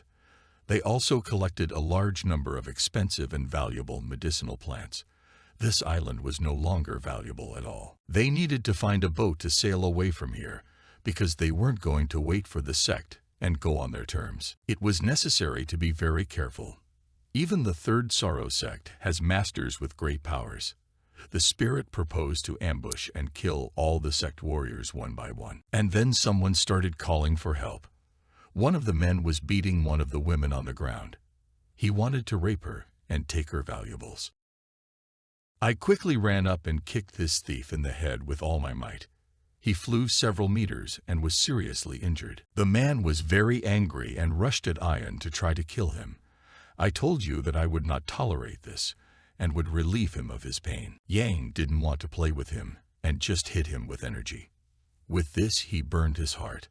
The girl now did not need to be afraid of anything. Yang knew this girl. Her name was Kwang, but she didn't understand how he knew her. It turned out that this was the same girl whom Jan saved from the traitorous servants in the forest, in a carriage, and accompanied her to the city. Yang replied that this was not the place to talk heart to heart, but still asked how this girl ended up here. The rest of the girls are coming now. The girl began to thank the hero for saving her. But Ian again asked what was happening and why she was on a dangerous island. She replied that one of the guards was also a traitor and a very rotten person, but he should not be trusted so blindly. It happened on the same day that they said goodbye to each other. When they arrived in the city, the delegation that met them refused the contract, and the girls had nowhere to go and were very humiliated. They began to quarrel, but then they did not know what to do. After all, their most loyal people died protecting them, and they were all alone. The brother of these girls said that they should become concubines and serve his soldiers. He did not want to support them. The girls were about to leave. The brother said that it was not a good idea, and that the girls should spend the night, and only then leave. And at the moment when they spent the night, people from the sect believed in them and arrested them. The girl began to tell that her husband had died, but she had no relatives and friends left at all. Also, it was the brother who bribed people to kill them during the trip. Jan asked where this person is now. The girl was very confused and did not know because she was on the island. Yang said that her brother is a real thief. The girl again asked Yan for help because if she dies, no one will know how they were treated. Yang did not understand why her brother did all this. She said that eventually it got to the point where she found out that her husband and brother had received something several years ago. The girl began to tell about some turtle shell that they had found and were going to share somehow. And after these adventures, her husband returned to the province, and the brother did not wish to share a part of the carapace with her husband, and therefore killed him. The girl said that Jan was right, but she was in complete despair and did not know what to do, because she was on a deserted island and was exhausted. She fell to her knees and started begging Jan to get her out of here and help her. The last time, Jan supported her and asked her not to humiliate herself like that. The girl continued to say that he killed her husband, and she herself could not tell them. When I saw him for the last time, I understood that my brother was at a bad level. It was the third level with his level of development. Yang didn't quite understand how to help her, but he understood that there was no other way out, and something had to be thought of. And I will definitely kill him, because this person did not deserve to live in such a wonderful world. The girl fell to her knees and began to thank for everything. She said it would be very hard work. She also said that her brother's son was studying in a sect. The girl's family was on the verge of disappearing, but she did not have the finances to give them to January. He understood this and said that they were more important than anything else. The girl said that she could not help, but she had something. But she began to expose her beautiful back. Ayan was very surprised. It was a very important card that was also important to her husband, and that is why he asked the girl to make a tattoo on his back. On the back of the girl was depicted a special technique, which she offered to absorb Yanov as a reward. Jan agreed and got down to it. There was also a map of the island. I tried to fill it completely. This card was applied using the needle prick technique, but it was quite scary and dangerous. And this girl was very strong. Yang said that he remembered it well and expected to hear Jia from the young hero. He said Madame could trust him, but she was worried about something. I didn't decide to ask her exactly what was bothering her. The girl said that she wanted to die. Ayan was very scared for her. She was already going to shoot from the cliff into the ocean. I didn't take her hand and tell her she wouldn't do it. He couldn't let that happen. He tried to convince her not to jump off the cliff. He said that sooner or later he would help the girl, and therefore she must live. He said that the girl trusted him and was not worried. Yang added that there are no more evil spirits and energies on this island. Yang had to find 1.5 kilograms of black fruit to complete the task and get to the sector. Even though the dark energy was gone, people still didn't go deep into the island, so I was able to collect the black fruits quite easily. Most of the people ran up to the ship and started asking to be allowed on deck. The warriors said that those who did not complete the task would be eaten by a sea monster. They started throwing off the board those who did not complete the task or wanted to deceive them. Yang had to find a way to get out of here if things went wrong, but right now he had to do something else. Yang wanted to infiltrate the sect. That was his main goal at the moment. Yang had to somehow infiltrate the sect's ship to search and find out certain points that interested him. The warrior approached the newly elected and said that there was a new task. He shouted and told the recruits not to ask too many questions. They said that they would tell everything after arriving at the shore. Great, said Ayan. He understood that this was exactly the opportunity. The warriors looked at Jan and considered him young and strong. All whom the soldiers chose were supposed to follow them. Ayan agreed. But everything was going according to their plan so far. The ship began to unload. It was the sect's largest ship. Yang didn't know where they wanted to take them. He had to be very careful that no one recognized him. The chief warrior said that half the men go to row the oars, and the other go to the dryads of the decks and cabins. Everyone was told that Ayan should not lie down, that he should work hard. You had to be quite careful with them. The sect respected its elders very much and said that everything was ready to be sent. They have already started shipping from the shore. Slide 288.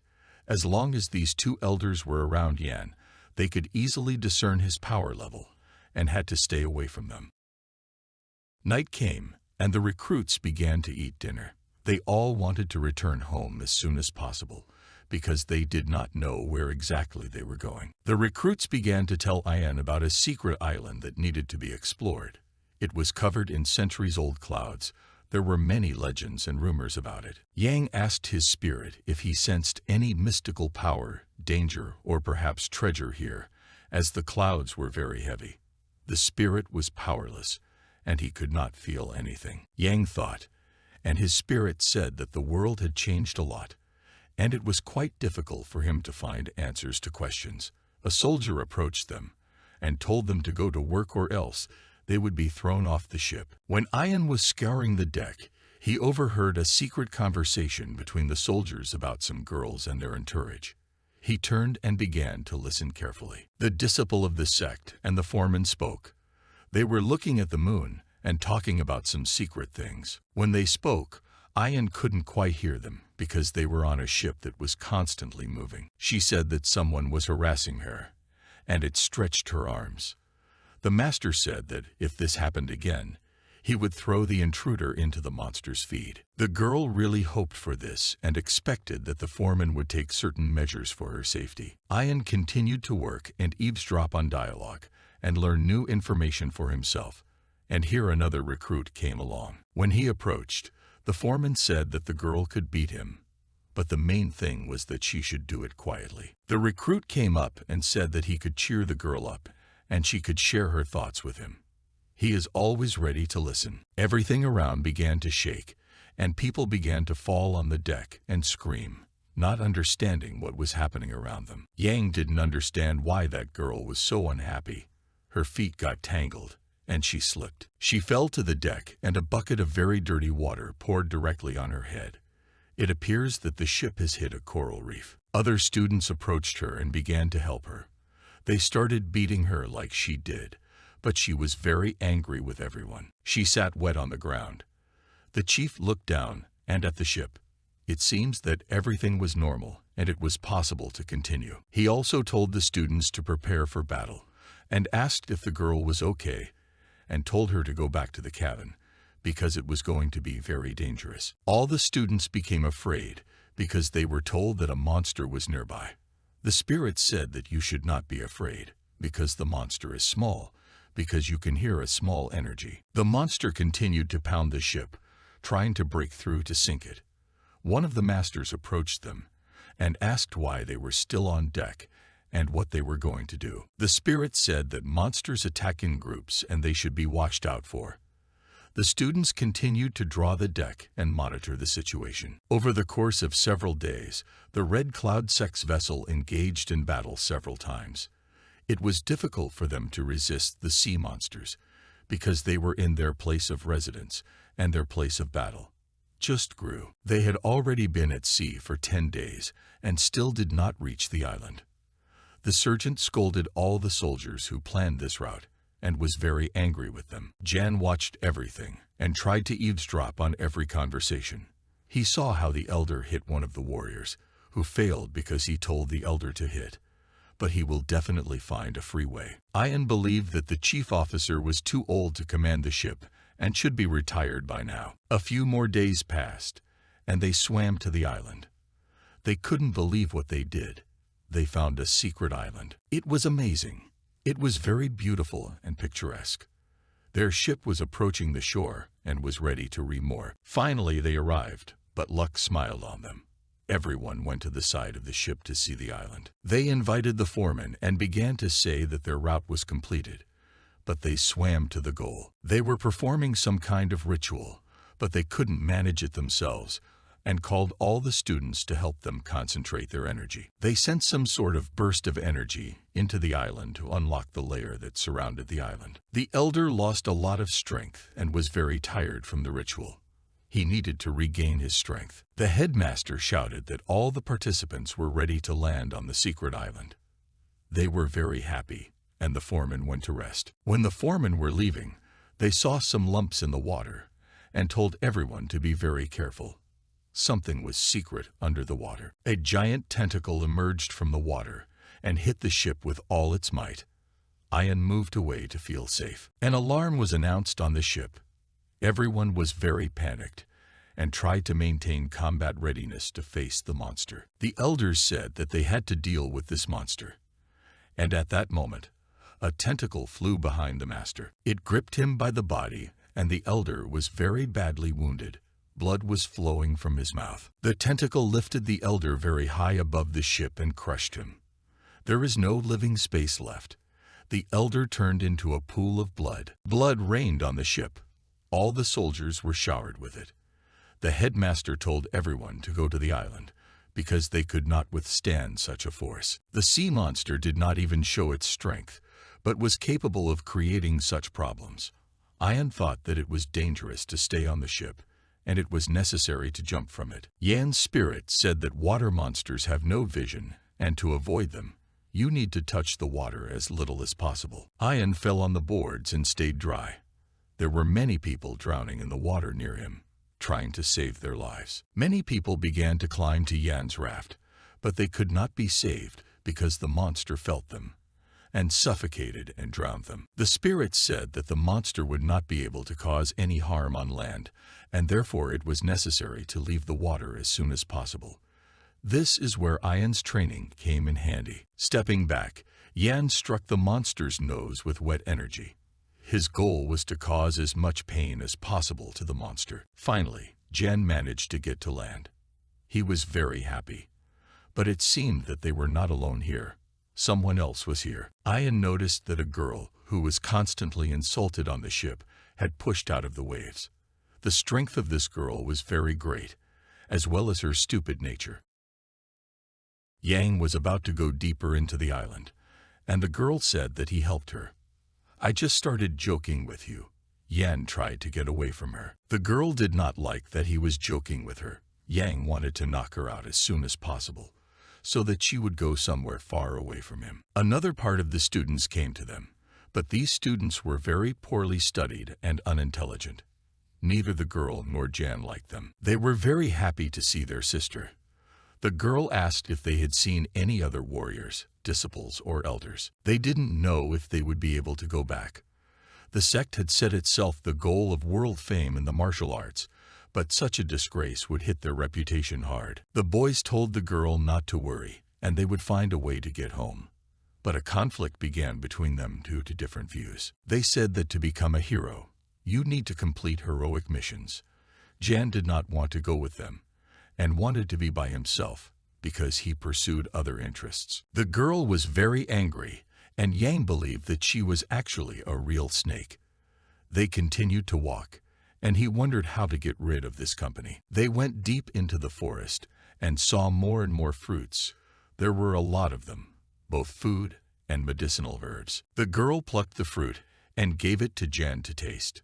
She wanted him to be a taster. "I told you, if I get a stomach ache, I'll kill you right here," Yang said. Nothing happened to Jan, and now they knew they could eat them. They were going to stop here and then go on. Yang continued to think of a plan to get rid of these stupid sect members who didn't understand anything about military matters. They continued walking through the forest. Ian was very angry, and then something in the forest began to sparkle and flicker. They were going to go and check. The spirit said that this fog has a great effect on the body, and it is full of orismort.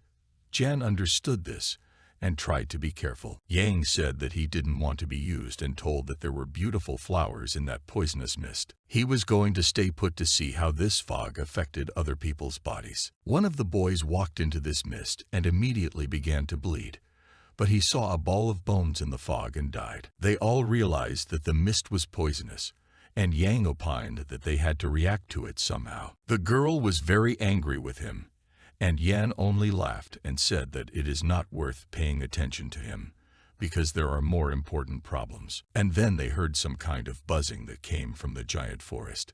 Some giant bugs were flying. They did not yet understand what was there, but they urgently needed to escape from there, because they could simply die. Beetles locked them in the environment. Now they found themselves in a difficult position, but Ian did not want to save them. He was not interested in them. He was waiting for an expeditionary reconnaissance of the island. He asked his spirit what type of beetles they were. The spirit said that he had never seen them better, and that they were bugs that had mutated. It is better not to touch them. But still, Jan decided to help. He began using his energy to burn bugs. They simply burned in the flame of his powerful energy. The spirit told him how best to fight these insects. You don't need to fight each one.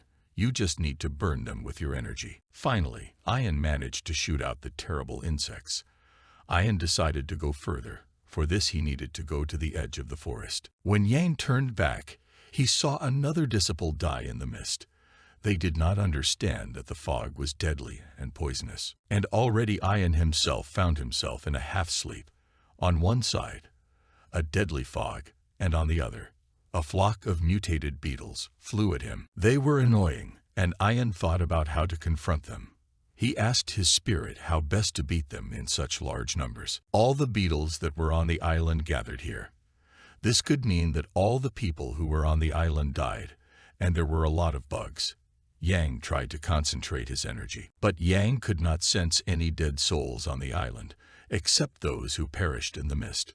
The spirit recommended entering the nest of beetles and setting them all on fire together. Ian really liked the idea and agreed with the spirit trainer. The spirit said Yang could rely on him to ask anything. He noted that it was better to protect Yan's essence because he would still have many difficult battles ahead of him. When Yan's energy weakened a little, the insects picked him up and began to fly with him. Ian was a little exhausted, but that was his secret plan. He wanted to be carried to the nest where he could set fire to the beetles.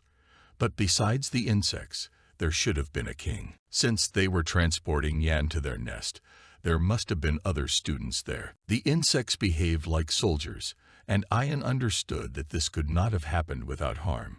Walking along the beetle hole, he saw all the students. They started mocking Ian and asking why he was so strong but messed up and ended up here. Yang took that student with all his strength and said that he would show all his strength if he didn't shut up. It was the best time to get help for a girl who was badly hurt, but at that moment, the mutant king had arrived, and they needed to deal with him. The girl asked what he was up to and what plan he had.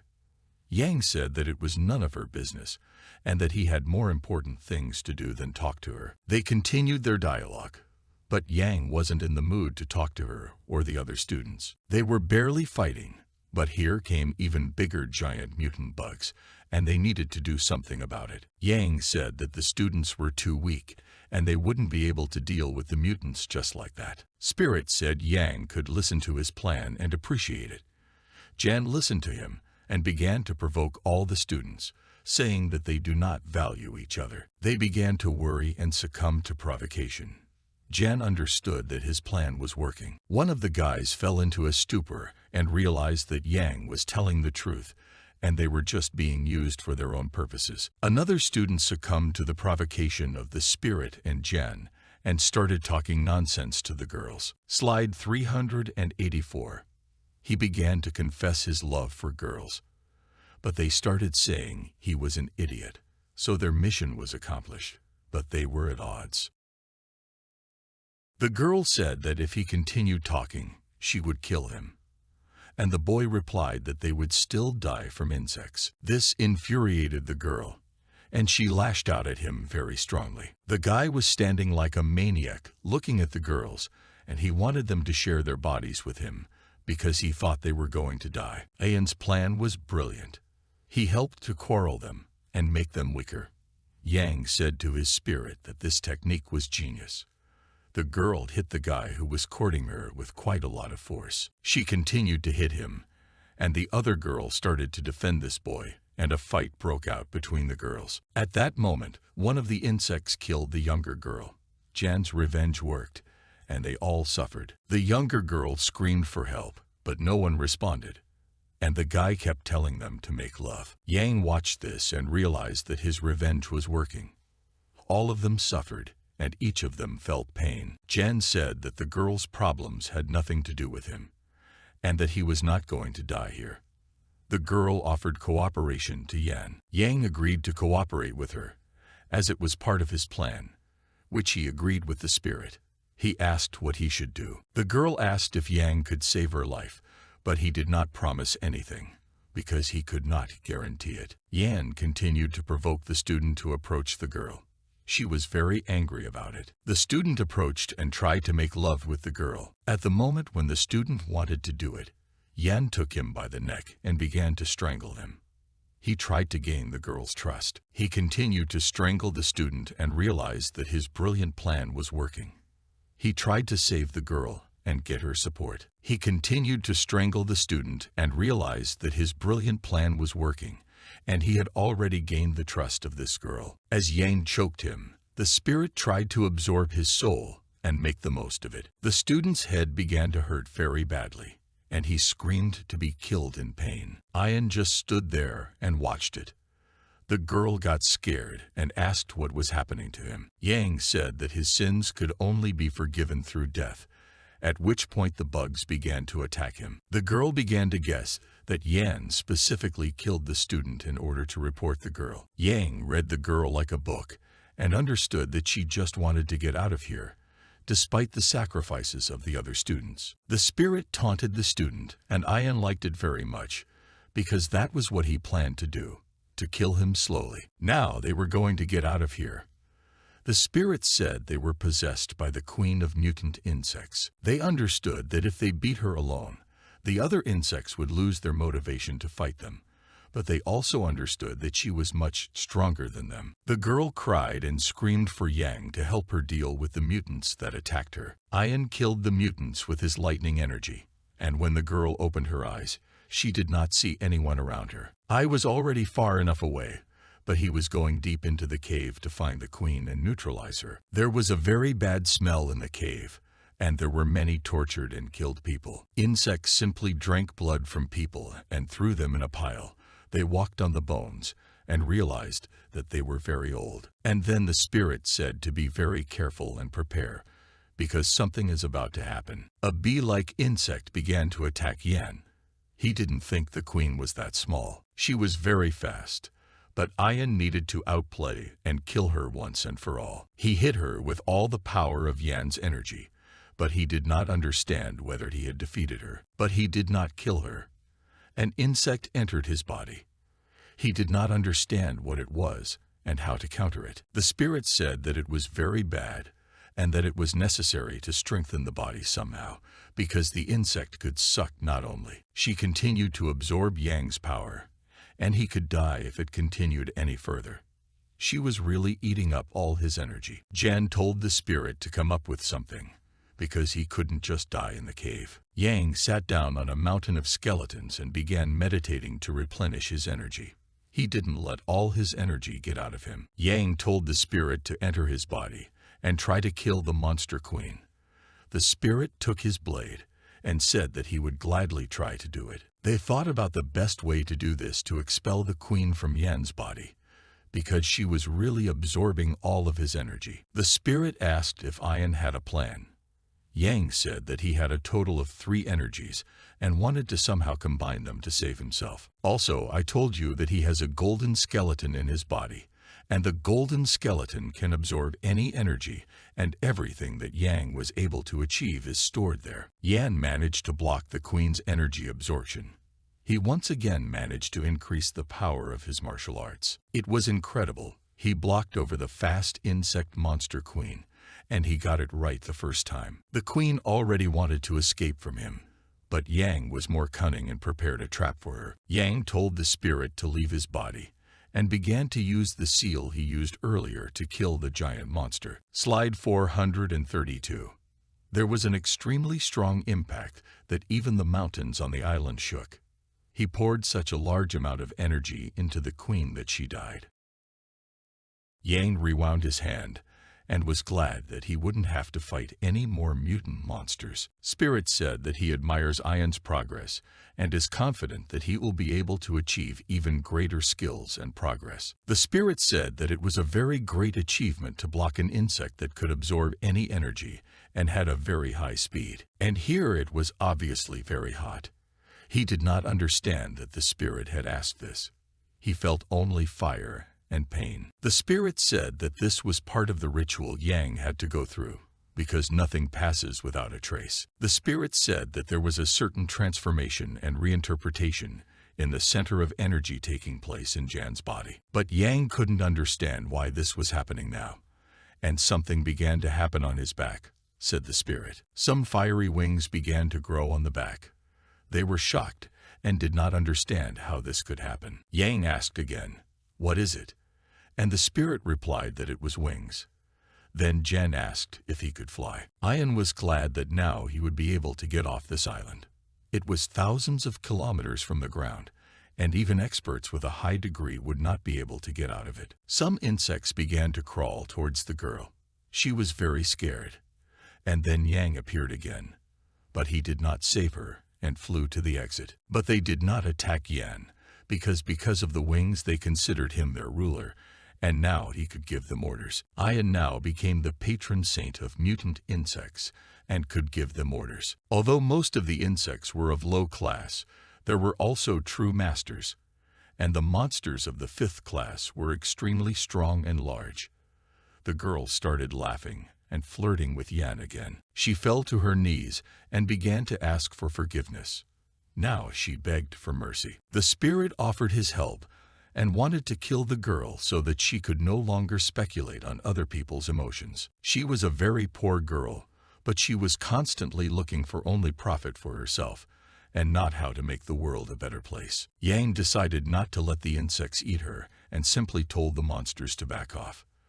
The girl thought that she managed to make Yan fall in love with her. When she undressed, I didn't turn around and say that his girlfriend was 1,000 times prettier than her. The girl was very upset and wanted to destroy Yan, but he was much stronger than her. The spirit said that she wanted to kill Yan, but he understood this and did not allow her to come close to him. When Yang and Yu left the cave, they saw another group of students wandering through the forest. The girl started running towards them. One of the elders was in the group of people, but she immediately started shouting that Yan is a wizard and he must be killed. Yang just smiled and understood that he was now the strongest on the island. All of them took out their weapons, but they didn't realize how strong Yang was, and there was simply no point in confronting him. The girl said Yang would die, and Yang replied that he thought she was much smarter, but she was very stupid. Now, he said, they left him no choice. She guessed again that I could control the monsters and told them all to back off. And huge monsters have already started flying out of the cave. Jen gave the order to kill everyone down to one. There was a very scary sound of the wings of monsters. I said that no one should be left alive. The 5th grade monsters were flying at them, and he told his spirit that it could torture their souls. He was very grateful. They did not understand how such a power could even exist. They were attacked from all sides, both in front and behind. The elder tried to protect his sect students from perishing. The other students at this moment continued to run away from the scary monsters, but it was impossible to resist them.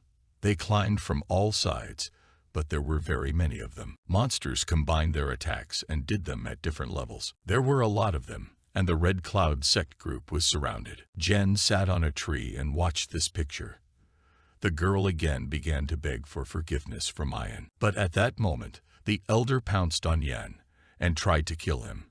However, Yang simply flew into the air. Yang said that in such a third-rate sect, it is not worth knowing about his skill. The students who survived the shipwreck were divided into much smaller groups. They tried to study the island and somehow survive, but they did not succeed very well. Most of the elders died, and the students also suffered very heavy losses, and moving to this island was a very big mistake. The chief elder tried to invent something, but his magic was powerless, and nothing came of it. But under the onslaught of his energy, the stone began to crack. He thought that everything would work out for him, and then something screamed in the sky. It was the same great eagle that tore one of the elders to pieces. He was very angry that the sect had entered the territory that belonged to him. The sect tried to attack the eagle to save their helpless lives, but everyone got scared and started to run away because they could not open the stone structure. However, if they start running away, they may have a chance to survive. The elder said that they were very stupid and began to unravel the secret of this stone himself. Yang continued to lead his swarm of monsters. It was much easier for him now that he had professional warriors in his army. The spirit said that he saw a lot of high-class beasts on the island, and that it is better not to contact or conflict with them. It seems that the people of this sect found the place and wanted to get some treasure, but the giant eagle just ripped them to pieces. If it weren't for the swarm of mutants, Yang wouldn't be able to travel around the island so freely. He told them to break a stone that was hiding something secret behind it. The caboose mutants did so, and Ian went inside. Yang told the mutants to guard the passage and not allow anyone to enter. The spirit said that there was a very strong earth energy in this cave, and there was quite a pleasant atmosphere here. The spirit said that everything was very good, and they continued walking through the cave. They looked at the frescoes on the walls and studied the history of this cave. Recipes, herbs, illusory, and other useful things were written on the walls. There was also a book of a powerful sect in the cave. Yang said that this sect was very popular all over the world. Also, Jan came to the conclusion that all these jewels that were here were looted. And then Jan decided to take a few of them, because they were stolen anyway. But the spirit convinced Yan not to take any of it, so as not to arouse any suspicions of the powerful clan. All treasures had to be handled humanely and sensibly. After walking further through the cave, they saw a lotus flower. It was very valuable. It was the only flower that existed at all. Such a flower could strengthen the body very much, said the spirit. Jan said it was great, but the spirit told Jan to take his time doing it. The spirit said that he could proceed to absorb this lotus flower and transform the energy into one that Yang could absorb. It could take quite a long time, but I agreed anyway. While the spirit absorbed the barrier between the flower, no less than a month passed. The spirit told Jan to open his eyes. Yang asked if the spirit had succeeded in its task and if the treasure could now be assimilated.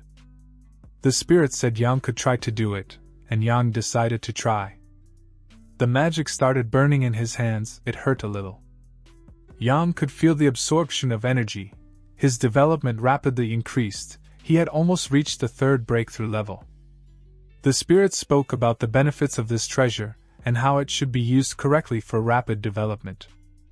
It was a great idea to come here. Everything turned out very well for them. They had been here for a month and had to go back. Since most of the treasures were stolen, they decided to leave them here. Maybe they will come back for them sometime later.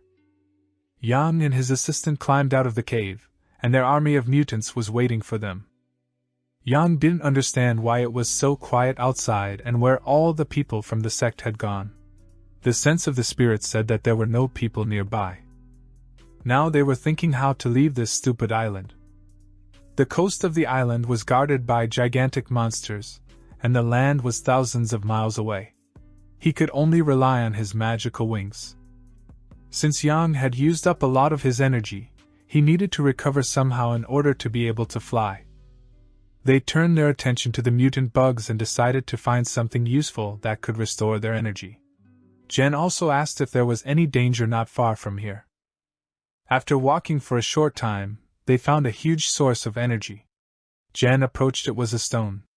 They were very happy and ready to absorb the energy. But someone similar to this beast began to emerge from the cave. He guarded the stone, and they were surprised that the swarm of mutants did not frighten him. It was a 6th grade monster. His eyes glowed dark purple, his claws were sharp, and his tail was like a whip. The wolf had a hostile aura. He began to advance very quickly. The spirit said that it was better not to contact him, but the fight between them had already started. The spirit began to attack the wolf with its magical dagger. The wolf was too fast and the spirit was unable to hit it, while Yang continued to maneuver. The girl began to threaten that she would order her mutant monsters to attack the warrior. But the wolf was very strong and tore everything in its path. Yang used his stored energy and tried to maneuver. The spirit could not stop the wolf, and all hopes were on January. He touched the magic stone and tried to absorb as much power as possible. He succeeded in this. He accumulated 10 drops of essence. Yang believed that this would be enough for the confrontation. While he was absorbing energy, a wolf came up from behind. Also the light of anger and energy was shining from him.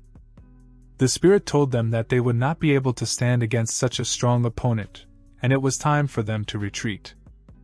Accumulating the energy from the magic stone, Yen managed to summon his wings and they rose into the air. They flew to the shore and went to the big land. New trials and adventures awaited them there. Further events unfolded on the island of the ancient cloud. A novice student sat by the cage and watched the peacocks. Someone knocked on the door of his house. When he opened it, he saw a knife with a note attached to it. It was very strange why the letter was left in this way. The student began to read this letter. The letter contained something important about their sex transformation methods and supreme skill. A novice student came to the elder's residence, Kanya. There was a guard who did not want to let him in. The guard reported that the elder is in close training and no one can disturb him. However, it was very urgent. The student decided to shout to the elder that all his peacocks had died. The guards believed and were very scared. An angry elder came out and asked who dared to say. The girl got excited and began to say that she had other questions that did not concern birds. He asked what happened and started reading the letter. This caused special reactions in him. A dagger was left with the letter. The elder knew that the dagger was only left when they wanted to convey an important message. He needed to check something, so when the elder left, it was even hard for them to breathe. The elder began to ask if anyone else knew about the letter. The novice student said no. The elder was angry and called a meeting of the main hall. The letter contained a mention of Red Cloud Island, and they decided to start searching for it. The elders did not discuss, but simply watched the girl who brought the letter. The head of the island approached them. The girl bowed, and he threw her some kind of gift. It was the token of the head of the island. They said that the girl deserved it. She also said that the novice student knew everything, but promised to remain silent. The elders said that the novice disciple could leave. She was happy and ran, not knowing who exactly threw this letter to her. Jan was coming up with a cunning plan and said that the two disasters would soon overlap each other. The warriors and elders gathered near the port and were ready to go on a campaign to Red Cloud Island. The elders thought but did not fully understand their plan for the inhabitants of Red Cloud Island. The ship began to drift.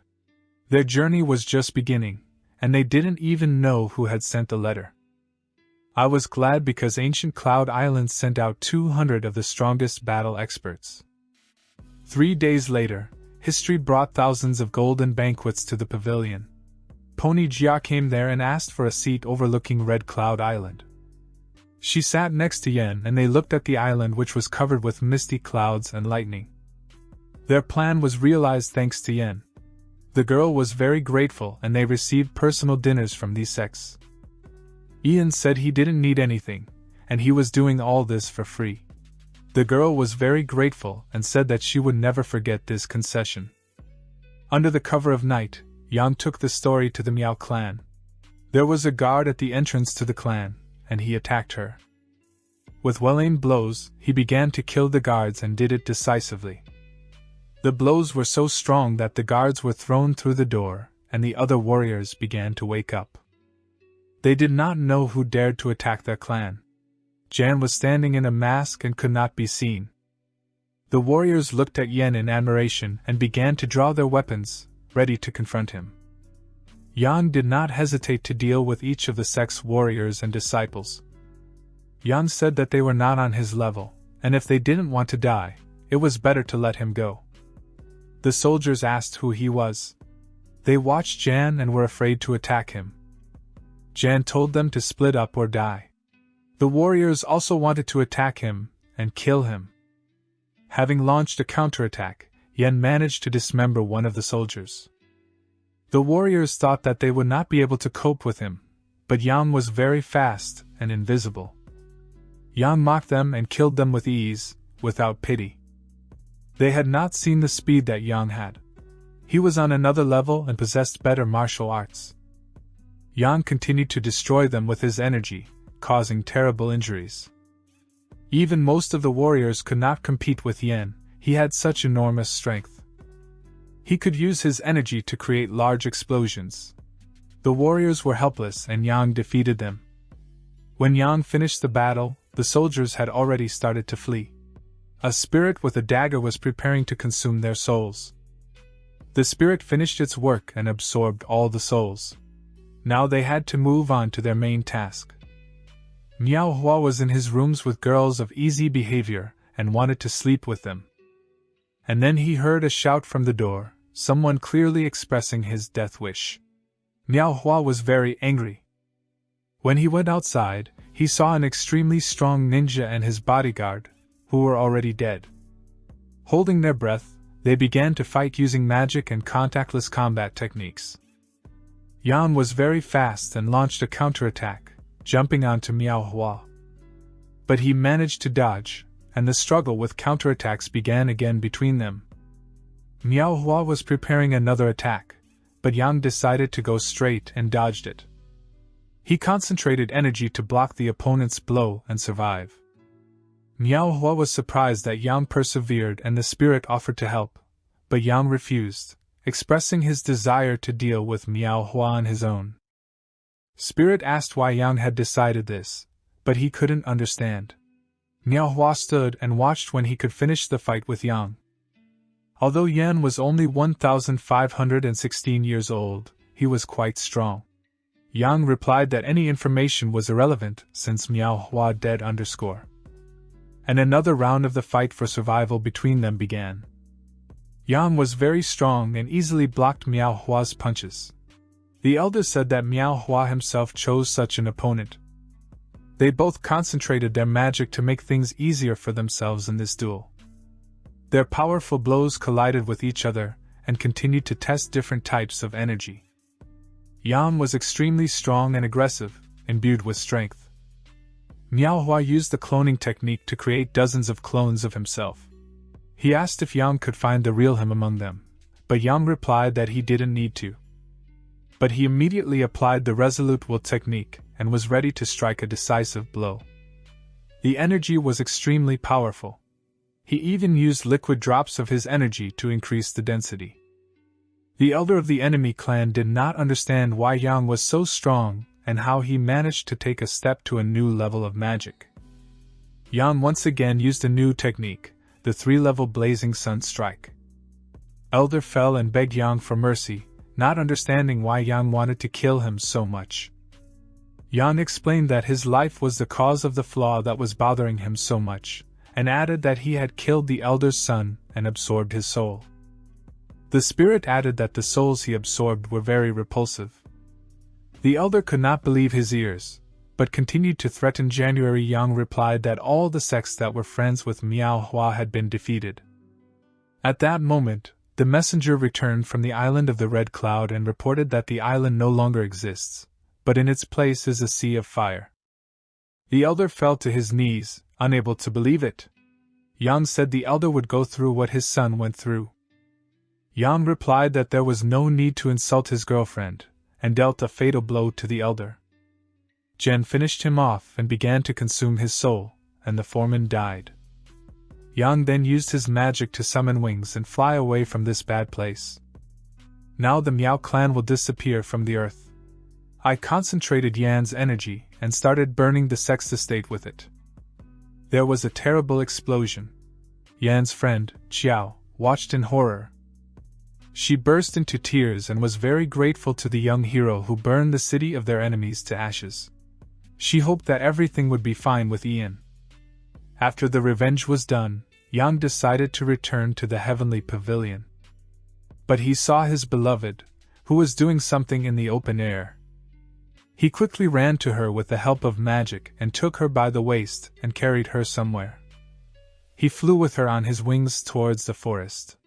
Suyen saw that Yang had become much stronger. He didn't really want to talk, because it was a very long story. They arrived at the sleeping dragon's cave. Something has changed here and it has become much better. Suyen did a little renovation in this cave to make it a little better. They talked sweetly over a cup of tea. Suyen said that many clans and sects quarreled among themselves and opposed each other over the distribution of territory and treasures. It wasn't surprising, As Yang saw all the regions, many clusters of battle experts from different factions. The situation became more and more dangerous. All clans and sects began to recruit new people and disciples more carefully so as not to waste their fighting potential. They also set different conditions. They wanted Suyen to marry one of them. Suyen continued to say that the heavenly pavilion was very restless and a difficult period had come for the clan.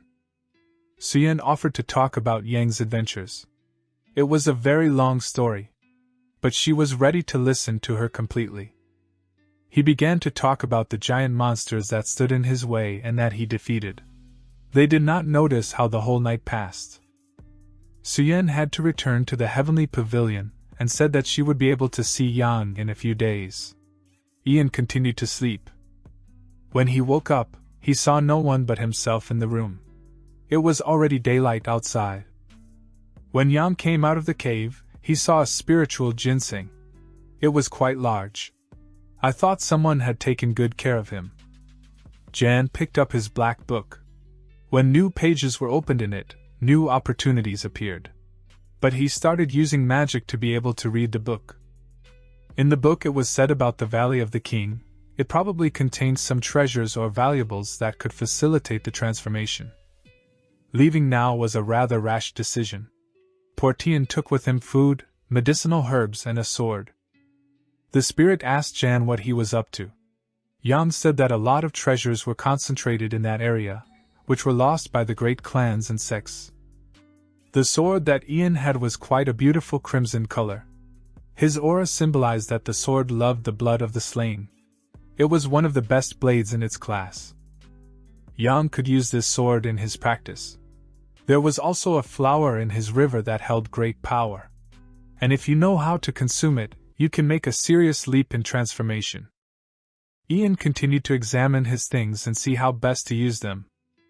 Ian wanted to get even more stuff to keep up his progress. His spirit was telling him to be stealthy and careful. When he came out of the cave, he saw Sister Sue standing next to her. She lost her footing, but Ian managed to catch her. She was angry with Yen because he disappeared somewhere, and did not even write her a letter. Jan said that he had urgent business.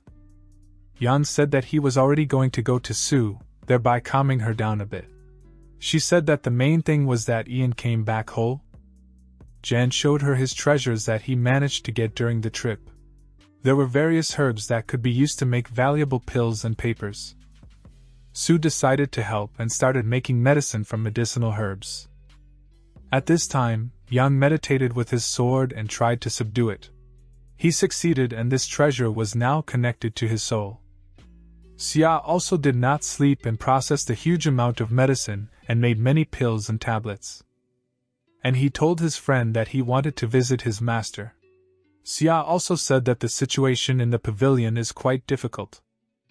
Jan came to the master, but he was glad that the warrior returned alive. They spoke pleasantly and cared for each other. The master was surprised that Yang had reached the 3rd level of a knight.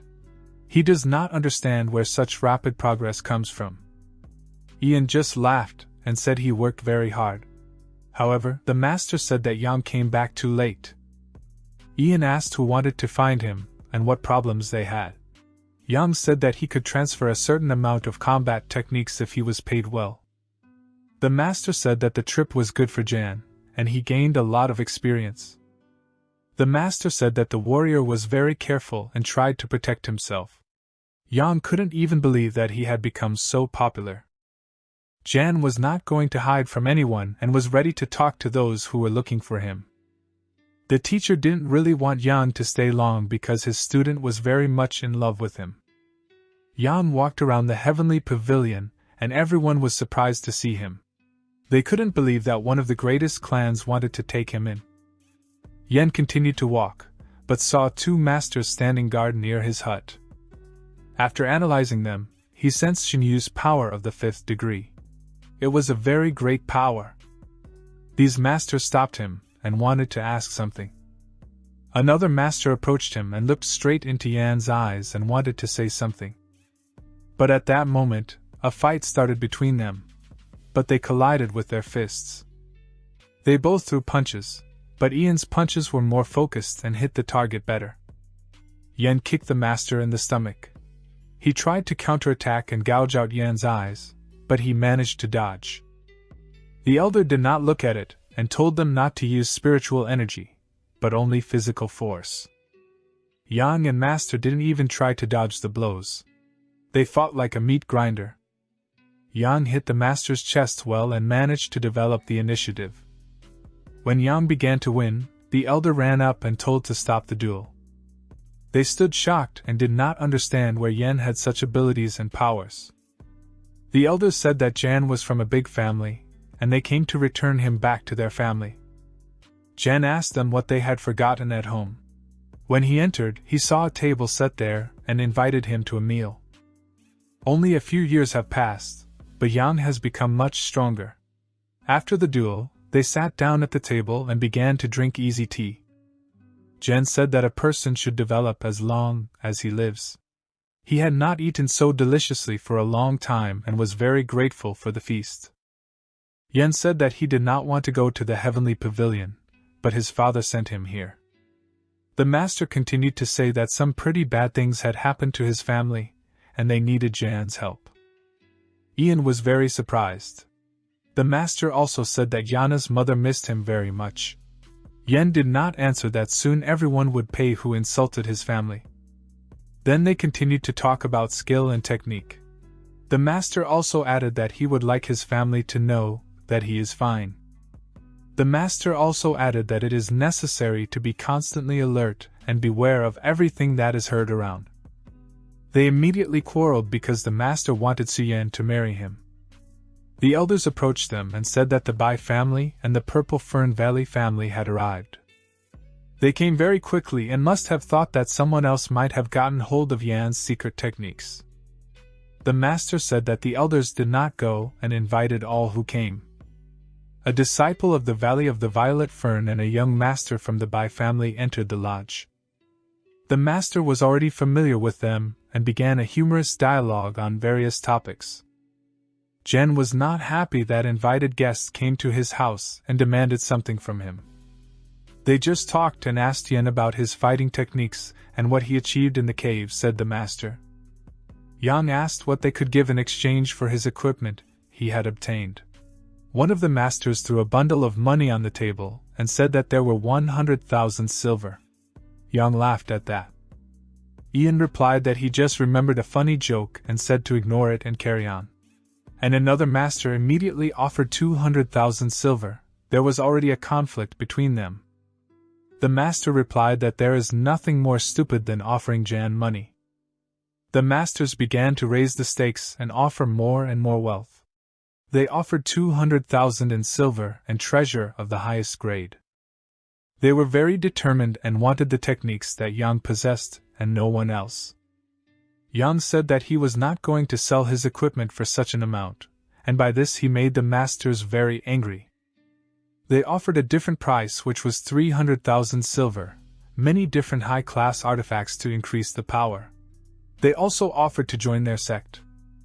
One of the young students started mocking Jan and simply poured a cup of tea on him.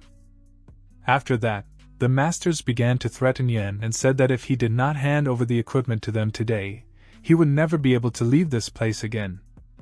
Yang said that his technique was battle grade and he wasn't going to just hand it to anyone. The masters were shocked by the answer. They stared at Ian and just didn't know what to say or how to communicate with him. One of the masters added a condition to his offer that Yang could join their clan as an apprentice.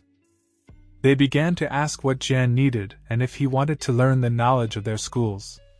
Yang replied that he would like to obtain one of the mysterious class techniques. Yang did not want to continue the conversation with them and told them to get out of his hut. They said that Yang is very self-confident. At that moment, Yang struck the first blow. The craftsman said that they would nail it, and the entire chip broke from the impact. Jan dared to attack one of the masters. The master ordered his younger apprentice to break Yan's arms. The young master was sure that he would succeed in defeating Yana. Yang said that this student is talking too much for a dog and a fight should be started. The master started his attack, but when he ran up to Yan, he couldn't see him because he was moving too fast. When the student launched his attack, he couldn't see Yan because he was too fast. Yang dodged every blow. Yang decided not to play with him and delivered a 3-level burning sun punch to the chest, causing very large injuries. Everyone did not know where Yan had such strength. It was amazing. Yan continued his attack with a smile on his face. As the young master tried to develop his attack, Yang hit him squarely in the chest with a well-timed kick. Yang said that the master would have to fight him personally. Masters decided what to do. Ian's behavior really annoyed them, and they didn't like it. The masters wanted to start a fight with Ian to prove him wrong and that he should give them all the secrets of his technique.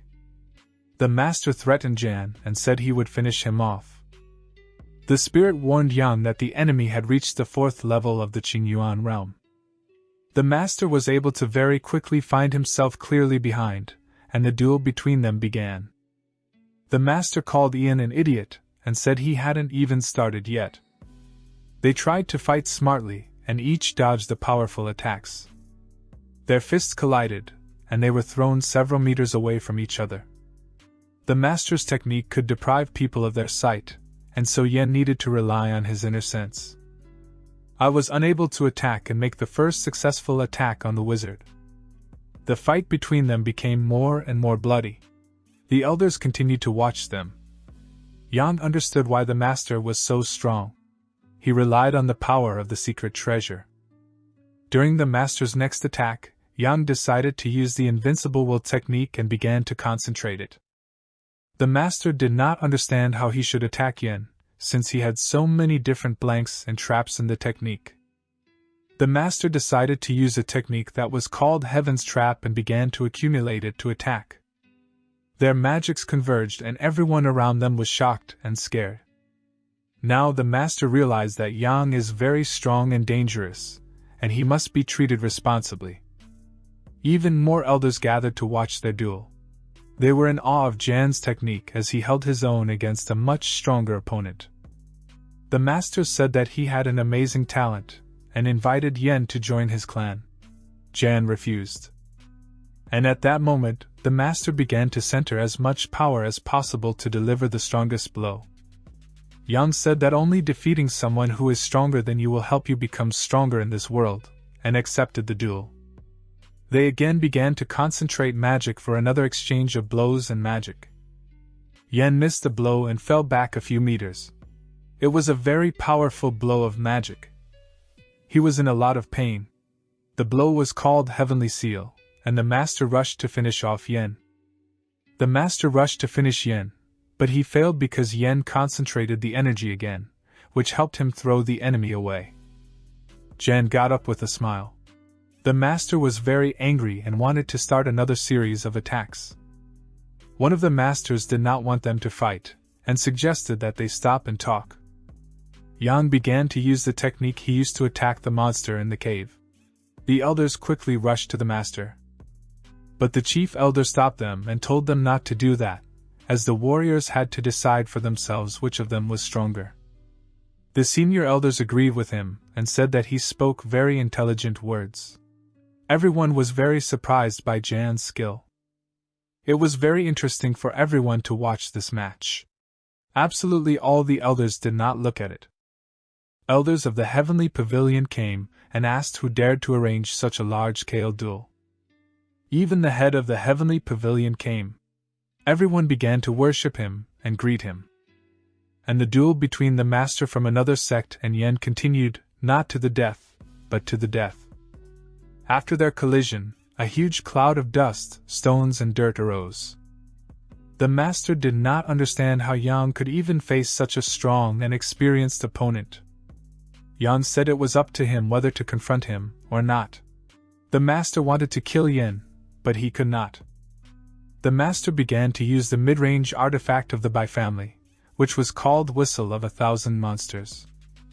A sword emerged from the ground, an artifact that burned with red fire. Everyone was shocked by Yan's challenge. Even the master himself who fought with Yan was a little scared that he would now be against the sword. Everyone was told to move away as the killing energy coming from this sword was incredibly hot. The master stood and could not move. Yang rushed in and cut the artifact that the wizard was about to use. He was very scared. Yang began to attack with his sword. The elders, not the masters, began to say that if the master died, they would have very big problems. The elders intervened in the battle and were able to save the young master. By this they did not let Jan get rid of him. Ian was very angry. He began to joke about the master and his elders. They asked Jan to show mercy and let the master go. The elder of the Heavenly Legion began to say that you can't just come to them and arrange such huge duels. The elder held up a scroll and gave it to January. Now everyone understood that the soldiers of the Heavenly Legion were very strong. All guests from other sects and legions went their separate ways. Jan stood among the crowd of people and admired his sword. The students were told to disperse as there was nothing else to see. They were ordered to begin practice and training. One of the elders approached Jan and told him to follow him.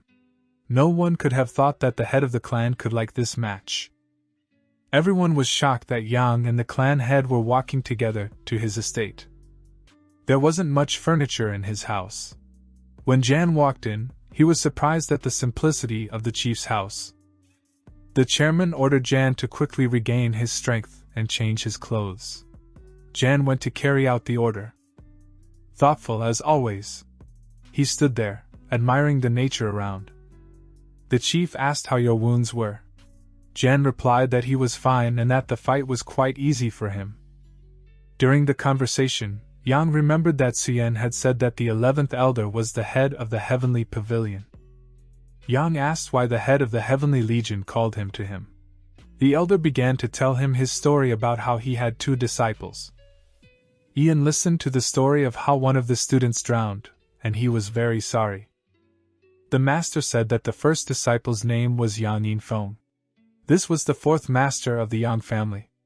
The master replied that Yang was very similar to him in his youth. Yang was a little upset with the master, because he was with a noble family and did not pay attention to it.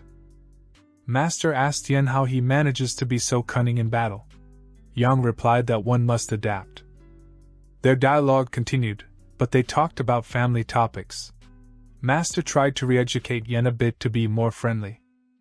The master told how he was born with a body defect, and that is why he could not have the body hairpin and transformation for a long time. But despite all the difficulties, Ian survived and wanted to train and master new techniques. The master told the student to be careful.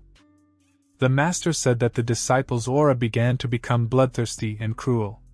Master asked if Yang had taken another path. The master wanted Yang to show him his sword. He wanted to see it and appreciate it. The master was surprised that Yang could control such a strong energy radiating from the sword. Yang said that this is because of his development technique for growth, and does not use only the Yang technique.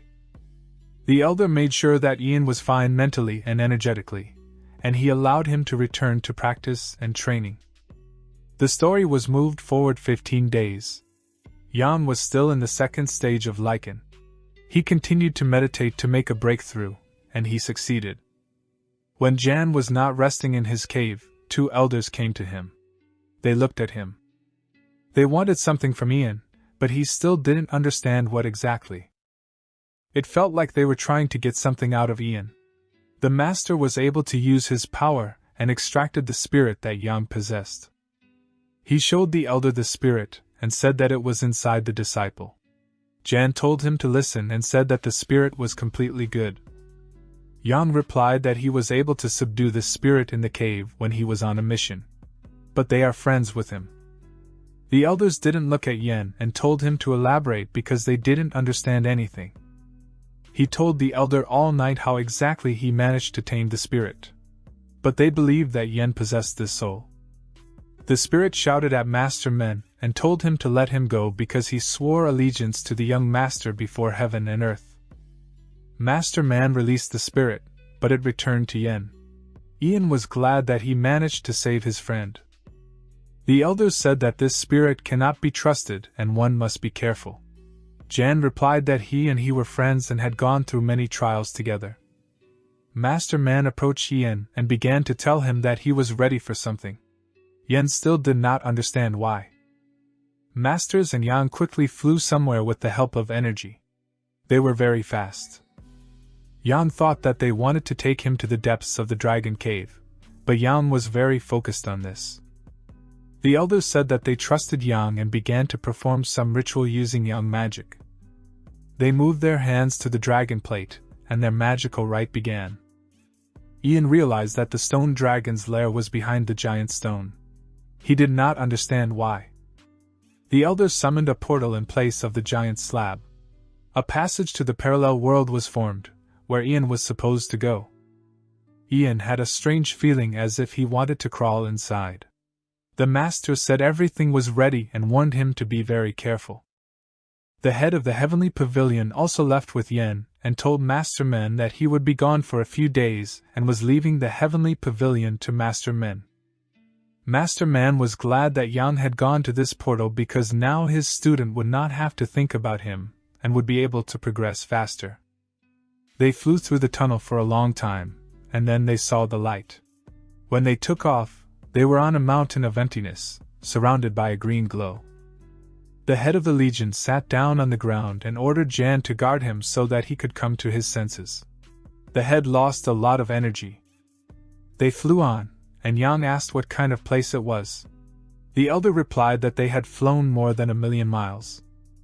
The chief continued to say that they were flying to a scary place where there was a lot of killing and bad energy. Yang was a little shocked. He asked why the elder didn't want them to make their main target. The elder replied that their main goal is self-development. The elder decided to encourage Yen a little and raise his fighting spirit and tenacity. The elder said not to worry because they wouldn't go very far. Their main purpose is to meditate and practice. However, it was a rather dangerous place, and there must have been a lot of people there. The elder said that everyone around them is an enemy. Using the energy, they flew off the void mountain and landed on the ground. The elder gave Jan a sack and told him to take it.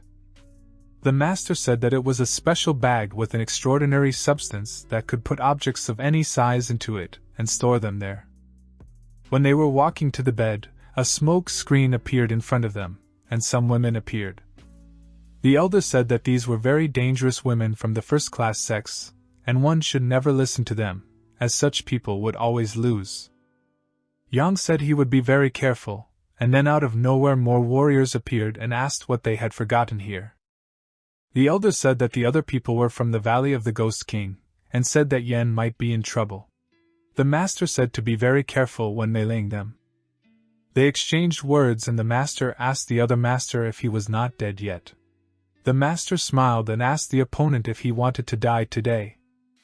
They just couldn't stand each other and looked into each other's eyes with hatred. They continued to look at each other, and then a female elder came up and began to speak to them. Elder told his disciples to kill Yen as soon as they reached their destination. They were about to leave, and then something began to approach them dangerously. It was a giant snake, and blood flowed from its tail. She was very angry. It was a python at the level of the 5th degree. One of the women cut off part of his tail. The master said that most of the monsters here group together and attack with combos, so you have to be very careful. And then other snakes began to attack them, from which they had to maneuver and defend themselves. The elder said that this is only the outer side of the mountain, and one must be very careful and look at every detail. The elders of the different clans talked to each other and learned that there were a lot of monsters at the entrance to their destination. They agreed that there was no need to linger here, but to go on their way. After several hours, they left for some plain. There were people from other clans who had stopped watching the newly arrived warriors and steel men. Now their paths diverged, and each was for himself. They were now automatically enemies. Master said to find a place and rest. They decided to stop at a free place. Only the most talented practitioners came here. Most of the sects that came here were of the 1st and 2nd level. There were more people in their groups, but there were no more suitable candidates for this mission in the Heavenly Pavilion. The master said that this is where the experience of the strongest masters is gained. He said that Yen has only one task to survive. To become strong you need to do it. And Yang looked at the people standing out. They were people from the Tianlan dynasty, the master said. Master said that the culture of the Tianlan dynasty was different from ours. Most of their practices are harsh and bloody, and they are aliens. You had to be careful with them. A conflict began between the two clans, and they almost came to blows before the trial began. And then some other sect of the headmaster approached them. Their name was Wen from the Moonlight sect. They did not look like enemies. The masters began calling each other brothers and asked how they could help each other. They wanted to conclude a mutually beneficial agreement. Wei introduced his disciples, and their sect was similar to the Heavenly Pavilion. Their students also did not like to fight left and right. Wei said that if Yang was alone now, he could be with his students during the mission. Jan was not against it, but the master agreed. Wei and the Heavenly Legion master had a very friendly relationship and started telling stories about how this place was not so popular before. 30 years ago, one of the students who came here for life experience found something extremely valuable. It was a few drops of diamond water, which was a very strange treasure. Yen became very curious and asked Master Wei what kind of treasure it was. Master Wei asked what Yan's name was. He introduced himself, and he was shocked because Yang was from the same legendary family. Jan didn't know much about this place. He was brought here very quickly and without explanation. Ian wondered why everyone had to fight for this area. The warrior began to tell Jan that the only way to get to the destination is with the watercress, as the lake blocks all flying vehicles. Watercress simply cannot stand people with high techniques. The time came, and the lake began to glow. Everyone watched this with fascination. It was necessary to leave. A team of students jumped onto the rafters and began their journey. The master said that they should act as a team. They emphasized that injustice should not be allowed to people until they themselves want to do it. The master told Jan that there was no need to worry about everything and urged him to settle down only to walk the path and achieve new techniques. They continued to float on the small green leaves to their destination. In front of them, something began to glow and flash with bright energy and light. Finally they got there. It was a strange place and they needed to investigate it thoroughly. Real chaos reigned here. Jen appreciated that they wanted to help him, but he wanted to complete this task alone and said goodbye to his friends. They did not understand why Yang did not accept their help. They had no bad intentions. They wished him only good. Yang continued to run quickly and survey the large area. It was necessary to be very careful. Yang tried, but he couldn't summon the sword. The place was very strange. It was impossible to use artifacts. Only the things from his bag were available to Ian. It was an ordinary sword, but it is always better to have at least something than to be unarmed. When I looked back, I saw a mutant wolf coming towards me. A mutant wolf tried to attack me, but I dodged. This monster was a 4th class, big and strong.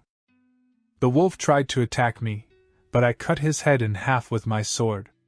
Without even looking back, I was in a working rhythm, knowing that the task was accomplished. After the battle, I felt a strange energy in the blood of the monster, although it was quite small. Looking around, I saw many red eyes in the forest.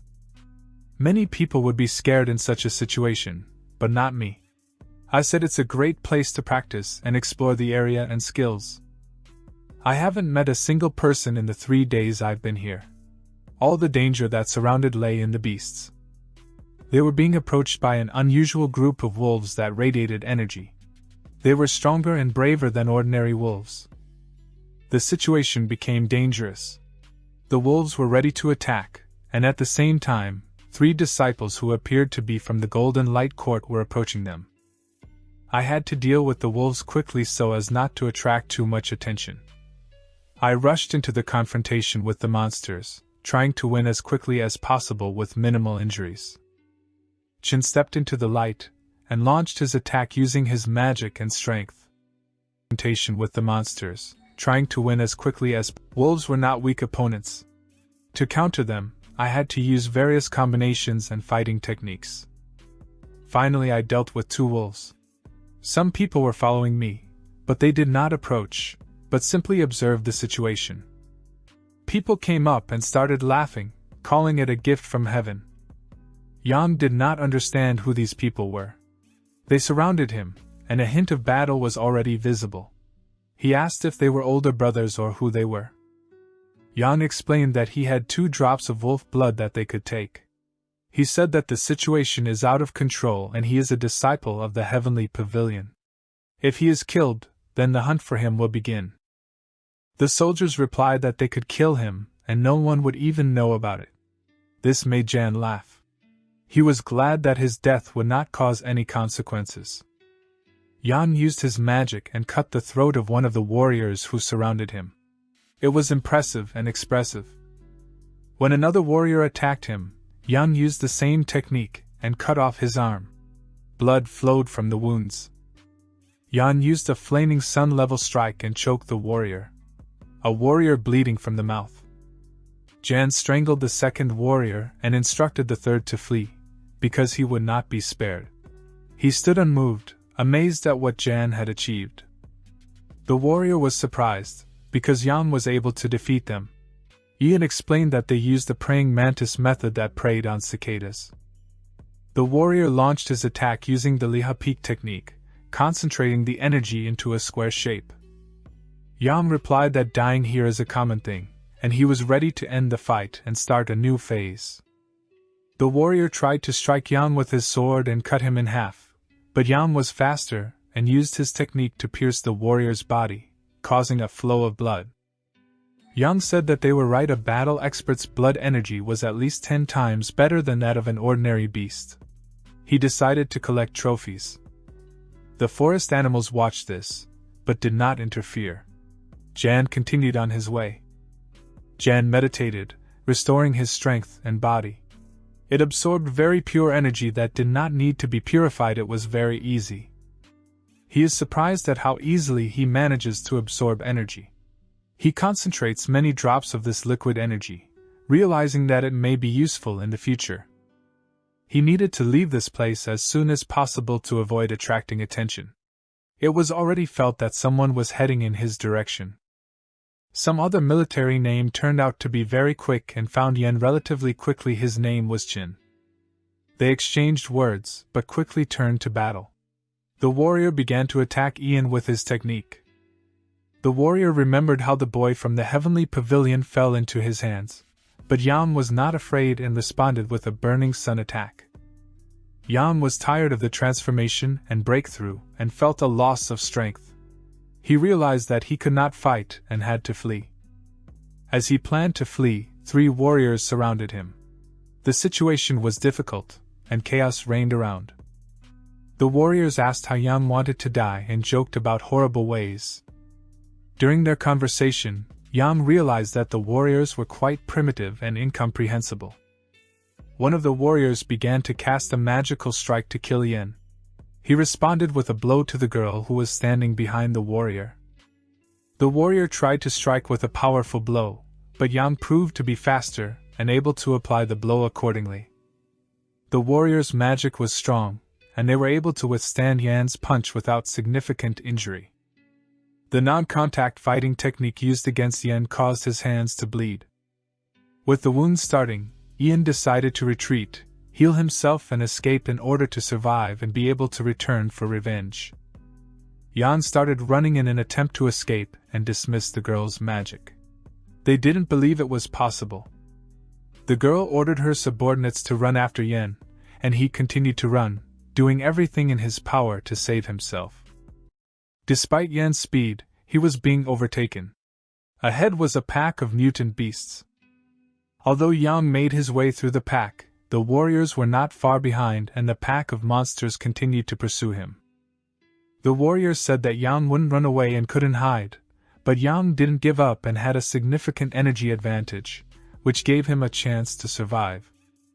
Throughout the chase, Yang tried to attract as many beasts and monsters as possible to his side, but Chen kept up and continued to approach at great speed, even into the night. Yang fell to the ground, struggling to catch his breath, but Chen was still approaching with incredible energy.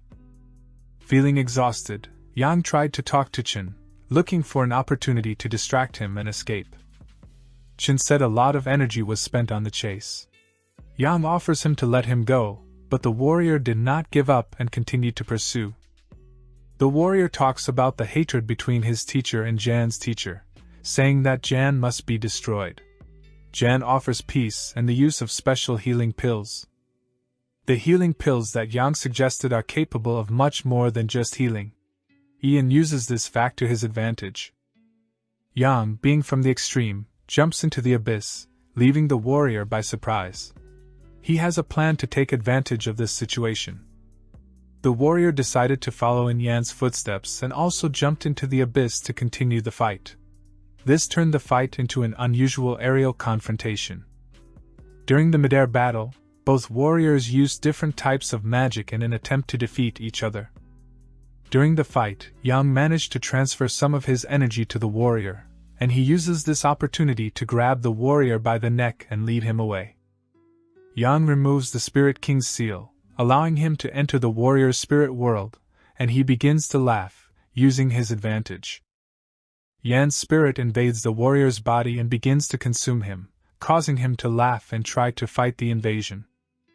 Although the warrior tries to attack again, Yang has regained some of his energy and is ready to continue fighting Chen. But Yang simply activated his wings and now he did not fall, but flew in the air like a bird. The warrior was confused and tried to attack Yan because he had no other choice. He didn't understand how Yang was able to use this artifact, because they just didn't work here. Maybe it was some ancient technique. But he understood that he was unlikely to be able to do anything, and Yan used his jet wings to deliver another super powerful blow. The warrior could not use the energy, and could not use the flying technique, and Yan continued to deliver his colossal and significant blows. The fight in the air continued and soon they were about to land, and the warrior there expected to have the upper hand. But at this moment, Yan delivers a decisive blow and pierces the warrior's body through. Blood comes out of his mouth. And he falls. It was very close to the ground and his body just fell and crashed with acceleration. When it was falling, it formed a hole and crashed. Jan looked at this picture from a height. The warrior's friends fell into a stupor. Their brother was dead. They were very scared. Most likely, they thought that Yang from the heavenly pavilion had taken him with him. They underestimated the young warrior from the heavenly pavilion. They thought that I also crashed, and their brothers died for a reason. Ian approached the broken warrior and saw a huge drop of blood there. The energy in it was twice as much as in the 3 drops he received earlier. Yang decided to look around to see if anyone was watching him, and saw a small cave about the size of his height. He thought that it would be difficult for him to find there, but this drop of blood would help him break through to the next stage of development. He took this drop and put it in a bag. He decided to start, and began to absorb the energy of the drop of blood and tried to break through to another level of development. He finally succeeded. The magic left the cave. Yang reached the 5th degree, which was called Liha. Yang knew that there had been a very bloody battle in this valley, and there must have been many trophies. He decided to go down to check out the area. When he came down, he was amazed at the scale of the battle. Giant skeletons of mutant beasts lay there. It was obvious that there were definitely more than one skeleton here. I thought there were 2 monsters fighting and they killed each other. And that was the end of it. Yang asked his spirit what kind of monsters they were, but it was quite difficult to find out. There was very little evidence. When Yang touched the skeleton, it didn't crumble, but there was a pillar of dust around it. The spirit asked what Yang was looking for. He said that 2 drops of blood. I continued to look for drops of blood, even made a homemade shovel. After a few days, he dug a very deep hole and found something. There were very small drops of blood. He didn't know if it was the drops themselves, but decided to try. When he began to meditate, he began to twist. The spirit said that these drops belonged to very high-level monsters and would be quite difficult to master. But Ian was not alone. Inside it was a golden skeleton that was supposed to help him absorb these drops and become stronger. The spirit warned Jan that he must be very careful, because the body may not be able to withstand such loads. Ian's mouth began to bleed. Even after the monsters died, their energies continued to fight with each other.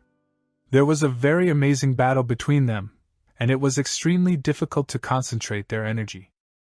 After 10 days, Yang accumulated the energy of monsters, namely a saber-toothed monster and a bull that had extremely large horns. The spirit said that it was a white tiger and a divine bull. He did not expect to see them here. They were extremely strong and large, their power captivating the gaze of Yen and the spirit. 6 months passed, and finally Yang was able to master this extraordinary energy. Yang tried to possess it and accumulate the energy of these extremely powerful beasts. Ian didn't understand what kind of technique it was. The spirit told him that these were the souls of the beasts he had absorbed. They decided to call this technique the White Tiger and Divine Bull Seal. Yang didn't even count how long he had been here. The spirit replied that about 6 months. Spirit was shocked by Yan's stamina and strength. Yan continued to concentrate Yang's energy and was able to break through to the 6th stage Liha, but that was not all. He continued his meditation and immediately attained the 7th degree. But the number of essence drops in his body decreased by 3. With the sharp compression of energy, Yan was able to expand the limits of the current strength. It was time to test the beast sealing technique in action. When Ian jumped out of his hole, he saw 2 other giants fighting there. But they were extremely easy for January. If he had met these monsters before, he would have run away from them. And now he could knock them down with one blow. Now it was time to climb the mountain and move on. He concentrated energy in his wings and flew. Getting up, he heard someone fighting not far from him. A pickaxe was heard. They decided to go and see what was going on there. When Yang arrived, he jumped into a tree and began to assess the situation. There were his partners, whom he decided to leave surrounded by mutant beasts. The beasts that surrounded them were quite weak. The partners were quite tired and beaten. They were surrounded and did not know what to do. They stood back to back and tried to resist the overwhelming force. They lacked medicines, magic, and the number of fighters.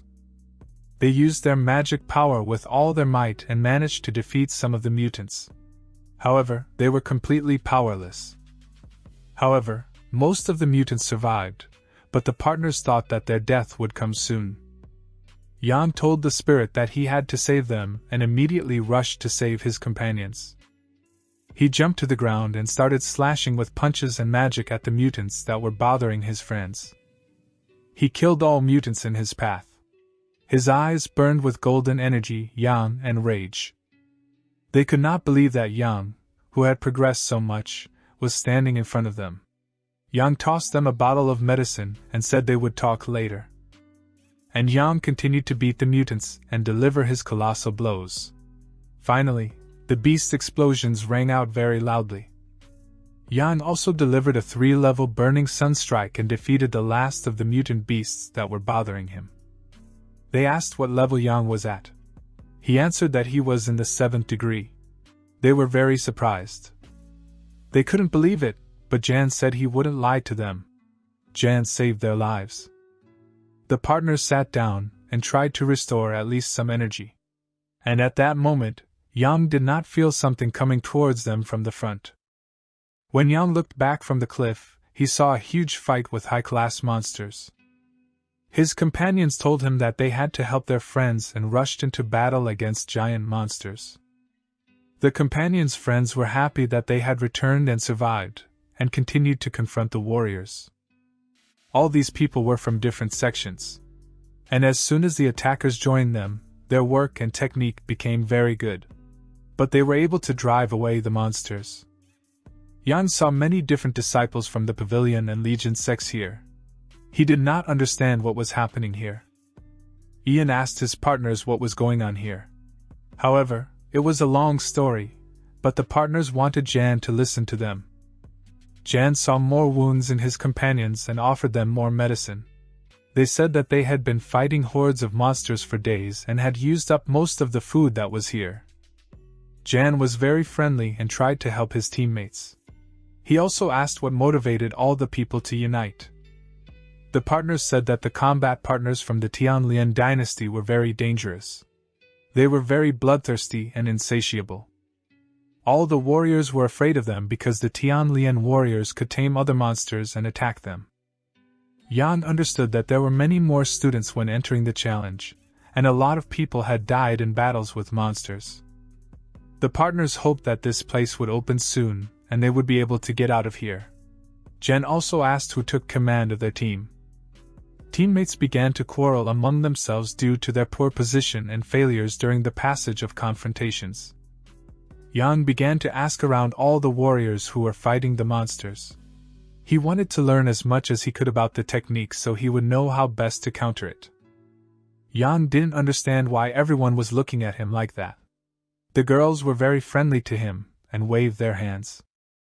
As Jan sat and rested, soldiers from another legion approached him and greeted him, asking how he was doing.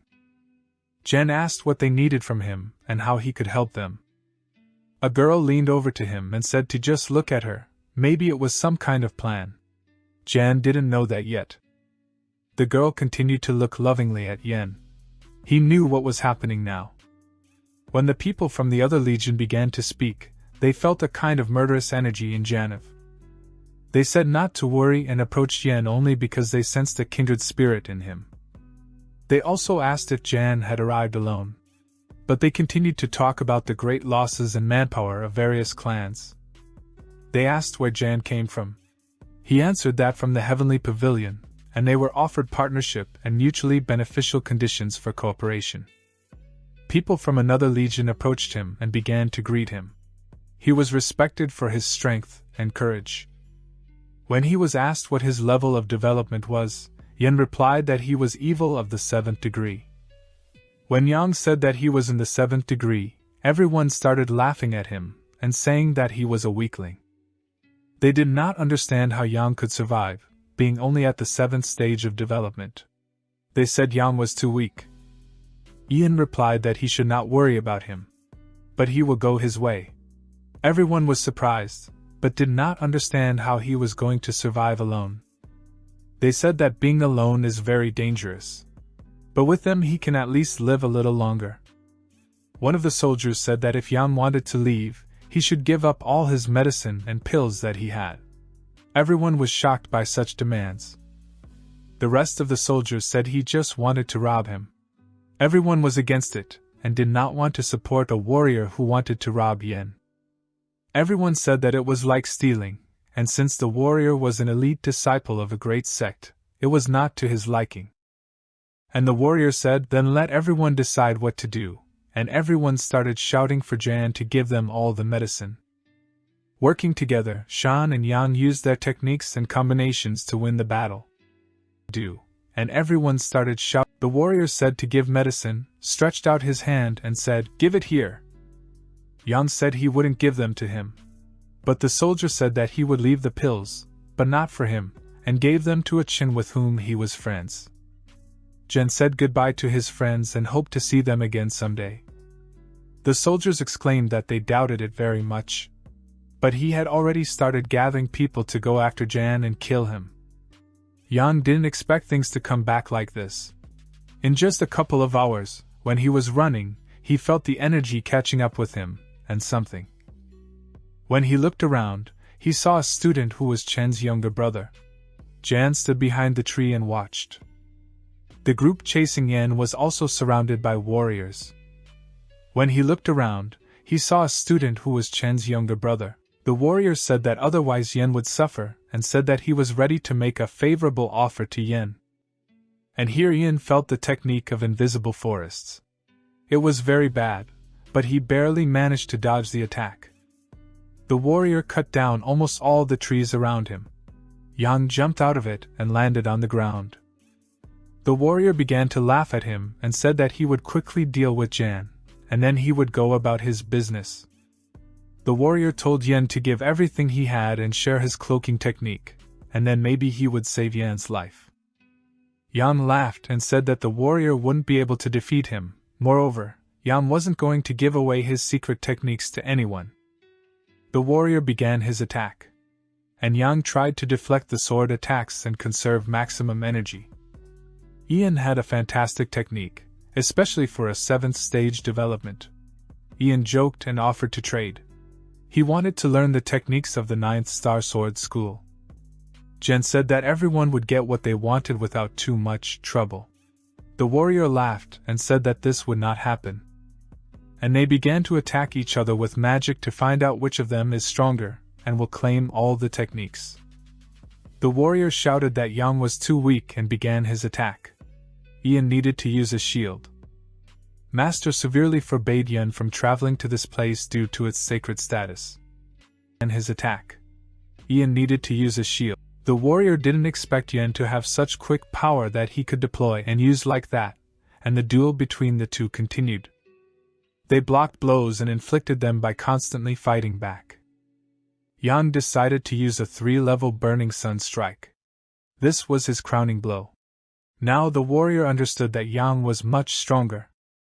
The warrior said that Yang was one of the most powerful practitioners he had ever seen. He didn't understand how Yang could compete with his sword technique. Yang did not understand that he should not wait. But he concentrated all his energy and reached the level of the peak of Lihe. The warrior did not understand how it was, but he was already a little afraid. Yang continued to concentrate energy for another breakthrough. The warrior did not understand how it was. They blocked, dodged, and counterattacked. This continued for quite a long time. It was getting a little difficult for Jan because of the uneven struggle. Since his opponent had a sword and Yen didn't. Yen managed to weaken and confuse the warrior and cut his sword in two with a successful counterattack. Yen's shield turned into a blade and cut the sword in half, and if not for the sword, the warrior would have lost his hands. The warrior threw away his weapon and was ready for Yen's counterattack, which he launched. Without thinking, Yen released the monster spirit technique he had recently absorbed, and the warrior tried to fight it back. He failed, but the spirits of the beast pursued him, and Yang also tried to attack the warrior. The fierce battle between them continued, but Yang began to seize the initiative and deliver fatal blows to the chest and stomach. However, the warrior managed to survive the blows and the beast's technique was dispelled. He thought he would seize the initiative now. But Yang upset him and immediately summoned the beast's technique again, and Yang knew that he would soon be able to defeat the warrior. Yang said that he would not underestimate the warrior and would continue to attack him. Their magics began to counteract each other again. The warrior did not understand how Yang could jump so quickly to this peak and cause him so much trouble. The warrior said that Yang wouldn't be able to stop him when the warrior wanted to leave since they were at completely different levels of development. The warrior wanted to retreat to regain his strength and possibly return with reinforcements, but Yang wouldn't let him do that. When the warrior turned around, he was shocked. Yang was flying with wings on his shoulders and hitting him with all his might. Yang began to strangle the warrior, and blood began to flow from the warrior's mouth. Using all his magic, Yang threw the warrior to the ground from the sky itself. When Jan returned to Earth, the warrior begged him for mercy and said that he had not killed him. He immediately began to suggest various techniques that he could teach. January. Yen was smiling, but did not want to come into contact with him. Yang was not bloodthirsty, but he had no choice but to kill the warrior. Immediately after death, Yang took a drop of blood. She had about as much strength as the other student he killed. He also began to search whether the warrior had any useful things. He saw a strange beaker, and the older brother of this warrior felt that he was dead. The brother had to hurry, because he did not understand where his closest friend could have disappeared. Right after the battle, Yang found a secret hole and sat down there to recover after he could increase his strength. It will become much less of a problem for him. All the beaker he got was a lot of energy. Jen decided to ask the spirit to look and tell him what kind of liquid it was. The spirit could not answer clearly and said, "Be careful with her. Poison there might be," and Yang decided to check it out. He caught a small animal, namely a goat, and gave him a tiny drop to try. From a small goat, the animal turned into a giant mutant with extraordinary strength. But after a few minutes he turned back into a little goat and died. And they were able to get another drop of blood, and it was very big, like after a monster. Now they realized that it was diamond liquid. Yang rolled one drop and began meditating to reach as high a level as possible. He was normal and he needed to concentrate. After a while, he felt great, and the diamond liquid strengthened his meridians and degree of hardening. Yang also asked his spirit if he could break through to another level of body development if he absorbed one more drop of this powerful liquid. Since there were many mutants around him, Yang decided to increase the number of blood drops so that he could more easily transition to another level of body development.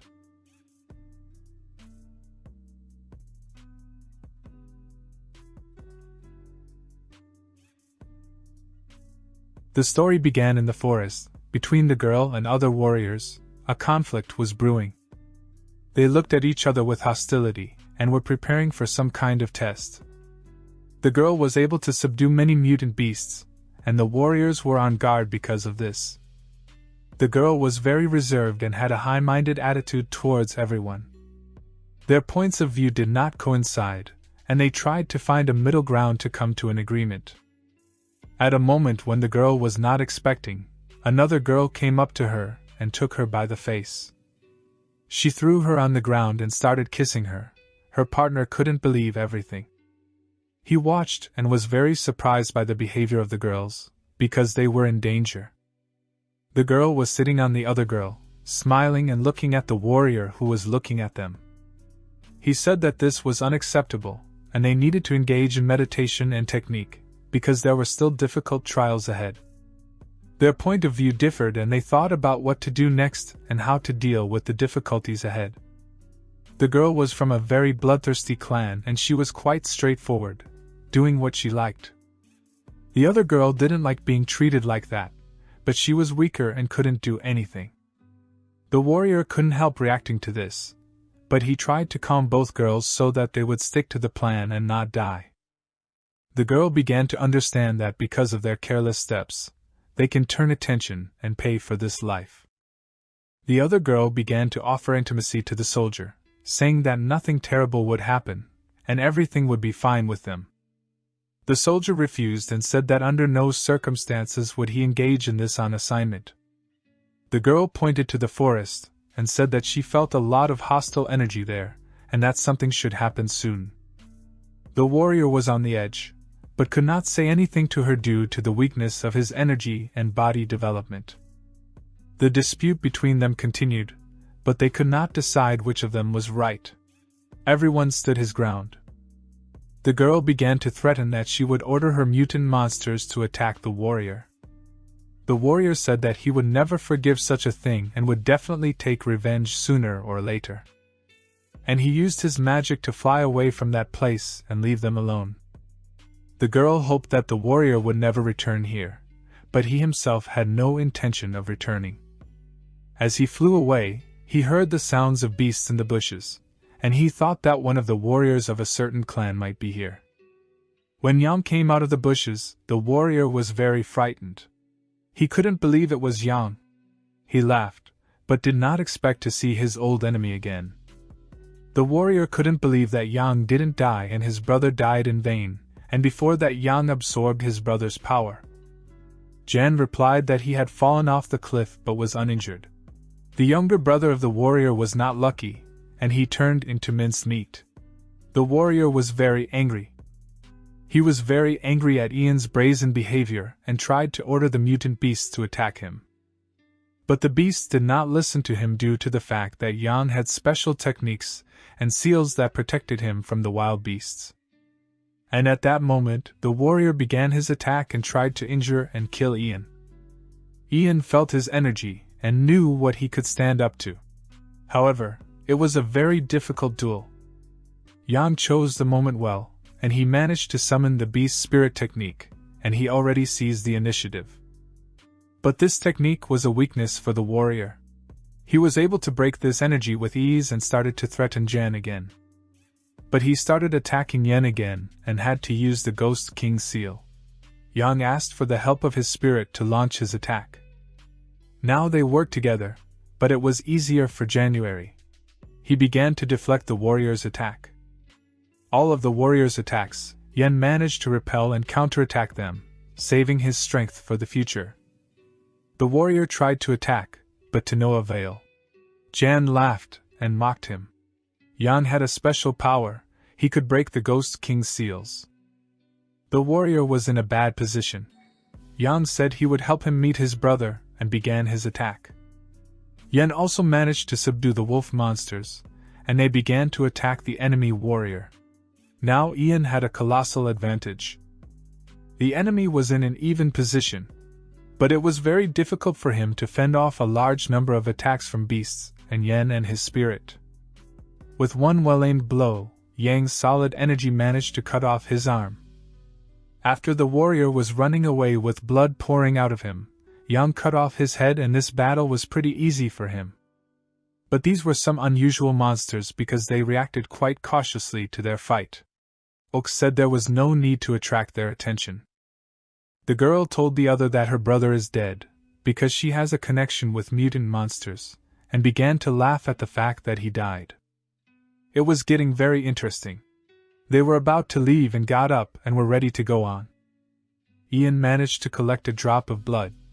At that moment, he was being watched by one of the mutants, and this mutant was quite strong. Yang looked at him and wondered if he could be conquered. It will be easier for your pets to travel and fight. Yang didn't understand why he couldn't completely subjugate this monster's will. He took his nose and put his hand on his head. The spirit said that there were two energies fighting in his size, and there were probably some parasites there. They tried to neutralize them, but worms started crawling out of his head. Yen managed to free the monster warrior from some small worm that could control his mind. The spirit said that Yang was very good at predicting, and his energy could counter any dark energy, and do so successfully. The spirit also said that Yana needed to train her sense, because it was developed in him by the best methods, and it needed to be improved. Yan looked at the corpse of the enemy he had just defeated and was very happy, because his progress was very great. 6 months passed, and Yang became much stronger. Yang didn't have time to linger and realized that the fight was quite loud and someone could come here, so they decided to leave. After several hours, the girls arrived at the battle site. They talked, but they couldn't find any findings or clues that could show who did it. The girl from the bloodthirsty clan thought for a long time, and she managed to find Yen, who was walking through the forest, with her magic. She shouted that he was there. She instantly dispatched all her monsters she could subdue and told Yen to be transferred to her. They stood and watched the events that would happen next, and thought that Jan would not be able to save himself and would die. Jan stopped and started laughing at them. A worm that could control the body got into his body, but he did not succumb to these provocations. Yang started to laugh at her even harder and said that it doesn't work on him, and he is a warrior of a much stronger class. The situation between them became more and more serious, and a fight could happen more and more quickly. Ian was completely confident. The girls began to talk and fight. The monsters came closer and closer to Ian. He thought how best to counter them. Yang knew that the parasite possessed by the girl was bound by a divine thread, and he managed to break it and remained sane. The girl said that she could reconnect with the parasite at any moment and capture Ian's mind. He began to laugh even more, but at that moment the girl began to give the order to kill Ian. But at that moment, something extremely fast happened. That girl fell to the ground, and Ian stood still and did not move. Yang told the girl to order the monster to get out of here or he would turn her soul into an old man. He approached the girl and took her by the hair, saying that it was a wise choice to do nothing. Yang said to her, "You still don't seem to understand who is the master now," and threw her to the ground. The girl fell down and cried. She was on her knees begging him to stop torturing her brain, and she was ready to give in to him. Yang started laughing with her, and asked if she was really ready to worship him and be his servant. Yang understood that she was lying to him, but he liked to play with her and make her emotional. The girl said that she worshipped only strength, and Yang was strong. This clearly pleased him, but he told her to get up. The second girl stood and was very worried. She thought Yang would want to kill her right here because of their past conflict. The other girl started saying that she could easily kill her. Yang was very concerned about her behavior. Yang replied that there was no need to do that, and added that he was a good person and would never do that. Yang also said that the girl from the Valley of the Ghost King was very rude, and she shouldn't talk to him like that. Yang ordered the girl from the Bloodthirsty clan to pull the parasite out of the head of the girl from the Ghost King Valley. No one understood why he was doing it. The parasite crawled out of her head. She wanted to ask if Yang had killed her brother. Yang said that if she wanted to fight, she could start. It was right now, and she quickly launched her magic attack. The girl tried to strike at Yang's game, but it was the Ghost King's seal, and Yang could not break it. But she did not pose any threat to him. Yang said that he had already sent 2 of her brothers to the other world and could do the same to her. He released the energy he managed to absorb from this girl. The girl realized that this warrior was too strong, and she would not be able to fight him. Yang said that a person who wished him evil had never walked so easily. Yang ordered the girl he subdued to bring back the girl who was running away from him and trying to escape to increase his strength. Also, Yang said that he was going to regain his strength, and there was no need to worry about him. A whole day passed. They sat under a tree in the forest and rested. Jan started laughing at the girl and asked if she wanted to tell him something. She started crying and said that she was wrong. She was furious and didn't understand how Jan had managed to resist her king's seal. They were very interested in this, and wanted to ask Jan. Yang said that it was very simple, because he branded their souls. The girls did not understand why he was so strong and at such a low level of development. Yang replied that he was now at a higher level of development, namely the 8th level of leash. They did not understand how he could progress so easily and quickly. The girls were in 6th form and 4th form. The young warrior wanted them all to be together in the union and continue their journey together. The girls went to think and said that he was very strange. The other girl said that sooner or later she would make Ian pay his bills.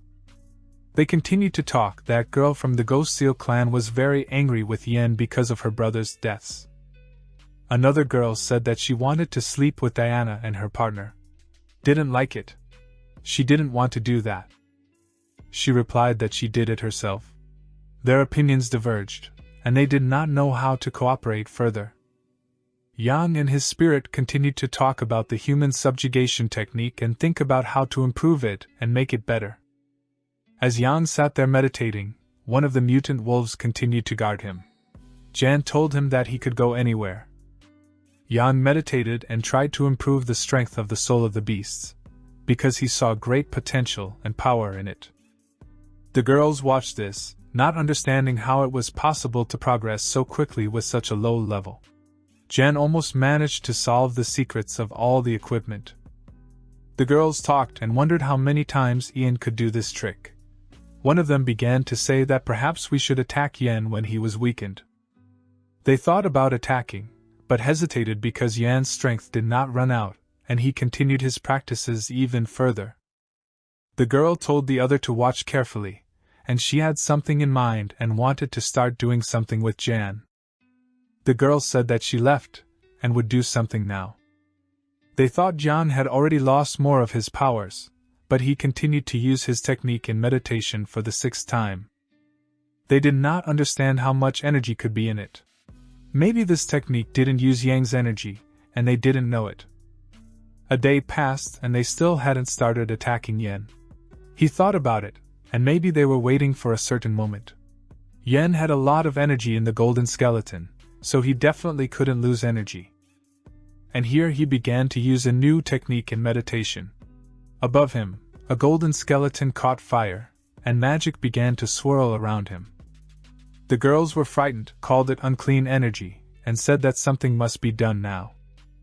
The girl had already planned something and wanted to use some special fire to defeat Yen and inform him. The girls thought that Yang was not in control of his body right now and was just meditating, so they were ready to attack and act. As they approached him, his eyes glowed red, and he looked at them with a very angry look, and they were frightened. At that moment, Yang unleashed his power, which he had been training for so long, on them. It was a summoning of the souls of the beasts. The girls began to say that they were wrong, but Ian did not understand everything that way. He began to laugh at them and say that they were very stupid. Yen also said that today we will save their lives, but it will not be for nothing. The girls were very scared and wanted to live. Ian quickly told the girls to undress. They started doing it. One of them threatened Yana and was very angry. Yan expected them to resist, but there was none. They stood naked in front of him, and then one girl began to offer him intimacy. And now Jan told them to turn around and go wherever they wanted. By this he offended them very much, and they were very frightened. Yang said he was counting to 3 and if they didn't leave, he was going to stay here forever, and they ran away. They called him a bastard, but did not understand how he dared to humiliate them like that. Now they were naked in the forest alone. And then they started whispering, and one of the girls said that they would be safe on his side. They thought Ian had some kind of genital problem because he didn't respond to them when they were in front of him. Their conversation continued, but they talked about such things and thought about the best way to deal with Jan. 2 days passed. Yang continued to meditate and accumulate his strength. Although the girls were already free, they were sitting not far from him. He turned to them and said they could take their clothes. They were not very happy, but they had nowhere else to go. They approached him and began to question how he could practice this fiery energy so often. Yang said they needed to go. They sat next to Jan and tried to lure him, saying that they felt very calm and safe with him. Yang understood that they were up to something. They tried to constantly talk a lot and rub each other's body. One of the girls began to call Jan the master and say that her life was now in his hands. Ian didn't want to be molested. Jan said his name. The girls also introduced themselves. Their names were Mo and Shan. Then they began to question Yen about his sect. And they then began to ask something and tried to find out something in order to improve their position. The girls said that Yen is very strong and is ready to obey him and do whatever he wants. They then began to talk about their clan's techniques, and Yan learned a lot about how to counter them. The girl asked Yen why he was alone now, because at the beginning of the exam there were 3 of them. Then the second girl began to talk about her path during the exam. They had a very hard time disguising themselves against the beasts, and were constantly tried to be killed by other warriors. Jan began to tell about what happened next. The girl began to say that most of Yan's acquaintances were captured due to lack of superiority in battle. Then the second girl began to tell that it was her brother, and that he was very strong. He knows many different techniques for magic. The girl said that her brother is a monster only in appearance, but he cannot be compared with others, because he belongs to the 6th grade. Ian began to think about what to do next. He didn't understand where the 6th level monster came from. The girl said that her brother sacrificed a lot to tame him. Ian also did not understand why people were captured when they could just be killed. The girls said that they wanted to get the secrets of their techniques. The girls said that there is a conflict between her and her brother, and they do not get along very well. Now Ian understood the situation and needed to come up with a good plan for further action. Yang asked the girl if she wanted him to help her get justice. But she said that she would not do anything that would harm her family. Jan said that he was very generous and would not pawn her just like that. Mo wanted him to remove the soul seal from her, but he refused. For the next few days they traveled through a closed world. They learned to meditate and tried to master their technique better. A few days passed, and the girls approached Yen again. He said that they have been acting strangely lately, and most likely they are up to something behind his back. He added that they have been very strange lately and are most likely up to something. His intuition signaled it to him. Mo said that his instincts failed him and they were up to no good. The spirit told Ian that they were very strange and probably up to something. Yen listened to the advice of the spirit and also began to think about something. Yang threw Mo to the ground and began to lie on her, but the girl did not want to do this. She was excited. He took her hands and asked if she really used the technique against him. Jan was very angry. The girl began to cry and said that she did not want this. Another girl stood behind them and couldn't believe that Yang wanted to do this. Jan was very angry with them because of their dishonesty. Now Mo understood that Yang was not only very strong, but also very intelligent. When the girl tried to feel her monsters, they were dead, and she understood that Yang had destroyed them in an instant. Jan asked where they were, and immediately rushed in their direction. The girls were very scared and worried. The girls began to fight among themselves, and their plan began to diverge. They did not know what to do next and how to act. After a short conversation, they decided to go in the direction where her mutants had died, to scout and survey the situation. When Yang arrived at the scene, he saw that all that was left of the monsters were ashes and drops of blood. They were surprised and did not understand what had happened. The girl could not believe how it happened. Ian explained that the target of the enemies was the parasites that were in the mutants. Once again, Mo felt that her monsters had been killed. They decided to go to another place to see what happened there. Since their target was the parasites, Yang recommended calling all the monsters so they wouldn't just die.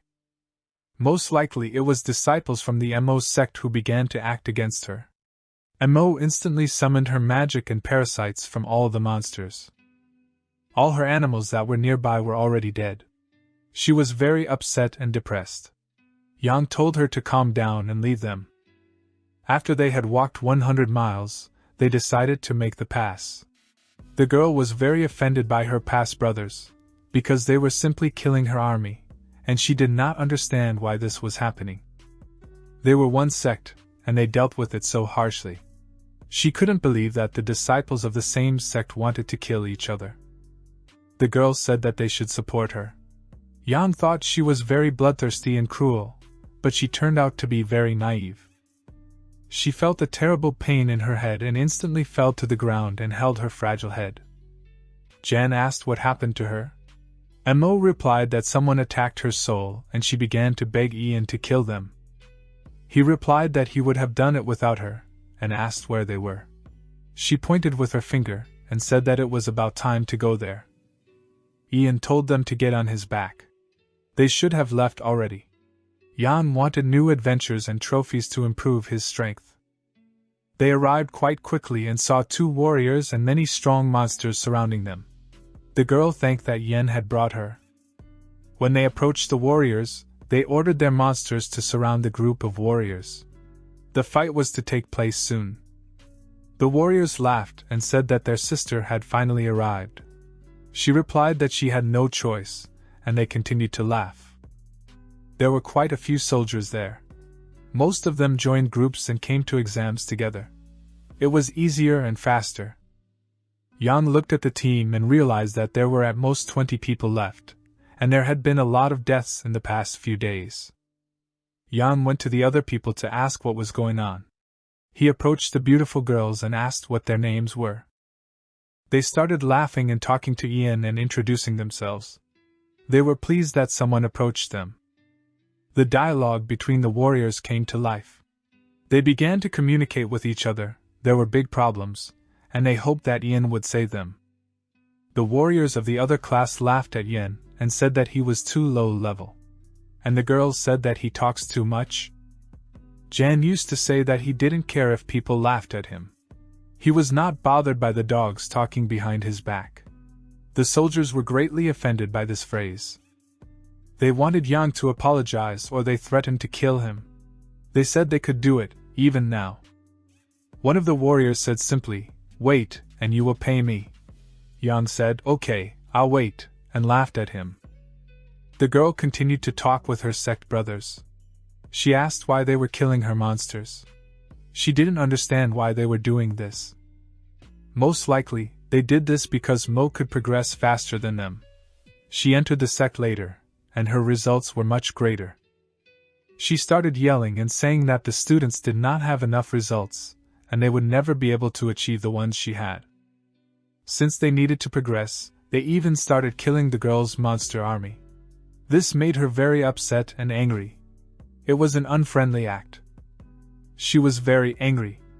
But she thought of something and wanted to do something with her monsters. Even though they were from the same clan, they looked at each other. Mo chose to obey the other warriors, showing her willingness to accept their authority. Unexpectedly, she agreed to give her mutants to them, causing surprise with her decision. The warriors began to collect drops of power, preparing to strengthen their combat capabilities. A conflict arose among the students, which began to grow more and more. Jen decided to take the initiative and began to collect drops of strength, deciding to actively influence the development of events. He passed the bag of drops to the soldiers, which became a kind of resource exchange point. Disputes between Mo and the warriors continued to escalate, deepening the aggravation of the situation. Jen intended to resolve the conflict and acted as a mediator, trying to restore harmony. In order to ease the tension, he began to play the role of the fool, using humor as a tool. His actions caused others to mock and laugh at his plan. However, the conversation between Mo and the warriors continued to take place. Even though they were from the same clan, they continued to be at odds. Jan thought about something that seemed difficult.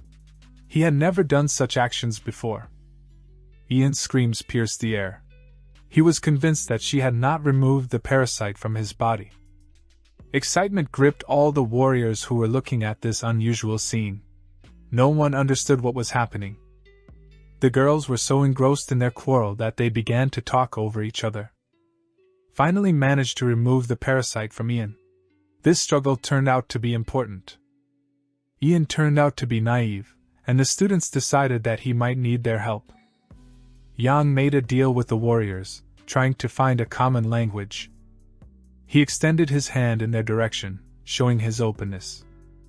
Mo's restrained behavior. At this moment, they broke down and began to shout at Ian, expressing their emotions in full. Yan uses a powerful technique with a power attack, surprising the audience with his graceful skill. Ian's progress amazes everyone. He quickly gains knowledge and skills, leaving everyone surprised. Under instruction, Yang casts awe-inspiring magic, demonstrating its power and impact on battle. Yang and Mo combine their powers in a combined attack, creating a powerful momentum in the battle. Working together, Yan and Mo allow them to deal with enemies, increasing the effectiveness of their combat.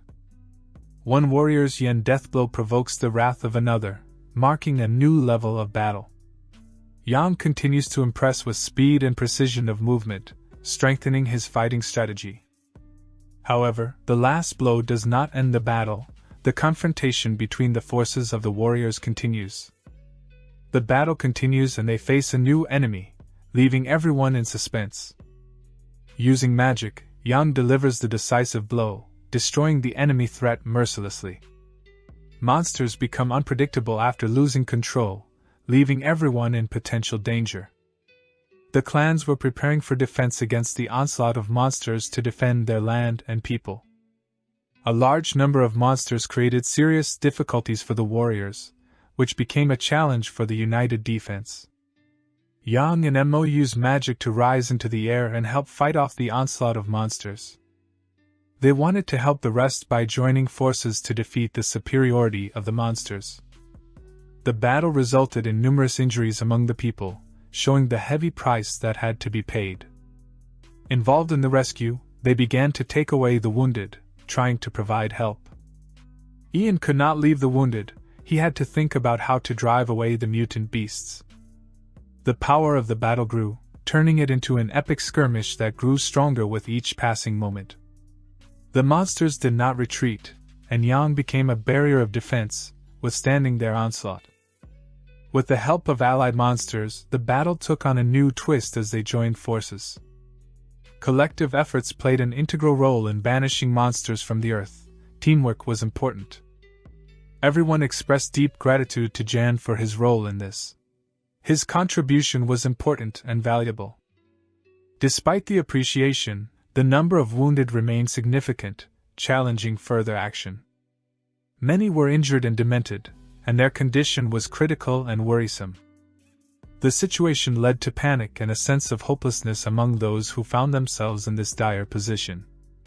A discussion arose among the soldiers about the possibilities of providing assistance, looking for ways to solve the problem. Many opinions pointed to the difficulty of rescuing the wounded, which caused tension in the group. This view caused disagreements and conflicts among the warriors, as they looked at the situation differently. The conflict of views made the atmosphere even more tense. Words flew back and forth like enemies, expressing a sense of aggression. Arguments led to an escalation of the conflict, threats sounded in expressive words, and fear was striking from the participants of the conversation. Hostility grew, and everyone was on the verge of breaking, and the discontent was practically palpable. The outbreak of the fight was not far away, and the tension had reached such a level that a fight was practically inevitable. There was a threatening atmosphere among the warriors, and they continued to threaten Mo, demanding excuses from her. Yang was firm about the situation, declaring that he would not allow Mo to be offended and expressing his willingness to protect her. Yang tried to smooth the tension and settle the situation by making attempts to reconcile both sides. The clash of thoughts and attitudes of the warriors led to a conflict that could not be settled with words. The warriors decided to settle the dispute with their magical powers, starting a magical battle.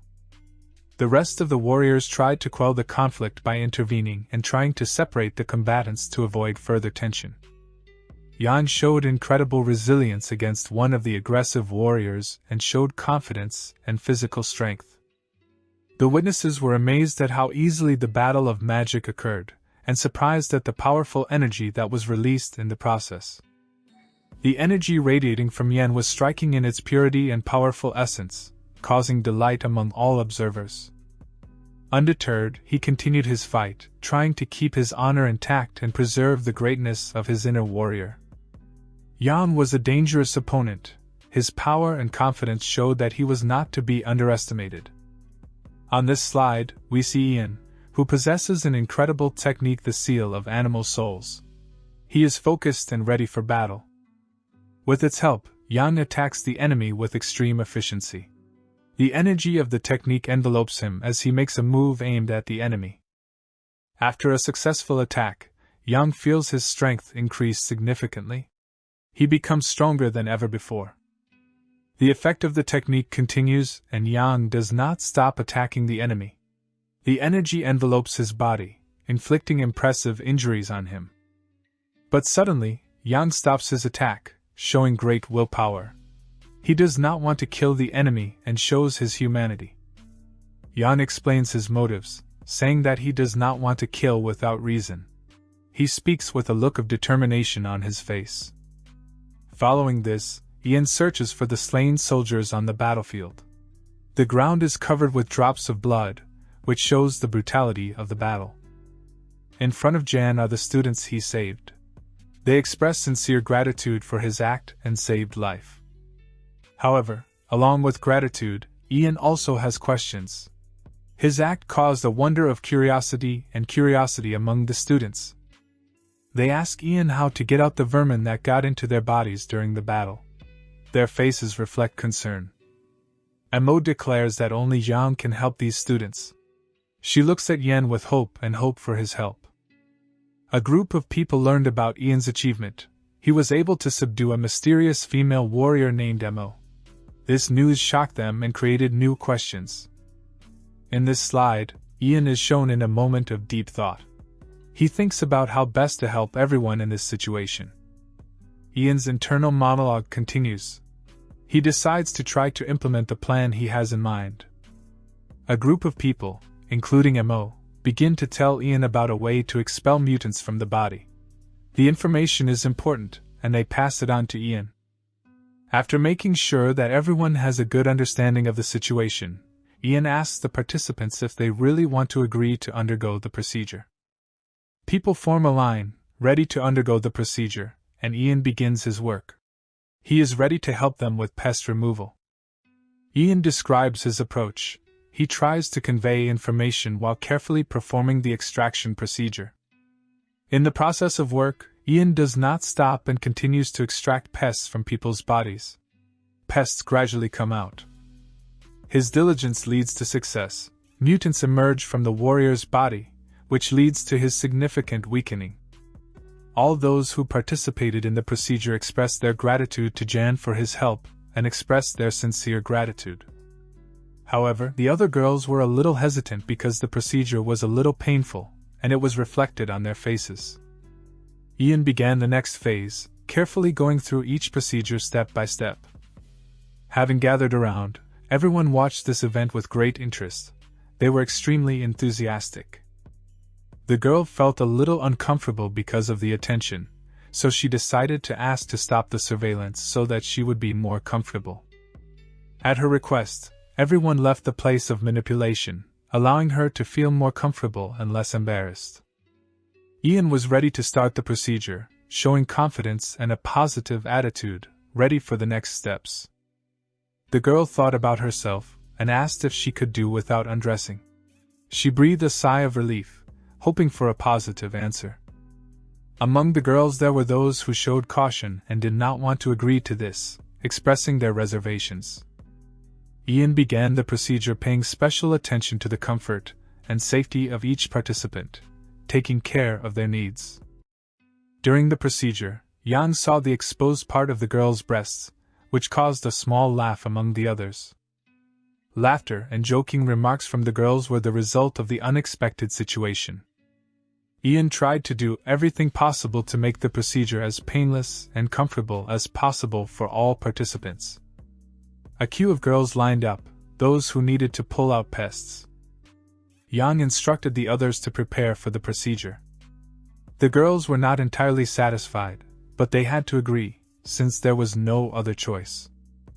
I covered my eyes because I was friends with this girl and was a little shy.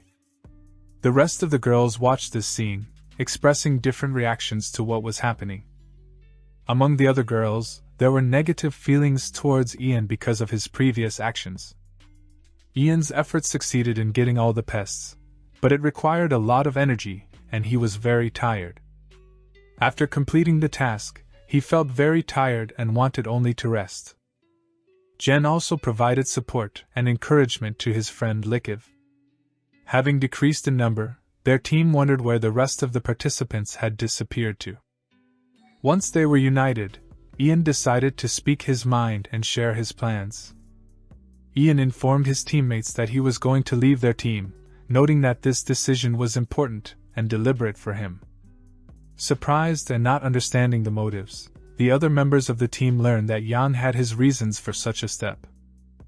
Mo was faced with a choice and decided to join Ian on this uncertain journey because there were few alternatives. As soon as the farewell was said, Yang and Mo hit the road, ready to experience new challenges together. During their departure, their former comrades gave them advice, wished them safety and success in the new stage of life. The mystery of choosing a girl for this trip raised questions among the other members, leading them to assume that Yang had some plans.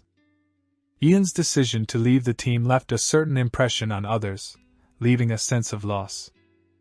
In the middle of the journey, Ian heard something unusual that piqued his curiosity and might turn out to be important. The girls suddenly stopped, turned to Yen and asked him the reasons for this choice. The incomprehensibility of the chosen path with Yen confused the girl, and she decided to ask the question openly.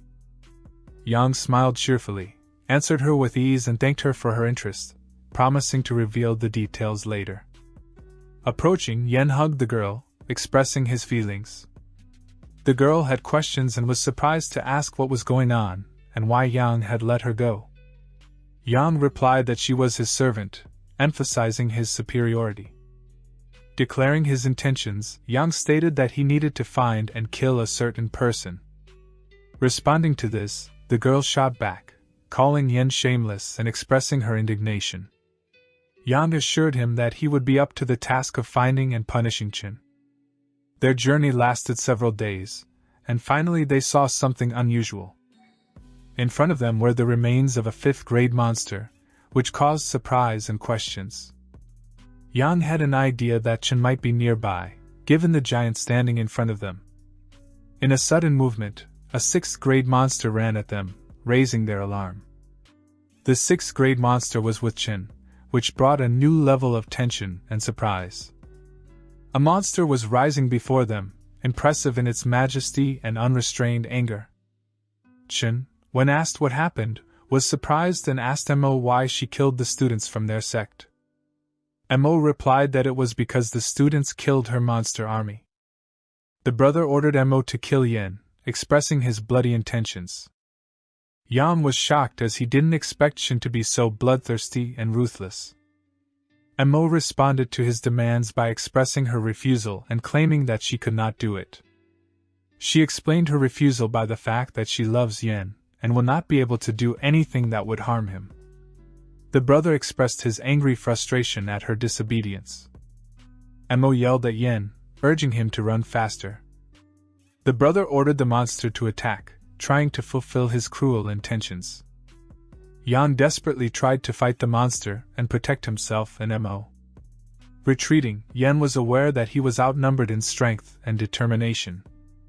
Crouching, he deftly avoided reliable magic blows, looking for opportunities for a well-hidden counterattack. He held back the urge to strike Brother Mo, trying to distract the monster and exploit his weakness. Chen proved to be too powerful an opponent for Yang, showing that the difference in power was incredibly large. In demanding Yan's death again, Chen expressed his unwavering determination and ruthlessness. As he issued new commands to the monster, Chen gave him direction for devastating attacks aimed at Yang. The monster, accumulating magical energy, was preparing for a powerful blow that would destroy everything in its path. Yang was able to find a common language with the monster, forcing it to obey his will and use his power to his advantage. Yang now, using his control over the monster, gave the order to kill Chen, and a fierce and intense battle ensued between the two. The battle unfolded with great intensity in which they used their strongest magical abilities and techniques. The combination of their magical prowess resulted in explosions of light and energy that were almost out of control. After the explosion, they both fell to the ground, feeling very weak. Chen couldn't imagine why Yang was so powerful, and the question tormented him.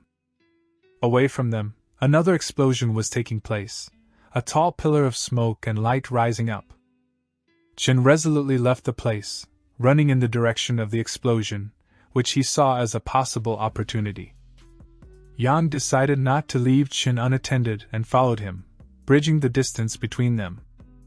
Chen struggled to regain control of the beast, trying to come up with a strategy in the fight. He thought hard about possible ways to stop Yen and divert the danger from him. However, he suddenly saw something in front of him and stopped suddenly, startled by what he saw. A mist appeared before him that looked strange and mysterious, and he felt that something unexpected might happen. The fog had an unusual appearance, and it was obvious that one should be very careful and watchful. Both Spirit and Yang felt a strange pain that swept through their souls, causing a wave of sensations and thoughts. The Spirit insisted that the place was cursed and reported the impossibility of finding a way out. The words of the Spirit constantly sounded from here, as it complained about the impossibility of finding a way out. This place felt like something that hindered their movement, like a barrier that made it difficult to get out. Yang decided to use the power of his skeleton, trying to gather all his inner strength. He focused on combining his powers, trying to achieve unity of strength and mind. When he used the Lotus artifact, he felt a sense of relief, as if it gave him extra power. As they pondered how to break the seal of the white mist, they realized that the Lotus artifact might be the key. After using the Lotus artifact, the fear of the mist disappeared and they were no longer afraid of it. Yang continued to catch up with Chen despite all the difficulties that came his way. Chen stepped into the light and launched his attack using his magic and strength. Yang tried to counterattack effectively, using his skills and abilities to stop Chen's attack. Yan defeated Chen with extraordinary ease, taking his life and gaining another drop of his life force. This was just the beginning of Yan's inner meditation as he tried to ascend to the 9th level of Lycan to discover new potential powers. The powers emanating from Ian seemed limitless, and he dreamed of reaching even higher levels of transformation.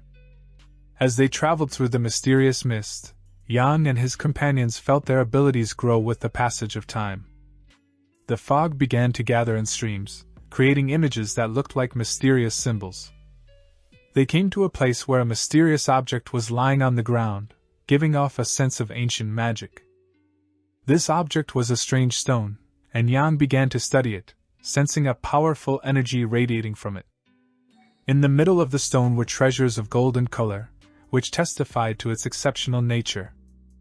Excited by his discovery, Yan picked up the treasure and carefully examined it, sensing its magical power. This stone had a strange essence within it that emerged from the white mist, and it pulsated with life force.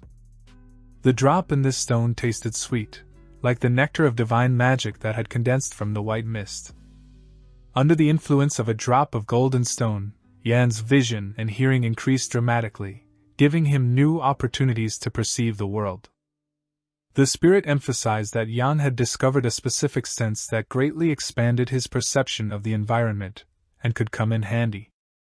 The spirit expressed the impression that Yan had made impressive progress in his development, and had become much stronger. Yan felt everything around him so clearly, as if he could perceive events at a distance of a kilometer. While they sat waiting for new drops of golden stone to form, Yan and his companions counted on new sources of energy. Ian continued to meditate and gather energy, going through 15 days of silence and reflection.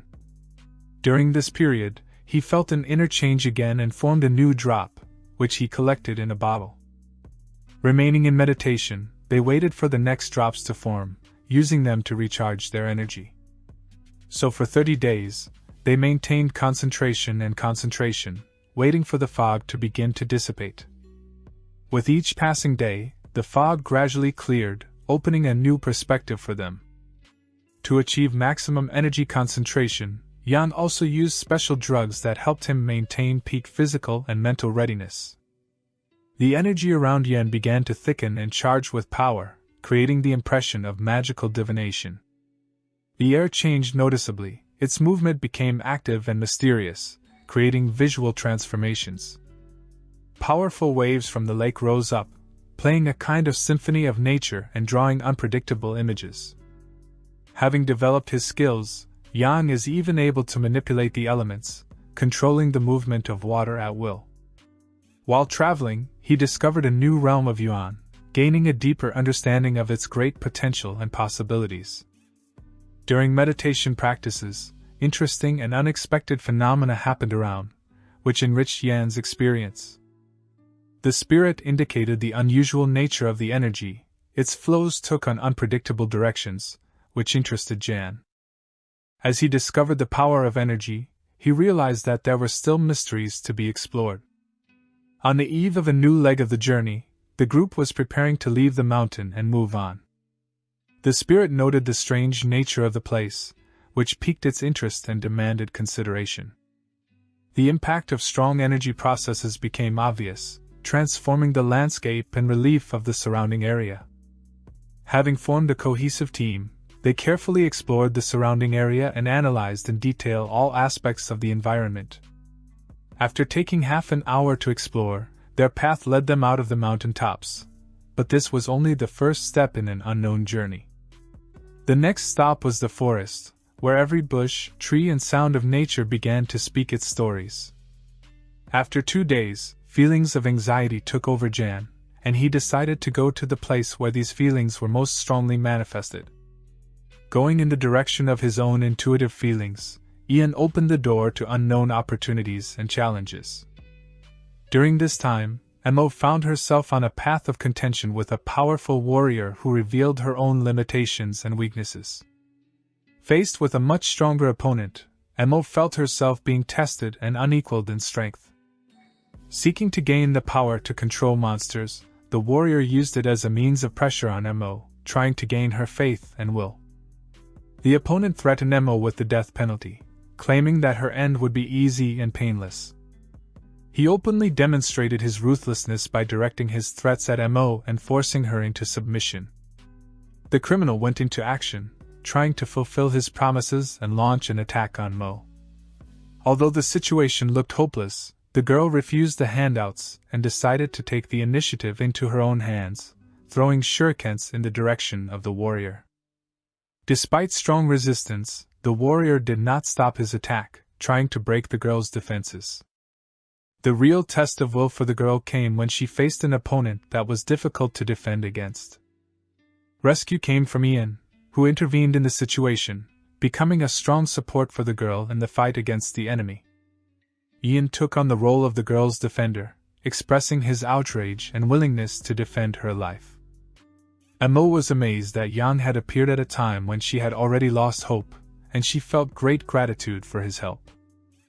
With a clear expression of determination on his face, Yang is ready to defend his honor and the girl's honor by going to battle with the enemy. As he launched his attack, Yang revealed his inner strength, which is meant to defend and win. Thanks to Jan's attack, his strength and will overwhelmed the enemy, sending them into retreat. In an epic clash of forces between Yen and the warrior, their energies began to interact, creating an exciting dance of battle. At this crucial moment, each of them tried to overcome the other using their skills and powers. Yang showed his confidence by consistently delivering accurate and precise punches that indicated his high level of fighting skill. Seizing the initiative, Yang not only began to fight, but also began to taunt his opponent, showing his confidence and impartiality. The opponent underestimated Yen, relying on his strength from the start, which led to his wrong strategy. Ironically threatening, the warrior attempted to incapacitate Yen, anticipating his defeat. Straining his abilities, the enemy tried to concentrate the energy in his sword for a decisive blow. Jan refused to back down from the challenge and faced the enemy, demonstrating his readiness and courage.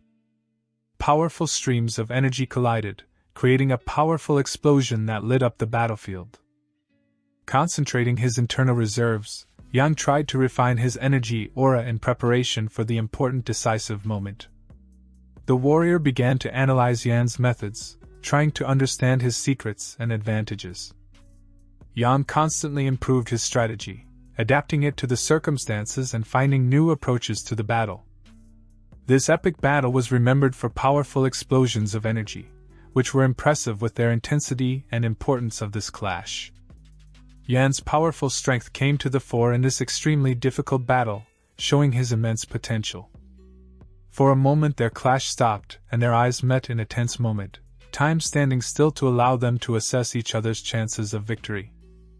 Yang felt a deep need to get rid of this enemy once and for all, to never give him a chance to rise again. They refocused their energy, ready to release it in the form of a devastating blow that could decide everything. Subconsciously, Yang knew that this could be his last act of struggle, his last opportunity to give his strength for victory. Gathering energy around him, he formed a vulnerable hail of energy swords, ready to launch forward in hopes of ultimate victory. Answering the enemy's challenge, Yang summoned his Azura sword and activated a golden skeleton, ready to deal with any threat.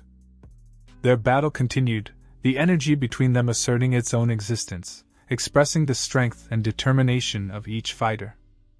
The enemy tried to hit Yen with his ultimate attack, using the effect of the 10 swords of destruction energy.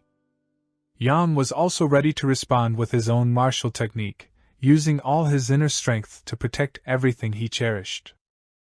Mo stood on the sidelines watching this incredible battle, feeling a mixture of fear and hope that she would once again witness a unique match. Yen resolutely rushed forward, bringing his inner strength to the surface to meet the enemy and determine the outcome of this battle. His attacks were so effective and impressive that they amazed everyone with their skill and power, causing excitement and admiration. Yang was surprised to feel that his attacks were much more powerful than he could have expected. This was the result of his growth and development during the battle. All of Yang's attacks are able to absorb and destroy the enemy's energy, which made him even more dangerous and effective in battle. After an intense battle, both were exhausted and the warrior was badly wounded. This was an example of how deadly Yang could be in his current state. The rigors of the battle left Yen exhausted, and he had to give it his all to win. Mo debated whether to support Yang, knowing that his power and intent could be dangerous to her. After the battle, Mo and Yang discussed the artifact that Yang had obtained and tried to figure out how it affected Yang's power. The death of the warrior Yang defeated increased his potential and made him even stronger. They decided to go to the cave to recover and discuss further actions. Yan used his self-healing abilities to restore his health and energy. Mo contemplated the possibility of attacking Yang, but she also knew his power and risks. Mo's possible attack and warning him to be ready for a reaction. After the previous day, when 12 hours had passed, the girl started cooking for herself, thinking about what to cook. It was during her preoccupation that she suddenly noticed the impressive energy emanating from the cave, as well as the vulnerable technique that Yang had perfected in her absence. Yang, once again deepening his mastery of fighting techniques, learned another unique technique that took him to an even higher level of power skills. The new skill, which was called the Ten-Sword Technique, fascinated Yen with its power and the possibilities it brought. This new acquisition impressed Yen so much that he could not contain his enthusiasm and improvement. Breath of the Spirit continued to help Jan grow and improve his skills, supporting him spiritually and emotionally. After making significant progress, Yang decided that the girl would stand by him despite her outrage, expressing his confidence in his decision. Ian also suggested that she wear more revealing clothing, which led to their heated discussion and mutual understanding. This turned the conversation about clothing and control into a small argument between the two characters where they expressed their views and beliefs. Later, Yang expressed his disappointment with her original intention, stating that he would not force her to go with him, but only hinted at the possibility. However, the girl changed her point of view and agreed to join Ian on the trip, emphasizing her determination and new state of mind. After such an intense conversation, Yang took the initiative in his own hands and asked the girl if she really wanted to join him on the trip. Expressing his gratitude for her decision, Yen decided to give the girl a symbolic gift, a drop of diamond water, which was of great importance to him. The girl was sincerely moved by this gesture of Jan and expressed her great gratitude to him for such a valuable and precious gift. With that, they parted ways, each going their separate ways to explore their own adventures and challenges. Further events unfolded in the Valley of the Healer King, where new adventures, meetings, and trials took place. Ian traveled in a carriage to an unusual place to explore this mysterious valley and uncover its secrets. With curiosity, he asked his companion what was known about the nature of this valley and its features. The Valley of the Healer King was famous for its unique atmosphere, a huge number of challenges and powerful personalities. Eager to learn more and join this exquisite valley, Ian began to devise a plan on how best to enter it. At that moment, he noticed someone chasing the girl. It seemed that the robbers were on her tail, and Yang was ready to help. The robbers were getting closer and closer to the girl, and Ian witnessed the chase, ready to intervene in the situation and help her. Outlaws suddenly appeared, ready to destroy Yen. There was a serious threat, and it required decisive action. Yen eagerly chased after the girl, his pulse pounding from tension. He did not hesitate to go forward, to fight for justice. Yang ran up to the girl and for some reason hit her with energy. It was a cunning plan. He wanted to distract the attention of the thieves, as well as find out what is happening here.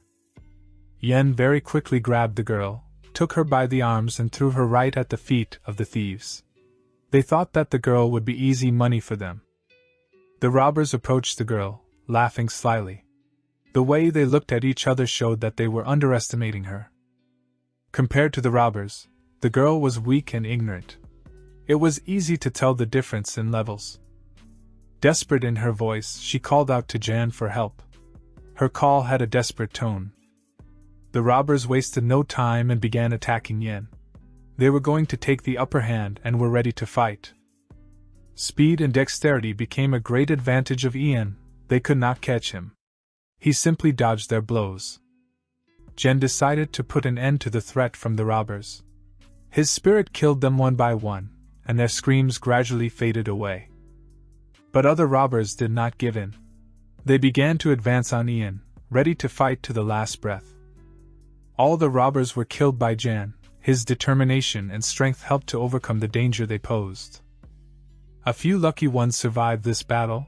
They were running away from danger, but they were no longer as cool as they were before the battle with the mighty warrior. One of the robbers decided to take the girl hostage, trying to take advantage of this situation. With a sinister expression on his face, he threatened the girl, trying to provoke fear. The robber shouted loudly, urging Ian not to come any closer, his voice enjoying my indecision. Yang demonstrated his magic by cutting swords to pieces. His skill was impressive. The desperate robber tried to attack Yen, but the spirit that united with him stopped him in his tracks. Although they were physically weak, their anger and desperation made them dangerous opponents. Yang approached the girl, carefully asked if she was not injured during the enemy attack, and if everything is okay with her. Taking a slow breath of relief, the girl confirmed that she was fine, but her gaze was strained and scared. Yang asked what the girl had done, and how she had provoked these stupid barbarians, and why they were chasing her and wanted to hurt her. The news that the girl had run away from home caused Yen to laugh loudly. He laughed so hard that he couldn't even catch his breath for a while. After a short conversation, Ian moved away from the girl. However, soon she suddenly decided to run after him, taking a few hasty steps. The girl managed to get to the city valley of King Velichavia, and Yen, leaving her behind, went in pursuit. Jen saw an interesting point in exploring the city. Artifacts and healing items filled his eyes as he studied every detail with interest. Ian's main goal is to explore the city, its history and secrets. He felt that this task required him to concentrate as much as possible. The next morning, Ian went to the pill shop, wanting to get some means to support his condition. The salesman greeted Jan with a smile and asked how he could help. Yang began the story that he came from the heavenly pavilion, and his arrival was already known to the master. The salesman was very friendly and guided Ian to the master with important instructions.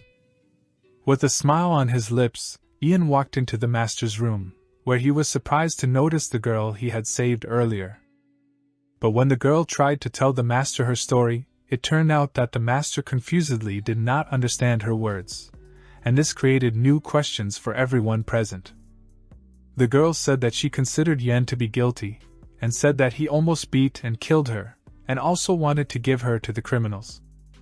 Yan began to answer her accusations with a smile, assuring her that his purpose was only to save her from danger. The master's face showed anger because of the girl's behavior. His reaction was clearly negative.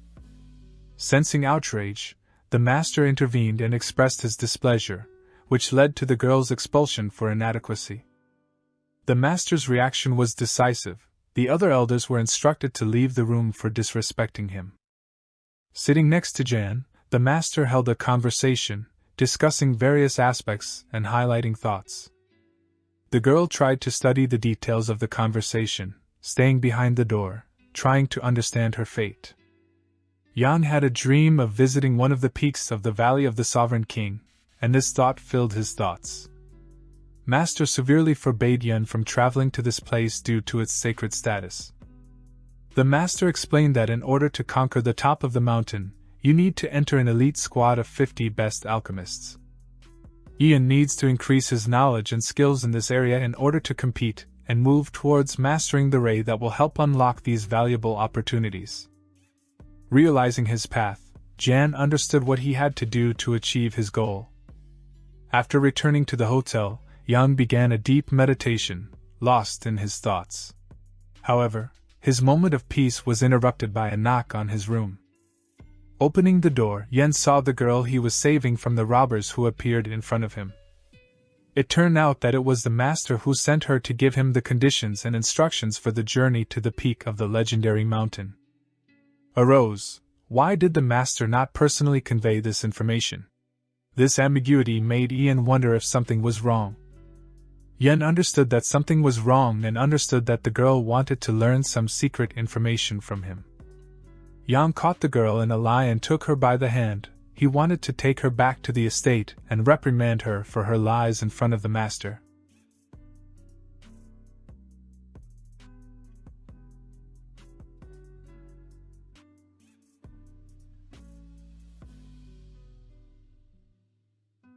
Yang grabbed the girl, trying to bring her to the master. She screamed in fright. The girl begged the master not to take her anywhere. In the end, the girl agreed to tell what Jan wanted from her. The girl simply overheard the conversation between Yen and the master. The girl was only at the 3rd level of malice. Yang discovered a protective artifact in her. While using this artifact, she becomes invisible. She felt magnificent about this artifact and said that no one else had one. Yang advised her to hide this artifact and never show it to anyone. Jan asked what she had heard, and what could be troubling her. But the girl had her own plans for Yen, and it was important for her to listen to him. She insisted that Yang not tell the master about her hobby and the artifact, as it could lead to unforeseen consequences. Yang was persistent, and declared that he would reveal the whole truth even if it caused a conflict. The girl agreed to listen, but her inner feelings remained strong. At that moment, the noise of a quarrel was heard in the master's estate, and he listened carefully to what was happening. Here a messenger appeared at the estate with a strange letter in his hands, looking for the master in confusion. The letter looked unusual and contained important information that caused surprise and interest. The older members of the clan informed the master that his sister had gone to Yen. The master eagerly arrived at the hotel and began a serious conversation with Jan, trying to clarify the situation. Soon, the girl came to Yen again, continuing to talk about her brother, and what could connect them in this unusual story. Yen was unapproachable and did not want to communicate with the girl, trying to avoid misunderstandings. However, he decided to take her with him on the trip, seeing her potential and important role. After arriving at the gathering place of the strongest alchemists, they found themselves among those with the greatest influence. There were incomprehensible signs on the alchemist's robes that deserved detailed analysis. The girl turned out to be a middle-class alchemist, which added mystery to her person. The participants of this event came from different places, creating a space for sharing knowledge and research. Ian wondered how he could get to the top of the mountain surrounded by experts. But he knew that he needed to quickly master alchemical skills to achieve his goals. He asked the girl to teach him the art of alchemy, seeing her as a mentor. Finally, the long-awaited ceremony began, and all the alchemists lined up majestically and mysteriously.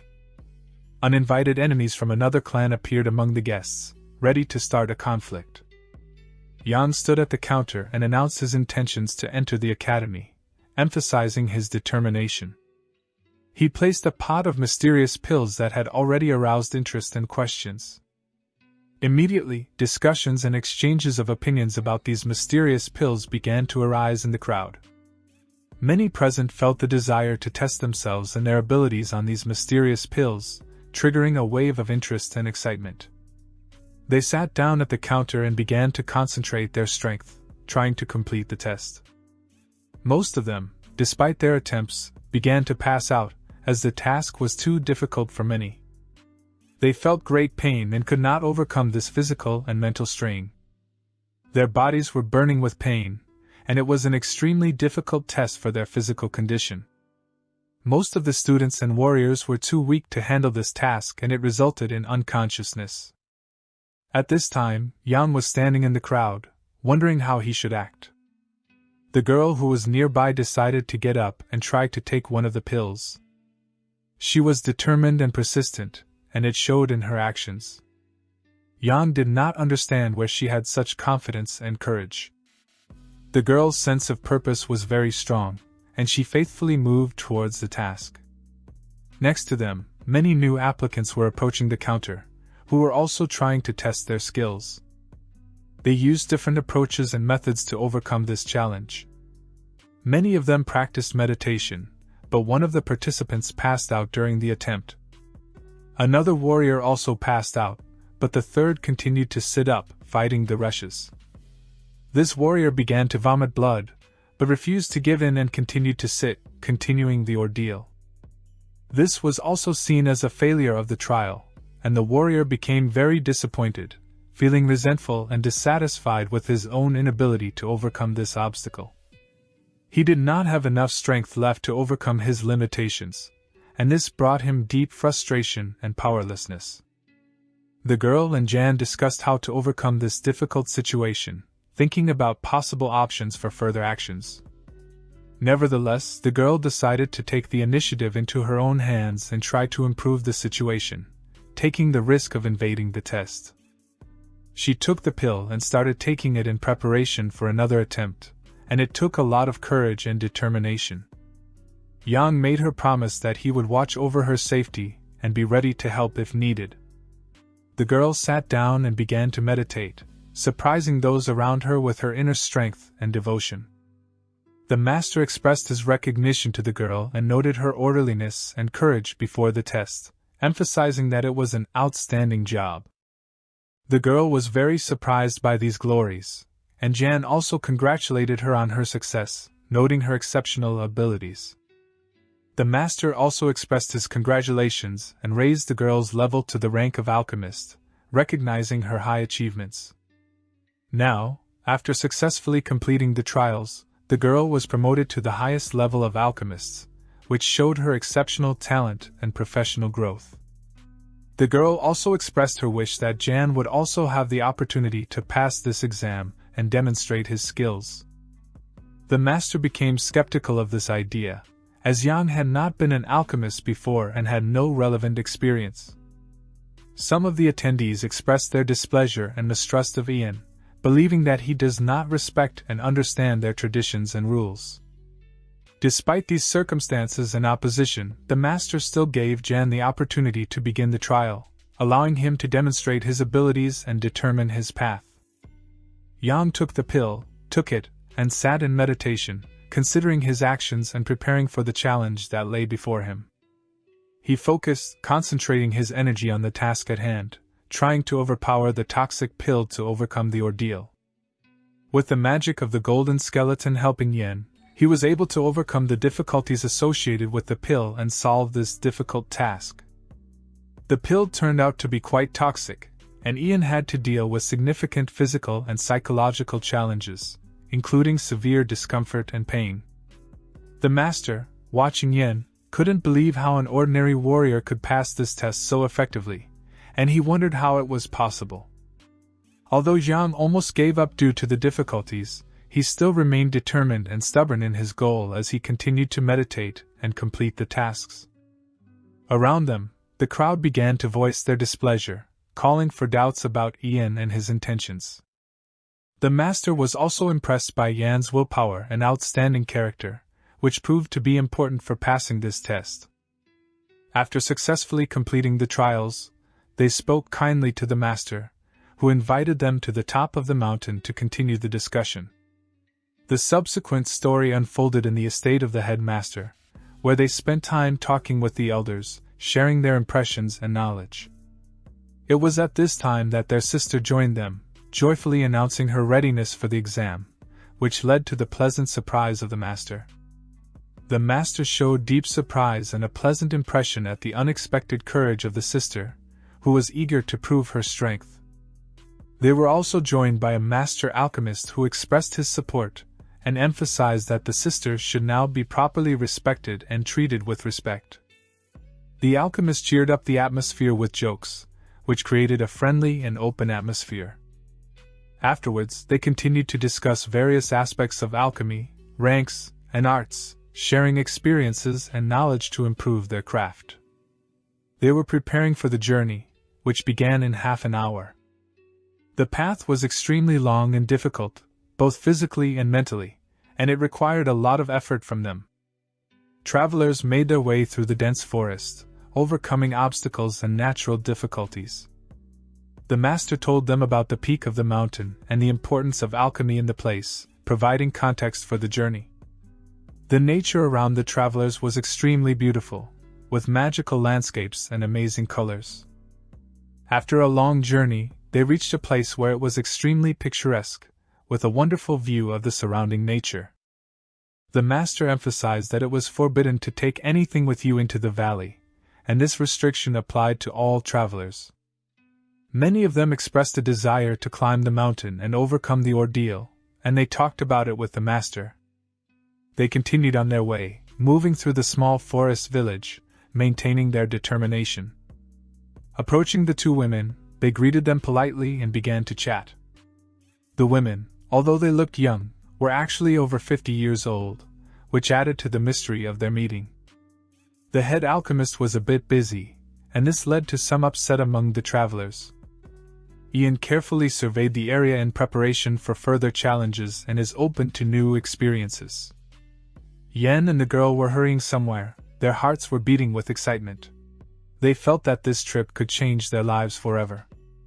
As they ran, they spotted the head alchemist, whose expression spoke volumes for his vast experience and wisdom. This encounter made the trip even more exciting. A pleasant aroma reigned near him, which attracted their attention and created an atmosphere of mystery and charm. The alchemist took a liking to Ian and the girl, receiving them with interest and warmth. They felt that they had become a part of something important.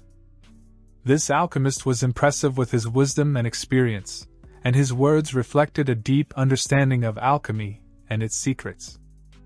The alchemist opined that Yang did not pass the task honestly. He saw more than it seemed, and this created additional tension among the travelers. Yang was shocked, not understanding how the head alchemist knew about his actions. The sense of publicity surrounding his feat caused him incredible surprise.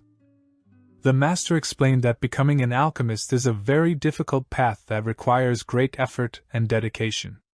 His words inspired everyone to new achievements.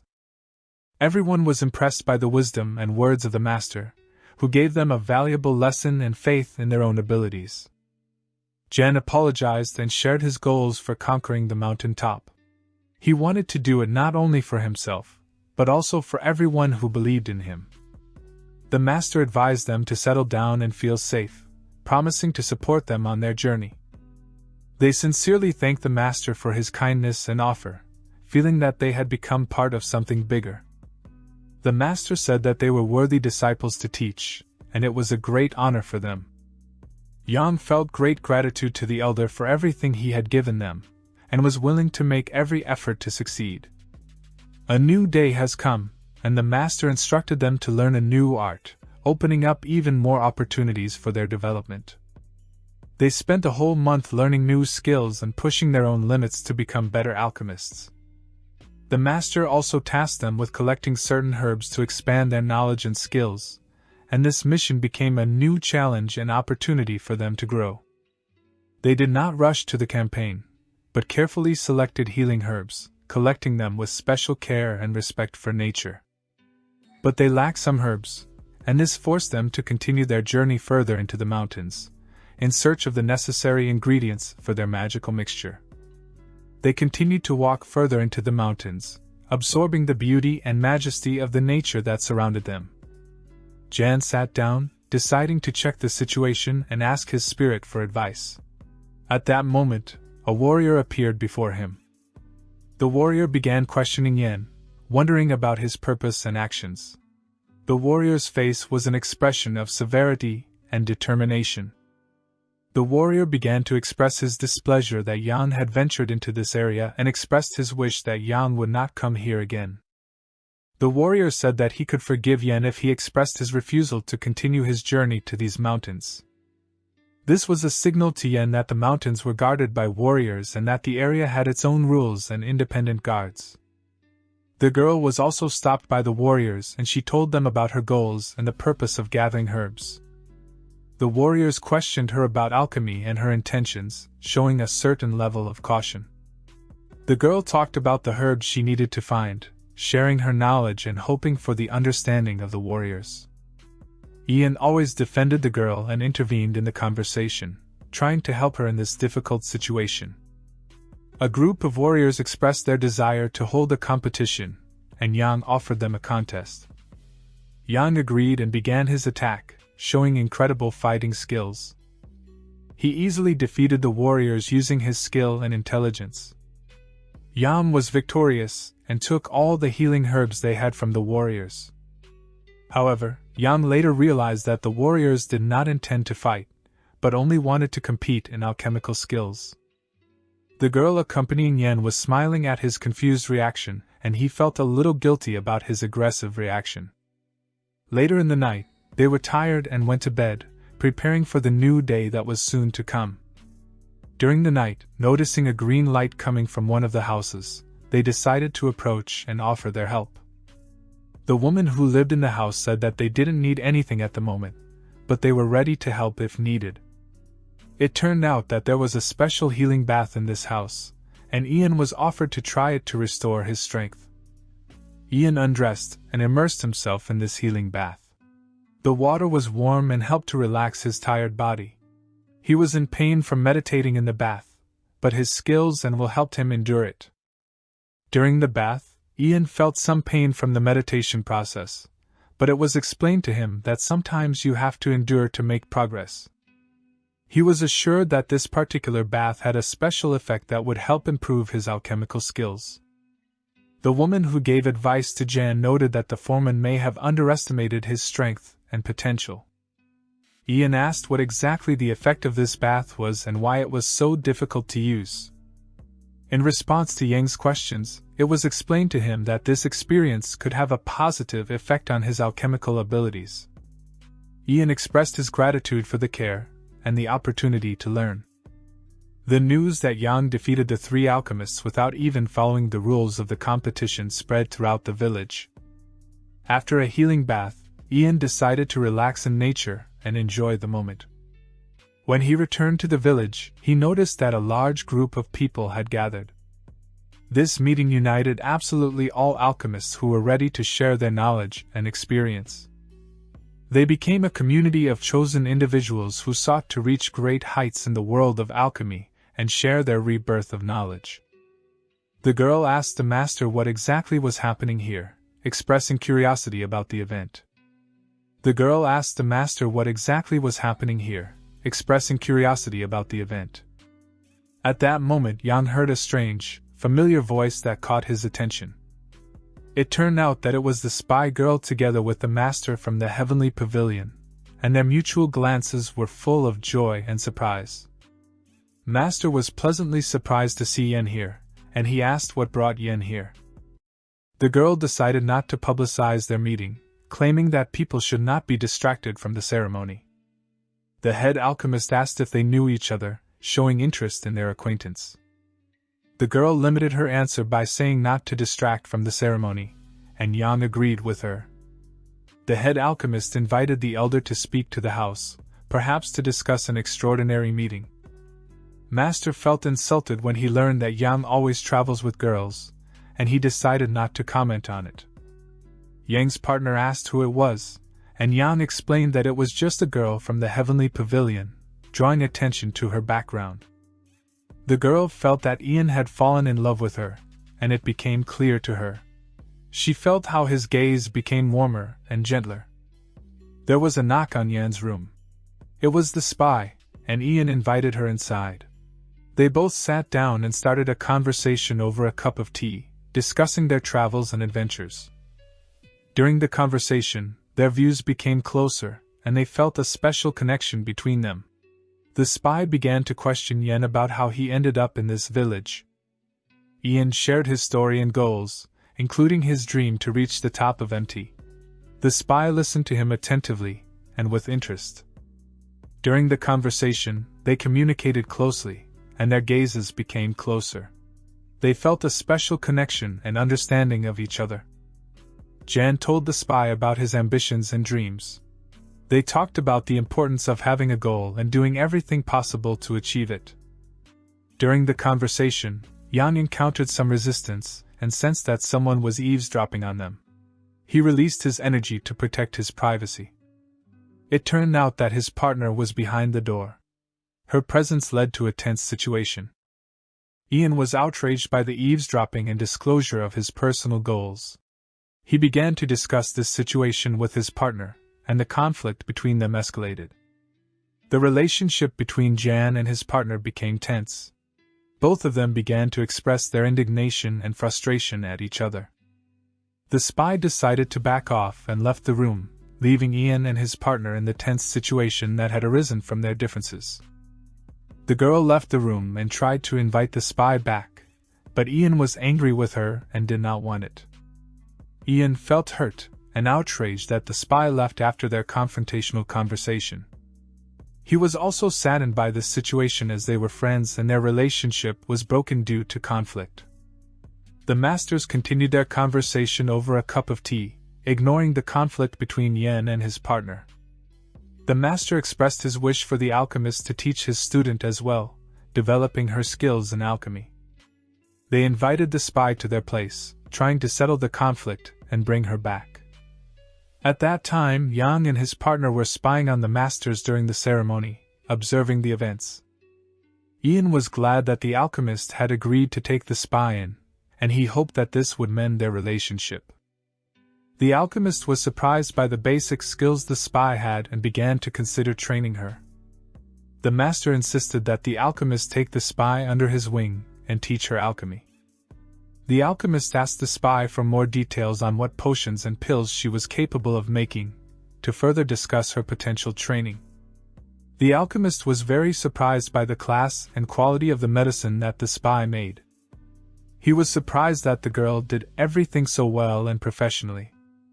He understood that it was not impossible and invited her to follow him for further studies. Everyone came together to a special hall with specific devices and equipment for alchemy. In this hall there were many valuable artifacts and medicinal herbs that were used to make medicine. They began inspecting the herbs and sorting them in preparation for the medicine-making process. The spy was supposed to start making the medicine while the others watched her work. She began to concentrate her energy and transform plants into pills, impressing the alchemist with her skill. The alchemist was very surprised by this and impressed by the spy girl's skills in alchemy. He saw how she easily and confidently implements complex processes and finds solutions even in the most difficult situations. The spy successfully crafted the sensation pill and handed it over to the alchemist for inspection. This pill promised to revolutionize the world of alchemy, and the alchemist was fascinated by the possibilities it opened up. The alchemist was very impressed and fascinated by this new technique and knowledge that the spy displayed. This achievement of alchemy was one of the highest skills known to her, and the alchemist was amazed at the level and quality of which she had achieved. The alchemist continued to marvel at the spy girl's impressive skills and her art in alchemy.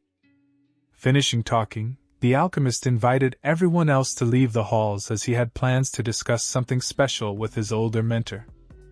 While discussing the details of the initiative, there were many nuances that remained unresolved, and they began to look for solutions that they did not yet fully agree on. The alchemist pondered and wavered in his decision about his future, facing the question of whether he should devote his life to the service of alchemy. The further part of the story unfolds at the peak of the Holy Doctor, where the most powerful and valuable pills are created. At this peak, alchemy reaches its highest level, creating potions of legendary quality. Although they argued very differently at first, they eventually agreed to cooperate.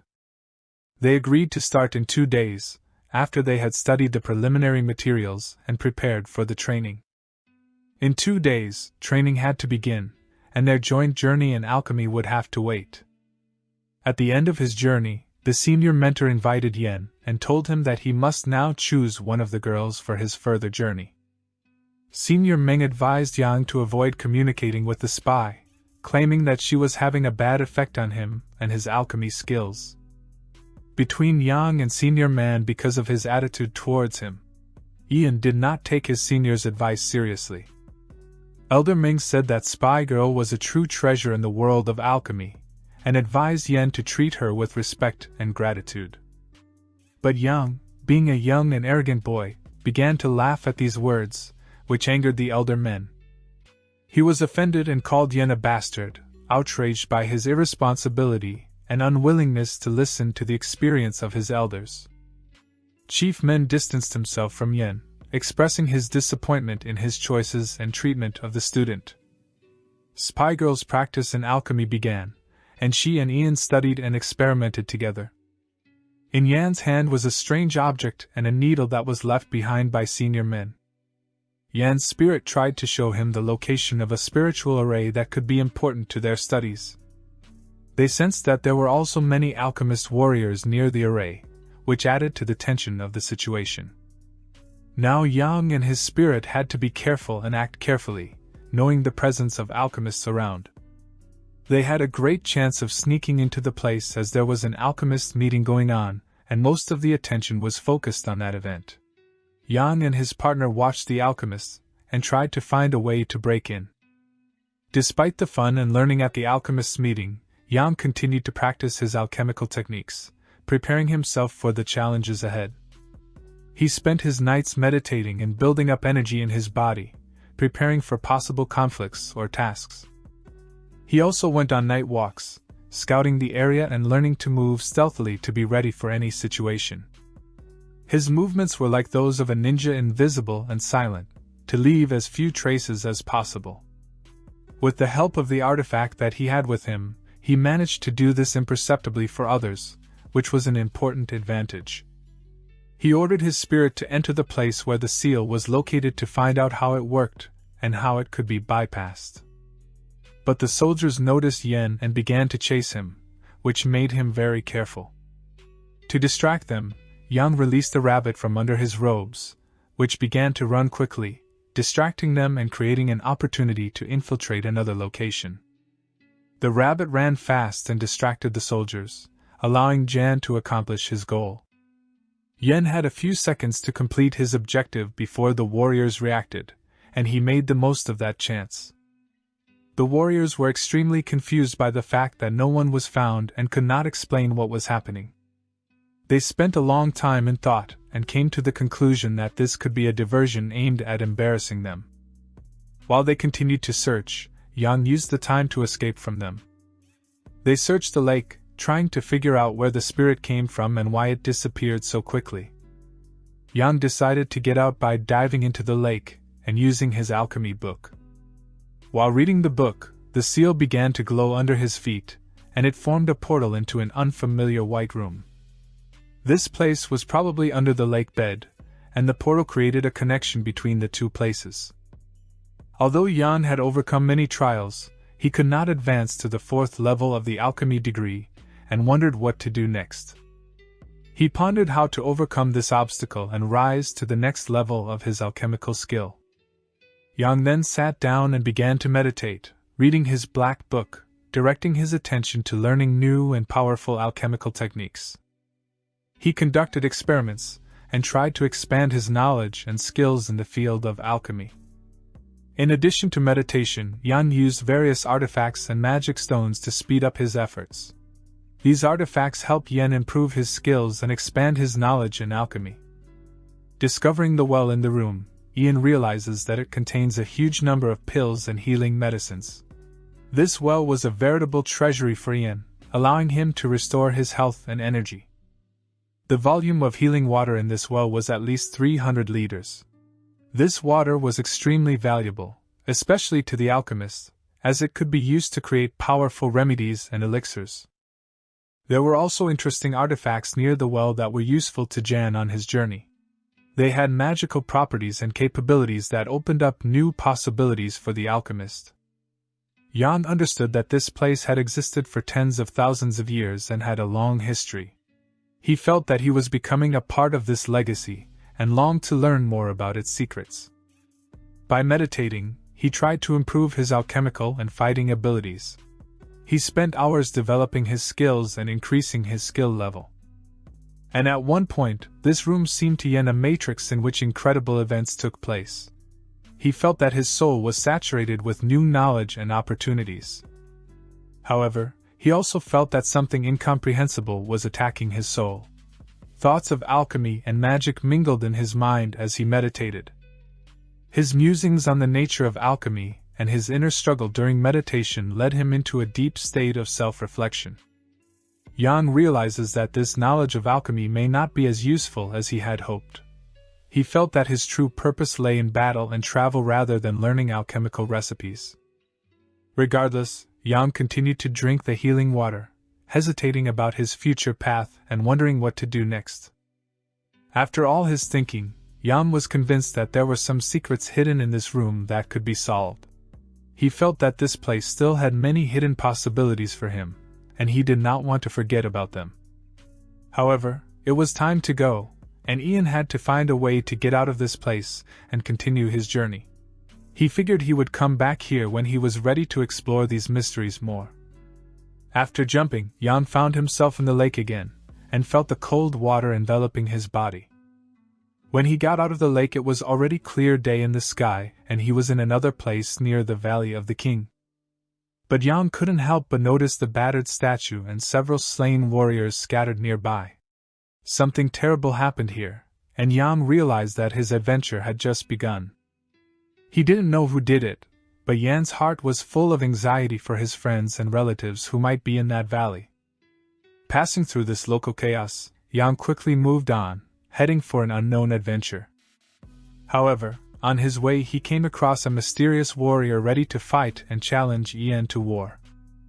The warrior shouted and approached Yan, sword ready to strike. Yang didn't hesitate to use his magic and make the barbarian disappear, sending him to another world. Ian was a top-class professional. After this event, Yang did not hesitate to run towards the mysterious Cloud Peak Mountain, where new challenges and adventures awaited, and where he could learn more about what happened to the Valley of the King. On the edge of the Cloud Peak Mountain area, Yang found Master Men, known for his incredible fighting skills and abilities. But while they were in awe of his abilities, Yang and his companions wondered who he was and where he got such extraordinary powers. Fortunately, Yan's loved ones were safe, but the situation became more and more serious. Yang ran to his comrades and eagerly asked what had happened here and why they were forced to fight. The spy told Ian that the King's Valley had been attacked by people from the dark realm of the Grey Clouds, and that it was very serious. Elder Man desperately fought against the overwhelming force of the attackers using his powerful magic and skill. The battle continued, and Elder Man, like an alchemist, stood in defense of the Valley of the King, making incredible efforts to repel the attack. Enemies were burned and destroyed by his magic, but there were a lot of them. The battle continued, and the fighters were ready to repel the enemies until the last breath. One of the barbarians targeted the alchemist, trying to kill him and end his resistance. The alchemist tried to defend himself from the attack of the barbarian, doing everything possible to survive and keep his comrades alive. Yang, along with his unmatched team, was ready to engage in a tense confrontation against this dangerous enemy. They stood there ready to take charge of their mission. It was impressive they managed to repel the robber attacker and save the alchemist from the inevitable crime. At that moment, everyone was in full combat readiness, ready to attack the guests, regardless of the huge risk and unknown. To deal with the enemy, they began to combine their magical abilities and skills, trying to find a common way to victory. Engaged in battle, they looked at the amazing techniques of the guests, realizing that these people were no less skilled in the martial arts. The senior moment continued its struggle, despite the numerical superiority of the enemy. The wounded barbarian laughed, anticipating his victory and causing them to doubt. The Valley of the King experienced terrible losses, and this day remained in memory as a terrible test for all. An evil spirit appeared, which brought a new level of terror and bloodthirstiness. The situation was extremely difficult, and Yang activated his transformation as he contemplated his next move. He told the head alchemist that it was time to return to the Heavenly Legion and continue his mission. At this stage, Jan sincerely thanked all his comrades and promised to return in the near future. He expressed his gratitude and confidence that everyone will overcome all difficulties together. But when he reached the Heavenly Legion, he was completely stunned as it was in absolute chaos and devastation. At first glance, it looked as if everything was out of control. He asked what had happened, but no one answered the question, causing even more concern and confusion. But suddenly, in the midst of this chaos, he noticed a stir, and they finally found each other, which caused relief and hope for a solution to the situation. Suyen was amazed at the incredible speed and perfection of Yang's transformation, and they shared their impressions. Together, they headed to the Heavenly Legion's head's pavilion, hoping for some sort of explanation. But what they saw in the chairman's office was very mysterious and ominous, raising new questions. They walked to the door, and Yan stepped inside to take stock of the situation. The head of the Heavenly Legion was badly injured by the dark energy, which created a lot of problems that needed to be solved immediately. Many fractures and serious organ injuries were visible, and it was becoming more and more disturbing. In order to help the head of the Heavenly Legion, Yan decided to use his alchemist skills that he had learned during his journey. Little by little, Yan began the process of rebuilding the head of the Heavenly Legion using his alchemical knowledge and skills. Over time, other elders appeared in the room and began to discuss the situation around Yan. Some of them even expressed their displeasure and debated whether Jan should be trusted with this important mission. Some were concerned that Yang might interfere with the process of restoring the head and expressed their doubts. The situation even escalated to the point where one of the elders dared to attack Yan, but his actions were stopped by the other elders. On the edge of his nerves, Yang decided to express his displeasure and appealed to the elders to stop the quarrel and conflict.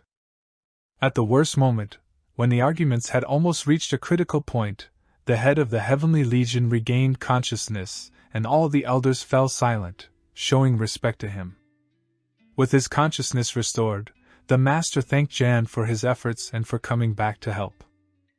Everyone was impressed by Yan's alchemical abilities and his contribution to the restoration of the head of the Heavenly Legion. Yan continued to use his alchemical knowledge to try to heal the master even faster, every minute counting. The head of the Heavenly Legion was sincerely grateful to Jan for his healing and contribution to restoring his health. Jan decided to return the artifact that was given to him, expressing his best wishes and support in his future endeavors. Treatment continued, and it was important not to rush the process to completion. One of the elders started a story about how the destruction in the city was brought about by another disciple of the master who managed to regain his strength and abilities. Yang and the master discussed the events that had happened during these days, trying to understand how it happened.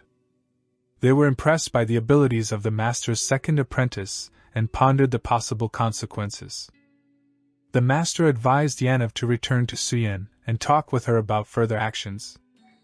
Yang came to Shuyen and they sat down to discuss their plans and future events. During the conversation, Yang expressed his desire to obtain the Shuyen heart, which elicited a positive response. They were very happy to meet again and started practicing together, sharing knowledge and experience. Yang presented Suyen with several artifacts as a symbol of his support, and set off on a new journey with new tasks. The Spirit Lord had awakened, and this had already led to significant changes in the world that required attention and response. A huge amount of dark energy began to emanate from the Dragon's Cave, which created new challenges and threats for the entire world. Ian decided to jump right into this mysterious cave to take a closer look. In the cave, he began to move cautiously and discovered a strange plant in front of him, which he had not seen before. With great effort he was able to seize this plant and held it in his hands. He decided to plant this plant in a safe place so that it could grow and flourish. Amazingly, the living plant agreed and expressed its gratitude to Yen for his actions. Yang felt the urge to descend even deeper into the cave, but felt the powerful energy that reigned there. This energy affected his head negatively and made him weak. Yan's spirit did not inform him of this powerful energy, which caused him to become angry. By applying the artifact, Yan was able to defeat this powerful soul, but he was angry at his spirit for not having enough information. Yan was very angry. The spirit did not warn him about the influence of dark energy.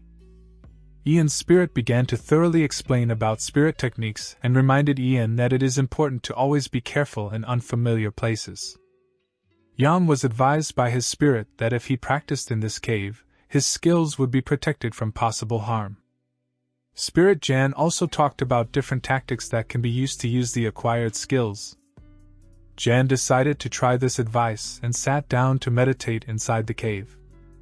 He continued to meditate for a whole month, and this practice made him a little stronger.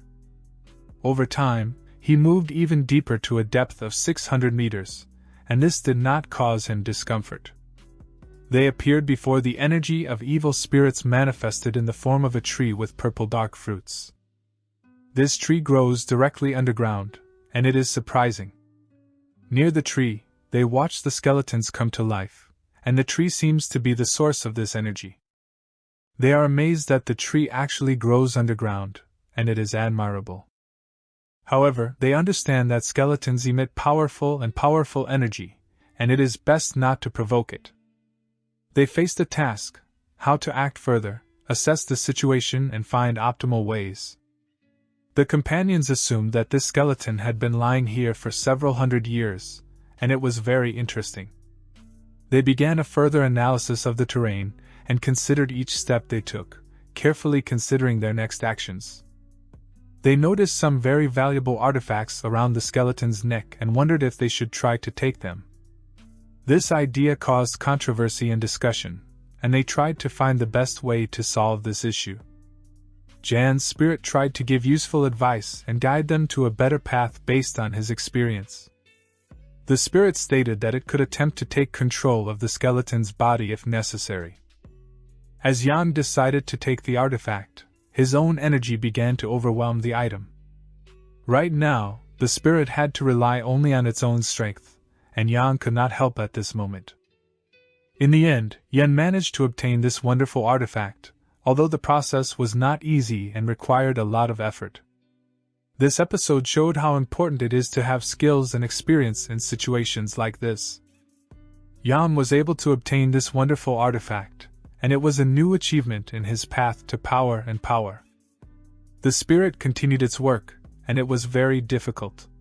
He fought against an evil spirit that tried to take over Jan's power. This battle went on for a long time, and Yang was tired of this match. Yang couldn't wait that long, and he had to go. He felt that his mission was not over and he must continue on his way. It's time to go on a dangerous journey. He arrived at the heavenly pavilion and embraced Suyin. This meeting was important for him, and he felt that support and understanding awaited him here. They said that there were fewer and fewer people in the heavenly pavilion. This was due to the fact that many disciples decided to leave the pavilion and join other sects as the fear and uncertainty of their fate struck their hearts. Students began to migrate to other sects, Suyin said.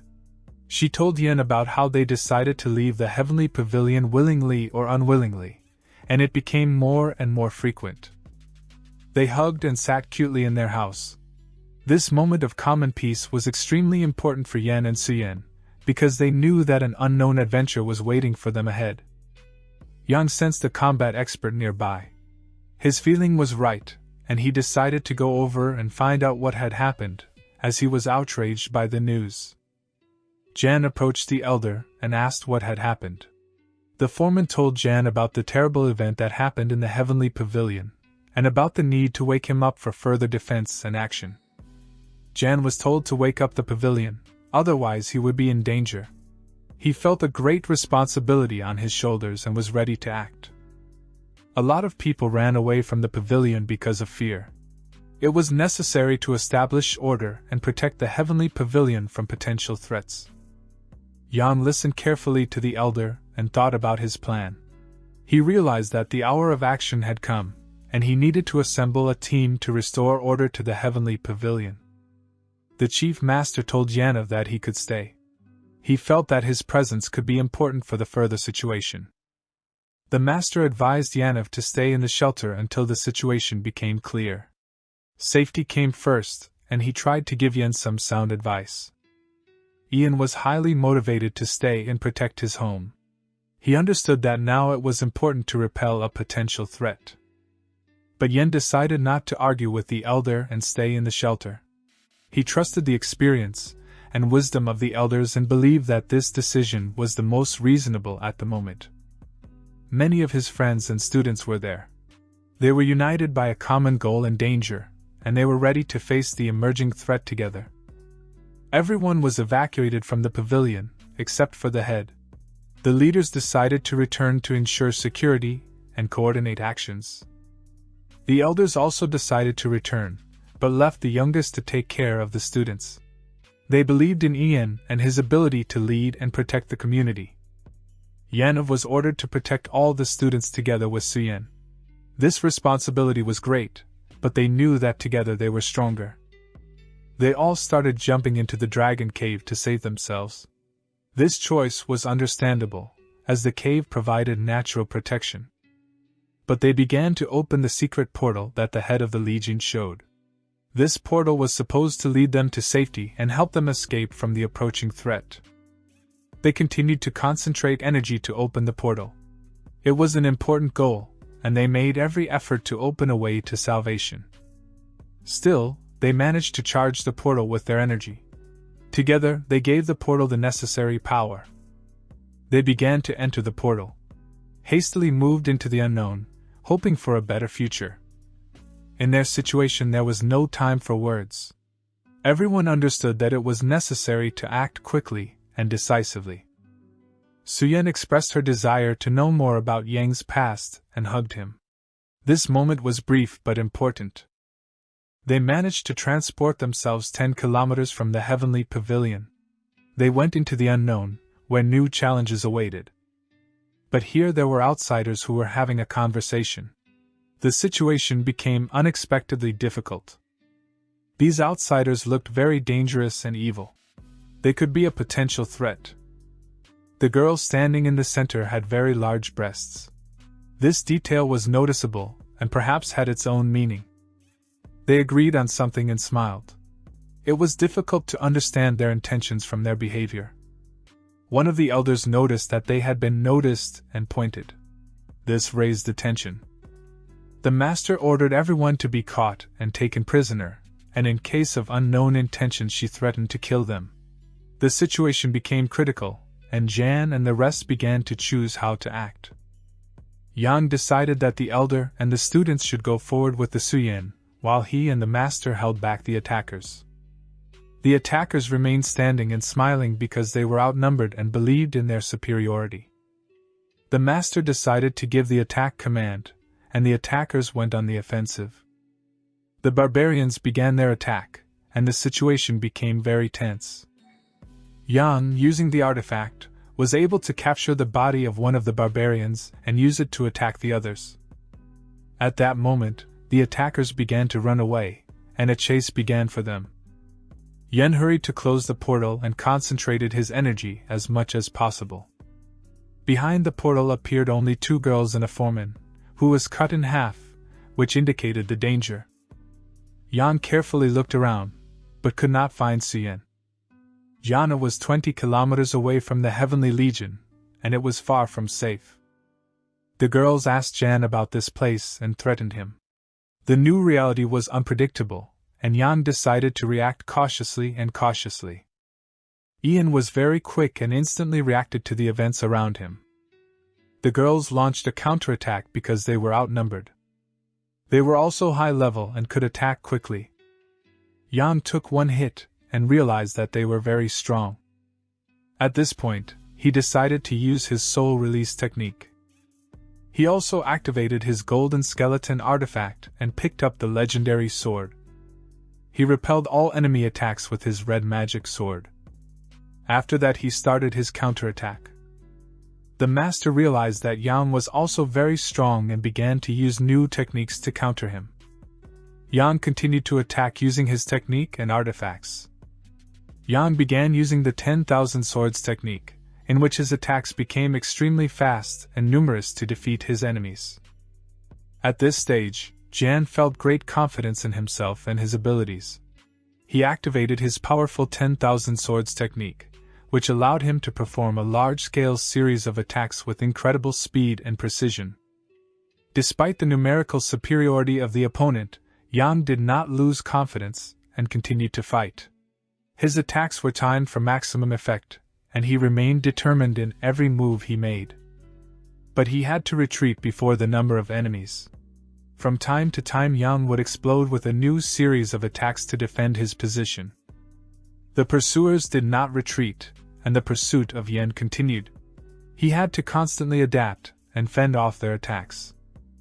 Constantly pursuing Yen, the enemies tried to tire and shock him. But he was not going to retreat. His determination was extraordinary. From a tired state, Yang fell to the ground. However, he quickly recovered and decided how to proceed. Surrounded by strong masters, Yang carefully analyzed the situation and looked for the enemy's vulnerabilities. Out of nowhere, a mysterious girl appeared on the battlefield. She began to attack both the enemies and Yen with her powerful magic. But she started attacking everyone with her magic. Her spells were powerful and effective, and she quickly forced enemies to retreat. She had a very beautiful and melodious voice, which even enhanced the effect of her magic. This voice magnetized and impressed everyone. She levitated in the air, expertly controlling her movements. Her lightness in the air and the smile on her face spoke of confidence. She could not stand being stared at or threatened. The girl mercilessly attacked and killed everyone who stood in her way. The craftwoman was seriously injured by the girl's attacks. Her condition was critical. The girl wrapped Yen with a ribbon, and then took him with her in an unknown direction. The other girls, left beaten and injured, were confused and did not understand who this mysterious woman was. The girl continued to fly with Yen far from the flames of battle. Yan tried to communicate with the girl, trying to find out more information about her motives and goals. He was ready to fight her powerful magic, and tried not to lose his mind in this dangerous position. Yang grabbed the girl's leg, using this measure to block her magical energy and force her to lower her height. As they descended, they both fell at an ever-increasing rate, and the atmosphere filled with tension. Determined Jan decided to take the initiative in his own hands and attack the girl during the dangerous descent. His attacks became more and more effective and the fall became even faster and more dangerous, but they both continued to fall. The speed of descent only increased, and the ground was getting closer. After a dangerous landing, they found themselves in the woods, where they managed to avoid serious injuries, but the situation remained dangerous.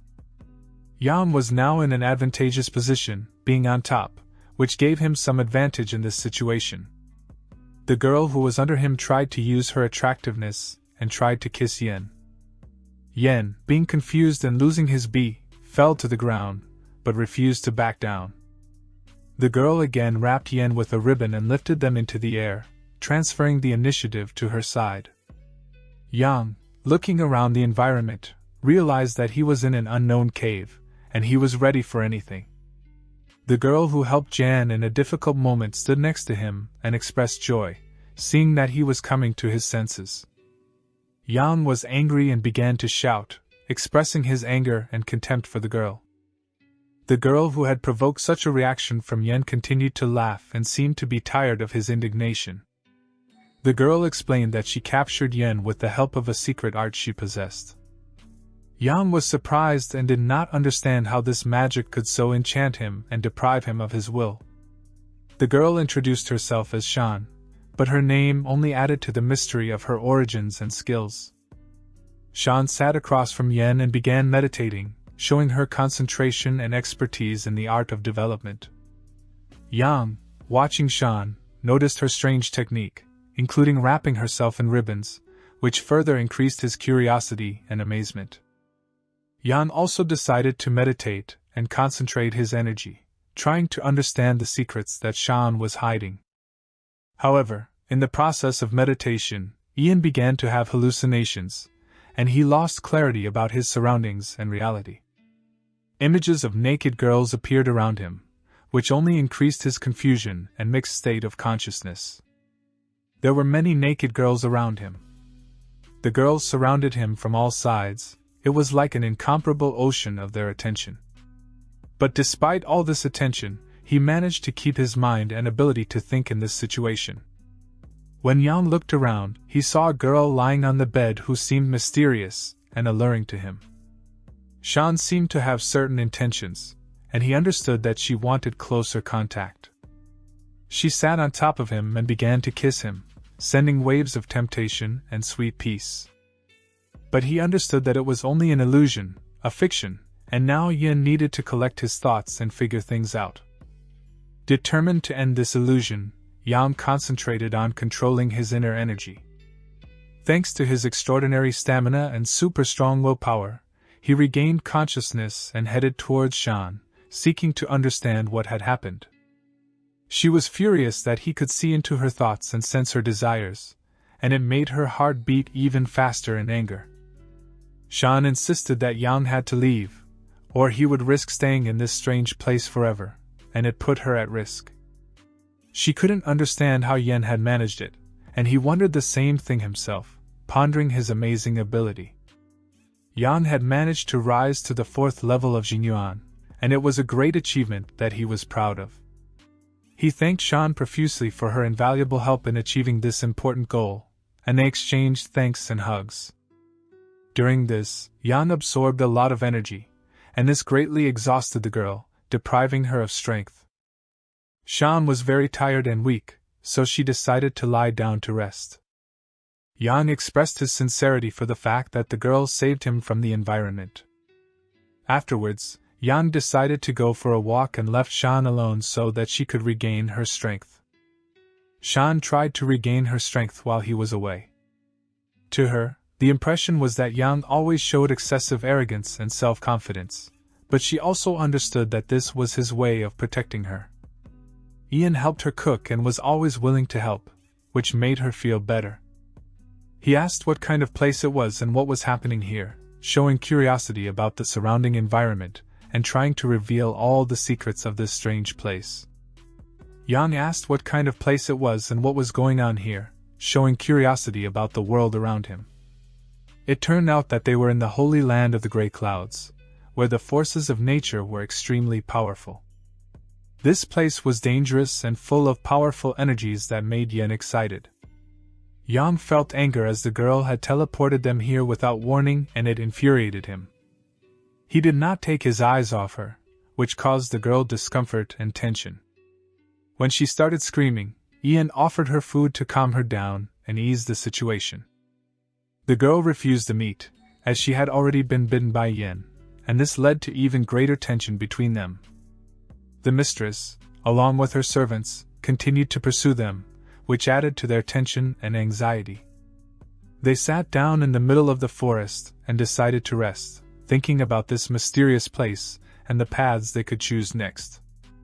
They discussed whether there was any city near them and how they could find out about it, deciding on a plan for further action. Disputes began between them, because their ways diverged a little, and they decided to solve this issue and find a common way. Not everyone was ready to cross the land of Grey Clouds and move on, but Yang and Shan decided not to stop. At this time, Shan and Yang were walking in the forest, thinking about their future and their next steps. It turned out that Shan deviated from the route and got lost in the dense forest, which led to a tense situation between them. An argument began between them, and they argued about which of them was right, but then decided to concentrate on solving the problem. It was at this moment that they were noticed by someone else, and this new threat caused nervousness and thought about the next course of action. It turned out that they were warriors of one of the sects, who unexpectedly came to them, causing surprise and uncertainty. These warriors showed respect to Shan for her strength and skills, and this impressed Yang. Yang admired how these people respected Shan for her skills and knowledge. After a brief meeting, Shan ordered the warriors to leave the place, and they obeyed her. Yang and Shan decided to continue their journey deeper into the forest, embarking on new adventures and challenges. Shan's strength and skills, which only increased his desire to integrate into her world. The warriors were puzzled as to why Shan chose not to join them in the battle, and this piqued their curiosity. They couldn't understand why she just let them go, and it created a mystery. The warriors speculated that Yang might have killed one of their accomplices, and this infuriated them. They already had a plan on how to report that their accomplice might have been killed, and were preparing their response. Yang noticed someone approaching them, and realized that they were the same warriors who had come for battle. These warriors wanted a real battle, and they were ready to strongly oppose Shan and Yang. They sensed that Shan had lost a lot of strength, and decided to take advantage of this opportunity. As Shan tried to charm them, Yang began to actively use his skills. However, one of the warriors managed to repel Yan's counterattack. Shan was weakened and could not overcome the resistance of the warriors to her charms. At this moment, Yang began to use his artifacts and strongest techniques to defeat the warriors. The warriors also found it difficult to oppose Jan, as he was very skilled in combat. Working together, Shan and Yang used their techniques and combinations to win the battle. Most of the warriors were knocked down, and Yang and Shan decided to retreat so as not to attract the attention of others. But the surviving soldiers vowed to catch up and kill them. They continued to run for a long time, even half an hour had already passed. Shan was very tired and couldn't keep running away, and Yang also needed rest.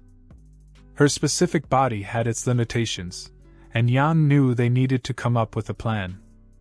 They thought of a plan how best to confront the rest of the warriors chasing them. The group chasing Yan was also surrounded by warriors. This was noticed by Yang and Shan as they approached them. The warriors were angry and thirsty for blood, ready to do anything to achieve their goal. One of the warriors leaned towards Shan and greeted her, surprising them with this unexpected gesture. Yang argued that it was better for them to run away from here, avoiding too much fighting. He did not want to save those who once persecuted him and Shan. But suddenly, other warriors, who were also chasing Yang and Shan, came running and began to attack. Shan's magical abilities, trying to limit their capabilities. Yang and Shan did their best to avoid their attacks and stay on their feet. However, one of the magic charges still hit them, and they fell. They were surrounded by enemies and again found themselves in a hopeless situation. Shan noted that during the battle, Yan might have a chance to escape. Yang sensed a strong energy underground and said that they would have a chance to escape.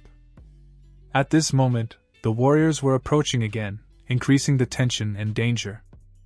Yang asked Shan to hold them for 9 seconds. At that moment, Shan's magic silenced everyone, blinding them with its power. Everyone was frightened and surprised by her incredible energy. At this time, Yang began to concentrate his own energy to perform the new technique. Yang continued to concentrate energy for another breakthrough. He struck the ground with his hand, and a huge earthquake occurred under the feet of the warriors. All of them fell into the cave, which had previously remained unnoticed. In this cave, a spider living in its nest began to attack them, and Yang and Shan began to retreat. The spider began to attack all the warriors who entered its territory, and captured them with webs. Yang and Shan narrowly escaped a giant spider that tried to capture them. They broke free from the web with difficulty and escaped danger, continuing on their way. The web that also fell on them contained poison. Shan was incapacitated, and Yang tried to save her from the poison. However, they were exhausted, and the spider also captured them in its arms. They lay in a web, in a spider's hole, powerless and hopelessly limited. They found themselves in a deadly embrace, where fate had led them. Yang tried his best to wake up the frozen Shan, but the poison left her powerless. Yang could use his sword, but they needed to wait to regain their strength. Shan began to tell the legend about this terrible web and its mysterious nest. She also told Jen not to move so as not to attract the spider's attention.